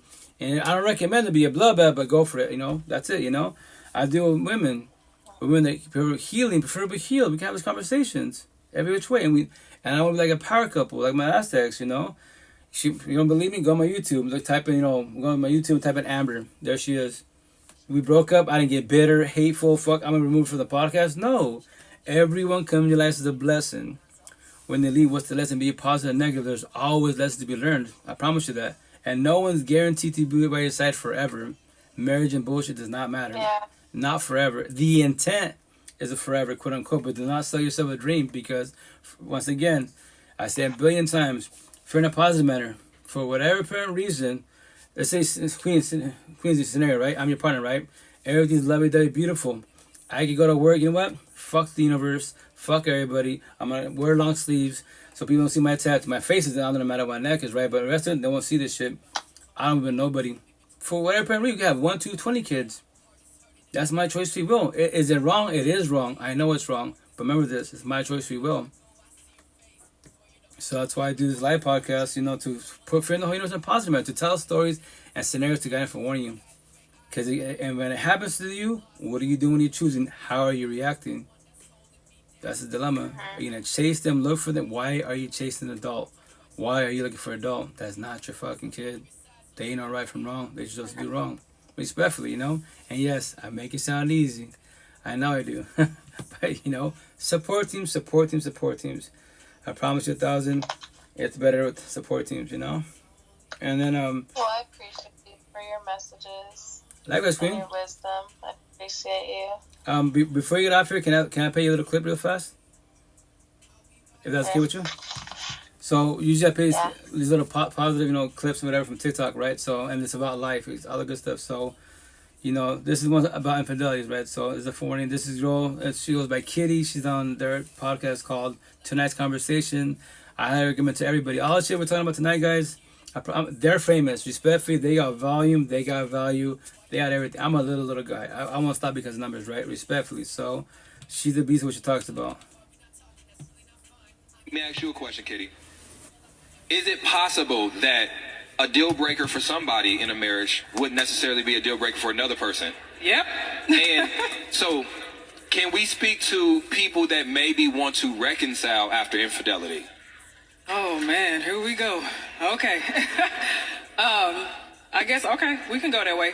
Reconciliation after infidelity is possible. It's difficult. It's a great challenge, and the reason why is because somebody made a decision without the other person. That's the first thing, okay? There was some type of level of deceit and dishonesty and disrespect that took place. And in that moment, you prioritize your own needs. And because it is counted as a selfish act, and we know that when it comes to marriage, there's no such thing as being selfish because it destroys the foundation. Okay. So when you do that, this becomes a foundational issue. Now, it takes a lot of forgiveness after infidelity to recover from infidelity. But that becomes hard because now I have to grieve what I believed you to be. I have to grieve what I believe that relationship to be. I have to go through these levels of grief. I have to go through this emotional distress. Now my brain is in overdrive because the side of me that's trying to figure out why you did it is battling all of these emotions. Right. So now I'm anxious. I'm having panics. I'm doing all of that because the very person who was supposed to be my comfort and my safety was not. You are my source of betrayal. And I always talk about this. I always talk about partner betrayal because partner betrayal is so real. That's a different type of betrayal. Yeah. We're not talking about like your family or your friend betraying you. We're talking about somebody that you gave and you trusted to have your heart. That's what we're talking about. So yeah, it takes a lot of forgiveness, but then you have to start looking at yourself as well, and that's hard. You're already trying to believe that this person didn't do this because of a flaw that I have. But then you start comparing yourself to the person. Was I not good enough? Am I not worthy enough? Am I not lovable? Am I not desirable? Are you tired of me? And then it becomes a personal thing. And you can't even put the flashlight on that person because you're criticizing yourself. And then you start minimizing yourself just to be enough for that person. And you start pedestalizing that person. Then you start prioritizing what they need and you lose your identity. And that's what makes it hard when it comes to infidelity. But it's possible. But, my bad. What if it was an accident? It ain't no. You know what? I can understand. Yeah. Okay. If you can be anything, you can be anything in the world right now. Be fucking for real. How is cheating ever an accident? It can be an accident. What if it was? No, but I can completely understand that because. Watch this. Go ahead. Tell I can completely understand accidents. I too fell on a dick on my way to work. Darn thing was just a wreck right there. I didn't know what to do. No. What we're not going to act like, though, is that there's not levels. Like, I think that there is levels to infidelity. And if it wasn't, then why do we need all the details afterwards? Some people be like, tell me how. I need to know if your lips was around her booty hole. I do need to know some details. So I think for me, the severity of it, the level of disrespect that was attached to it. Like, it's already a disrespectful thing, but if you didn't care enough about me to be discreet, you didn't care enough about me to wear protection, those things matter to me. So what I'm saying is when I think about infidelity and whether or not this is something I can proceed in a relationship with, those type of details will matter. How long did this go on? How did it start? Is there an emotional connection there? Or was this a drunken night at a club? Now, again, cheating by itself is already a disrespectful act. But I would need to know the details to know whether or not it's a deal breaker for me or not. Quincy, what do you think about that? It's a deal breaker for me every time. That ass, high five, pound to blow it up. Remember, the type of people like everybody has their own standards, everybody has their own beliefs. My situation, I worked on myself. Remember this: before it becomes physical cheating, there won't be no emotional cheating. I see emotional. Like once again, because you're not together. I don't give a fuck if you look at guys, but when you stare, they're gawking. You're looking, staring too hard. You're emotionally cheating because you're undressing with your eyes type of situation, your head type of situation. That's called emotional cheating. If you don't like that, you realize about it. Yo, Queens, yo, babe, I don't like that. Do that again. I'm just letting you know I'm gonna break up with you because what? I was squashed it because of that. Yes, because that's emotional, and it become physical because all you gotta do is walk up to him, and especially the female, respectfully, you get everything you want. Get your trans, 80 pounds to 1,000 pounds. I already comprehend that. All you asking, yo, what's up with you, King? Hey, what's up with you? Do you have social media? Got Snap, IG, Facebook, and that's where it starts. But you love me? No, you have love for me more than others. If you love me, just be you and I, and that's it. But you need other people's validation. My validation is not suffice for you. You need other validations. So be it. Cool. I'm breaking up with you, Queen Z. I promise you. Let him know that you broke up with you. He'll take you in. Go on social media. Make a post that I broke up with you. Fuck, I promise you in the comments, DMs, gay, straight, trans after you. I promise, because they believe they're all fucking saviors. They believe they're the one. So yeah. Yep, they all are. Yeah, right. Every time I open up a panel, yeah. all these motherfuckers try to swoop me in, try to like say some shit, be weird. Oh yeah, like, love bomb say whatever you, the fuck gift they you. Oh yeah, say no. Respectfully. to try to act like that guy. Correct. And And that's none of them are. But then it all ends in them fighting with each other and arguing with each other, and it's just a battle of the egos at that point. Queen, hey, you know, I'm proud of you. You know what's up? That's beautiful, and that's the shit. That's why I tell people, like, imagine, okay, the potential to be you meet him on his platforms, right? And he's jealous of people on a platform where there's cyber people technically don't exist. Imagine him by your That's side. why I left my family, because my family, the owner of my Oh, okay. one of the leaders of my family would get mad that I would be chilling in the panel and like gifters will like send a kiss in the panel or send a heart. Like he'd get all jealous, and I'm like, bro, this is gonna hold back my gifters. Like if you're gonna be acting like that, like it's just giving possessive, like, you know. So Being too narcissistic, especially when they're not your partners. I can't do it. I'm tired of guys playing me on this app and be like, that's my girl, that's my Oh host, yeah. that's my blah, blah, blah, that's Yeah. my wife. Like, everyone wants to claim me as something on this app, and I'm like, That's my dude, wife. like, Oh, deadass. No, just respect. treat me like a human being, Well, and not like, you know. a piece of meat, right? I get you. I Well, appreciate it like this. it was definitely. Just help me. Hey, I'm happy. I'm happy you stopped by once again. That's once again I do life for the whole universe, because I just tell stories, especially you queens, respectfully. Yeah. Nothing against the men, but I'm here for the queens, like, cause y'all can have kiddos. You know, that's the dilemma right there. You know, like, oh shit, now I'm single mother. Just I don't want them. Y'all get to that point, you know, to be self-empowered, so you walk away. Yeah. So you know you have options and choice. What? Well, I was kind of to that point, like my man-hater phase, where I just was like, fuck men, like I don't want to date, I don't want to even Right. open myself up to love again. Like, Yeah. It's remember this, day by day baby steps, queen. Remember this. It's recent. Past 2 months, I've been like open to like semi like meeting and talking to people, but not dating. Remember, that's okay. Yeah. That's I'm with the potential, It's a right? process. Exactly. I'm with the potential. We talk about it, her situation. We talk about it, right? She didn't talk. You know, at home, it's the home wise, right? So she's trying to get that figured out. She's like, when I figure it out, and if you're still single, she's like, I don't want you. No, I won't wait. I'm on standby. If there's a potential, no. If there's a potential, but I love your energy. There's a lot good in you. So, as long as you do communication, comprehension, best as possible, the potential. I feel that way too. That's positive, but right? I over-apologize and I overthink and I over-apologize and I feel like you know why? a burden, and that's from all the shit that I went through. Correct. That's called your exes, the traumas, the triggers. And he's like, "Why are you apologizing?" Right. Like, I was you're fine. I was queen. I was the same way. Sorry for everything, right? Sorry for this, like for the sunbeam in my eye. That's okay. That's what I'm saying. Little thing. It's all right. I'm just a traumatized for now. girl. For now, queen. For now. Sucks, but at least I'm aware of it. Yeah. No. That's beautiful. As long as you're aware and remember. Having these, addressing these things and having these conversations. Yeah, support teams. This is how you evolve. Because remember, there's anyone like myself, Logic, anyone speaks, right?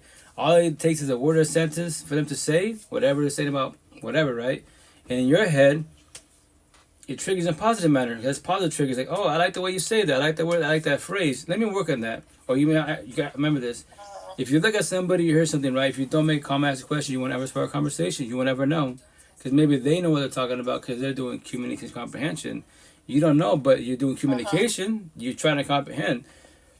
That's a positive. That's before we all get off here, right? My motto to the whole universe. This is before I was born. A closed mouth does not get fed. Very factual. If you got somebody, right, and if you don't make a common question, you want to spark conversation, right? So what I say is, if you make a comment, ask a question, you spark conversation. Go from nobody to somebody to a friendship to a partnership. All because you made the comment, ask the question, spark the conversation. Here we are today. That's a positive. That's what I go live for. Remember, that's all it takes is a common question. I promise you that. That's it. And you don't have to be in the comments. You have to be in the box like Queensy. You can be DMs. That's a cool thing about technology. I promise you, I'm On these platforms, you want to ever feel alone. You won't ever feel alone, because if you want to heal, evolve in life, go to live sessions that are talking about the healing journey. Spiritual, religious, positive talk. Relationships, co-parent, divorces. Just sit there and chill. Observe it. You know what? Then you might remember that. But as a forewarning, you got your tissue box. You're not the only one suffering, you know? You're not the only one traumatized. A lot of us traumatized, especially the empathetic people.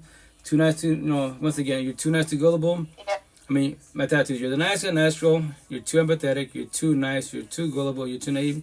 You're called people pleasers. When you do opposite tracks, you did the bad boy, bad girl, fuck boy, fuck girls. They're too narcissistic, too egotistic, too mean, too prideful, too greedy, and they're called destroyers. So as a forewarning, black and white, you're going to do all the big conversations. If you're the nice and natural, and if you want to self-sabotage your life and date karma, spiritual talk, karma, then go find your face respectfully. Date the bad boy, bad girl, fuck boy, fuck girl. I pray for you and I go my life, but I will not give up on you. I'm out your pocket. I promise you that. And don't worry. Bad boy is never good for me ever. No, bad boy, bad girl, no, because they're too narcissistic. Like, I need a balance. I think I need, like, a balance. Think of, like, a mature, healthy, like, something that's going to be exciting and not boring, but something that's not unhealthy and toxic and narcissistic. And right. something that's going to... Yeah, you can have all that. As long as you both remember this, the potential to be, as long as you try as best as possible on both sides, communication, comprehension, and the intent to respect each other's boundaries, and actually being past the present best as possible. Yeah. You know? But it's day by day baby steps. I promise you, it's day by day baby steps, you know? So, but have a blessed night, I community. tell myself, maybe I'll wait another year and see. Hey, no, it's okay. No, hey, remember this. Do not rush. Okay, do not rush the process.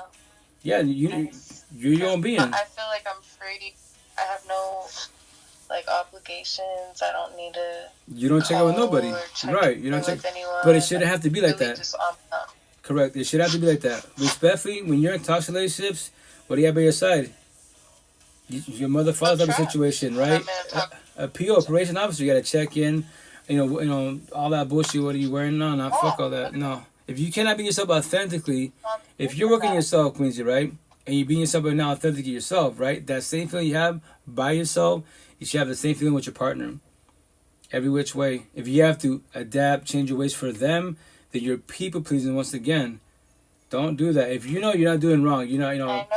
And that's why I literally was like, I need to step back and go back into myself because I'm feeling myself extend my energy because it's almost like my mind's trying to fall back into what I know, you know? Right, the past toxicity. So maybe me being alone more will help clarify that.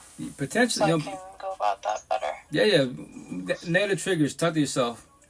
There's just so much I have to rewire and retrain my brain in order to, like, be healthy and accept and trust anyone again, you know? It's okay. That's beautiful. The positive, you're aware, and that's what you want to do. That's beautiful. Yeah. A lot of people can't do that. They're not ready for that yet. Because why? Codependency. I'm scared to be alone. I'm lonely. Loneliness. People try to do the healing journey, but typically they fall into it because they mistreated me. Like, okay, cool. Codependency, trauma bonds. Yeah. Oh, yeah. You know what's up? I'm happy you're aware. That's beautiful. You're doing, especially for your age, you're ahead of the game. My asking was scared to ask you your age roughly. I know you're like early 20s potentially. 24. Okay, so remember this. Analogy metaphor, right? When I was your age, at 24, I was with my first baby mom, had 2 kids, and miserable as fuck. But I love my baby mom's then, right? She's my girlfriend then, right? So I prayed and manifested for 12 years. So it took me 12 years, 3 years to finally choose myself and walk away. So remember this. You're doing good for yourself because analogy metaphor, I'm talking to you right behind the screen. In my match, in my head, if we have this conversation, emotionally, mentally, spiritually, I'm talking to a 24-year-old version of myself. I'll give you everything. I'll give you all my notes, knowledge, wisdom, analogy, metaphor, riddles. Every option in this scenario, if you want to talk about life, because I want you to beat me. I want you to be better than I did, and not be scared of love. I promise you, don't be scared of love. Be scared of toxic love. Toxic love hurts. So you love someone that love you back. Someone takes your energy. They don't match energy. Love, I promise you, is beautiful, exotic. There's a lot. All of those people people are attracted to me. All of the people that are the worst for me. Narcissists, manipulators. Yeah. Oh yeah. Bad boys. Bad boys. Yeah. Put them on the same category. Most dangerous types of men. Right. Because remember this. Yeah. Because why?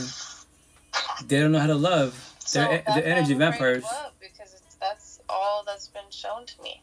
Right, and that's... I haven't seen different. I haven't been shown otherwise. And that's called environments. My situation too. When you remember this, when you use toxicity, you believe that's love. You don't know what I promise you 1,000. Love will never hurt. I thought that too. Right. Love will make you shed tears. Love will not have you question your self-worth. I promise you it doesn't. It won't ever. You just don't know that yet. Because you don't know anything better yet. You just, all you know is toxicity. I don't know what that is yet. Exactly. Yeah. So I promise you initially, love, like you just said earlier, love will seem boring. Love will feel like, this is too good to be true. They're going to, cheat on me, fuck around. You know what? Before they do that, let me fuck around. Let me break up with them. Let me cheat. Don't do that, But if you do that, do not be hard on yourself. If you don't have a support team, remember this. If you don't have a support team about rob real life, that's why you fell on your face. That's why you did mistakes, not knowing. Because respectfully, if you had a support team, Quincy, I don't know from Adams, right? Respectfully, your parents are teaching this conversation. Your parents, none of your family, aunties, uncles, siblings, cousins, there it is. Everything starts from home. And if you're doing wrong, toxic relationships, so is to be the female cousins, female family type of situation. And everyone's doing what initially? The generational cycle, So if you're in a positive man, do not become none of your family, respectfully. Nothing against them, but if they're in toxic relationships, don't become them. Especially, remember, age gaps. I had a counselor tell me that I'll never be able to be in a healthy relationship with any man until I heal the relationship with my father.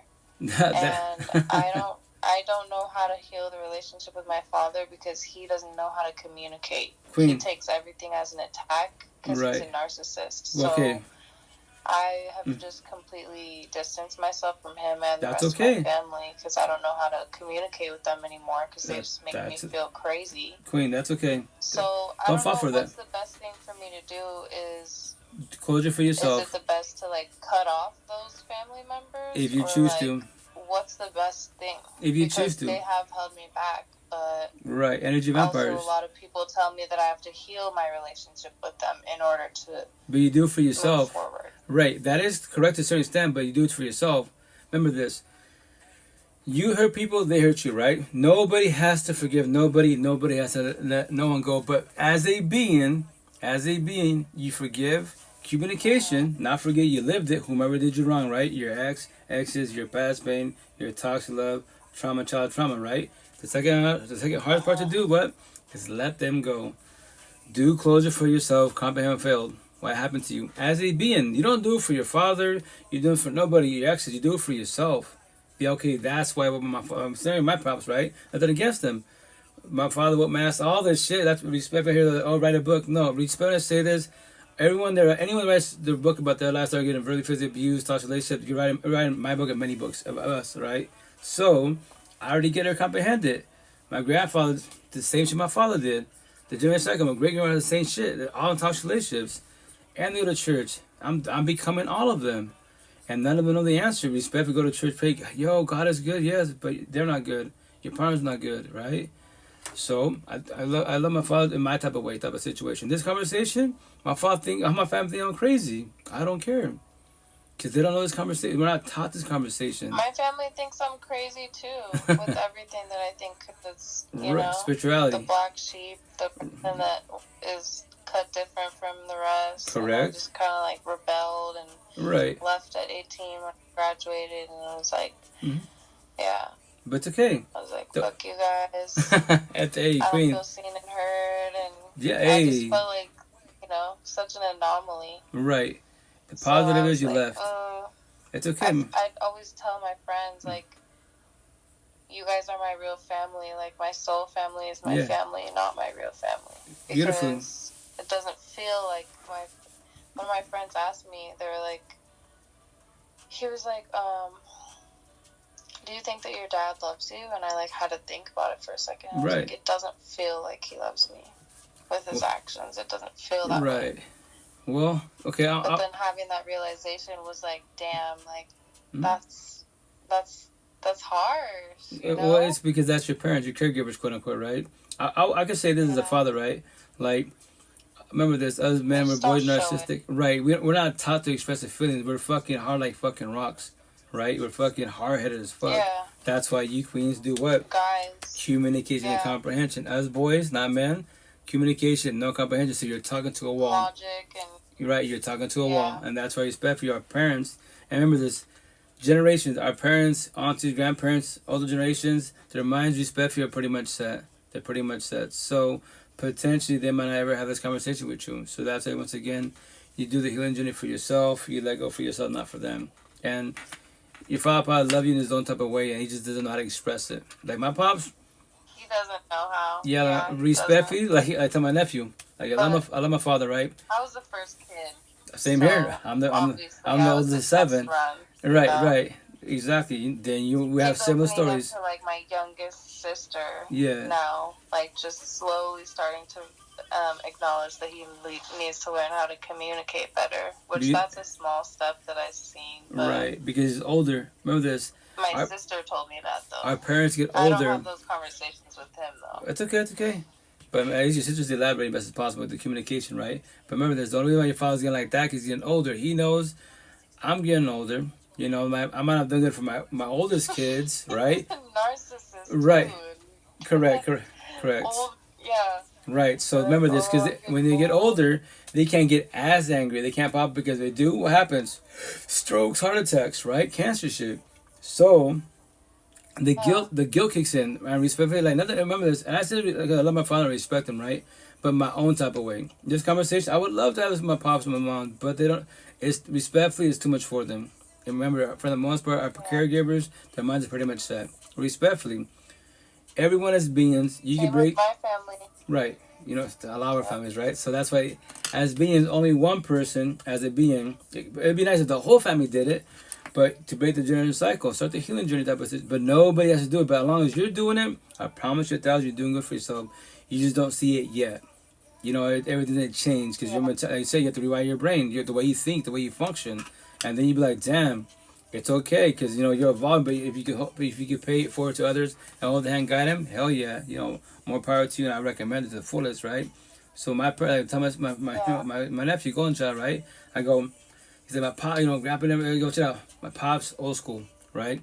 So respect like the movies, maybe potentially when he respect and say this like the movies. When he's in a, you know, be honest, thank you, Queen. He's in his dying deathbed, right? Now he'll finally say, I love you. I'm sorry I fucked up. But respectfully, because he's dying. The guilt kicks in. He knows he's going, right? And be like, well, I could be like, tell my nephew, well, what do you say? Well, if I want to, Grandpa, Pops, I love you, but respectfully, just do, you know, you got to go in that, you're not going to hurt my feelings. I did closure a long time ago. That's why I chill with you and we talked here and there, but there was no more bitter hatred towards you because I already know the answer. My grandfather, your father did not teach you none of this. None of my family taught me this at all. So you suffered like I suffered, but I stopped becoming all you guys respectfully. Now you gotta go. Maybe in the next lifetime you change your life, but I don't know. I believe there's afterlife. I believe there's reincarnation. I just don't know. I use the word idea and faith, but respect. I want to debate about it. I want to waste my breath on it too much because what does those conversations do for you as a being if you're still the one sad and depressed? You're the one scared of love. You're in toxic relationships.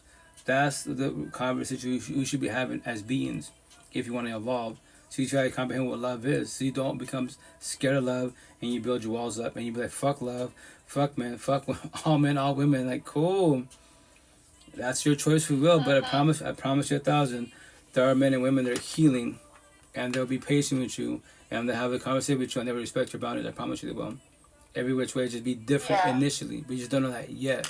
That's why I do these live sessions. And Quincy, I'm happy you joined. Happy you express yourself. I'm once again for 24, right? 24, 27? Yeah, I appreciate you. You're doing good. I appreciate these talks. And I'm going to see you soon. Hi, bless. Hi, I Queen. need to go to sleep. Same here. Hi, Queen. Like almost 4. Same here. Same here. Yeah. I'll pop in when I see you. Yeah, stay blessed. Have a good night. Take care of you. Safe. Talking with me and hearing me. And, hey. Support teams. That's what we do. Have a blessed night. Sweet dreams. Take care of you. Safe. Ciao, ciao. Bigo Squad. Love y'all. Take care of you. Safe. Twitch side. Love you guys. Have a good night, guys. Be safe. Ciao.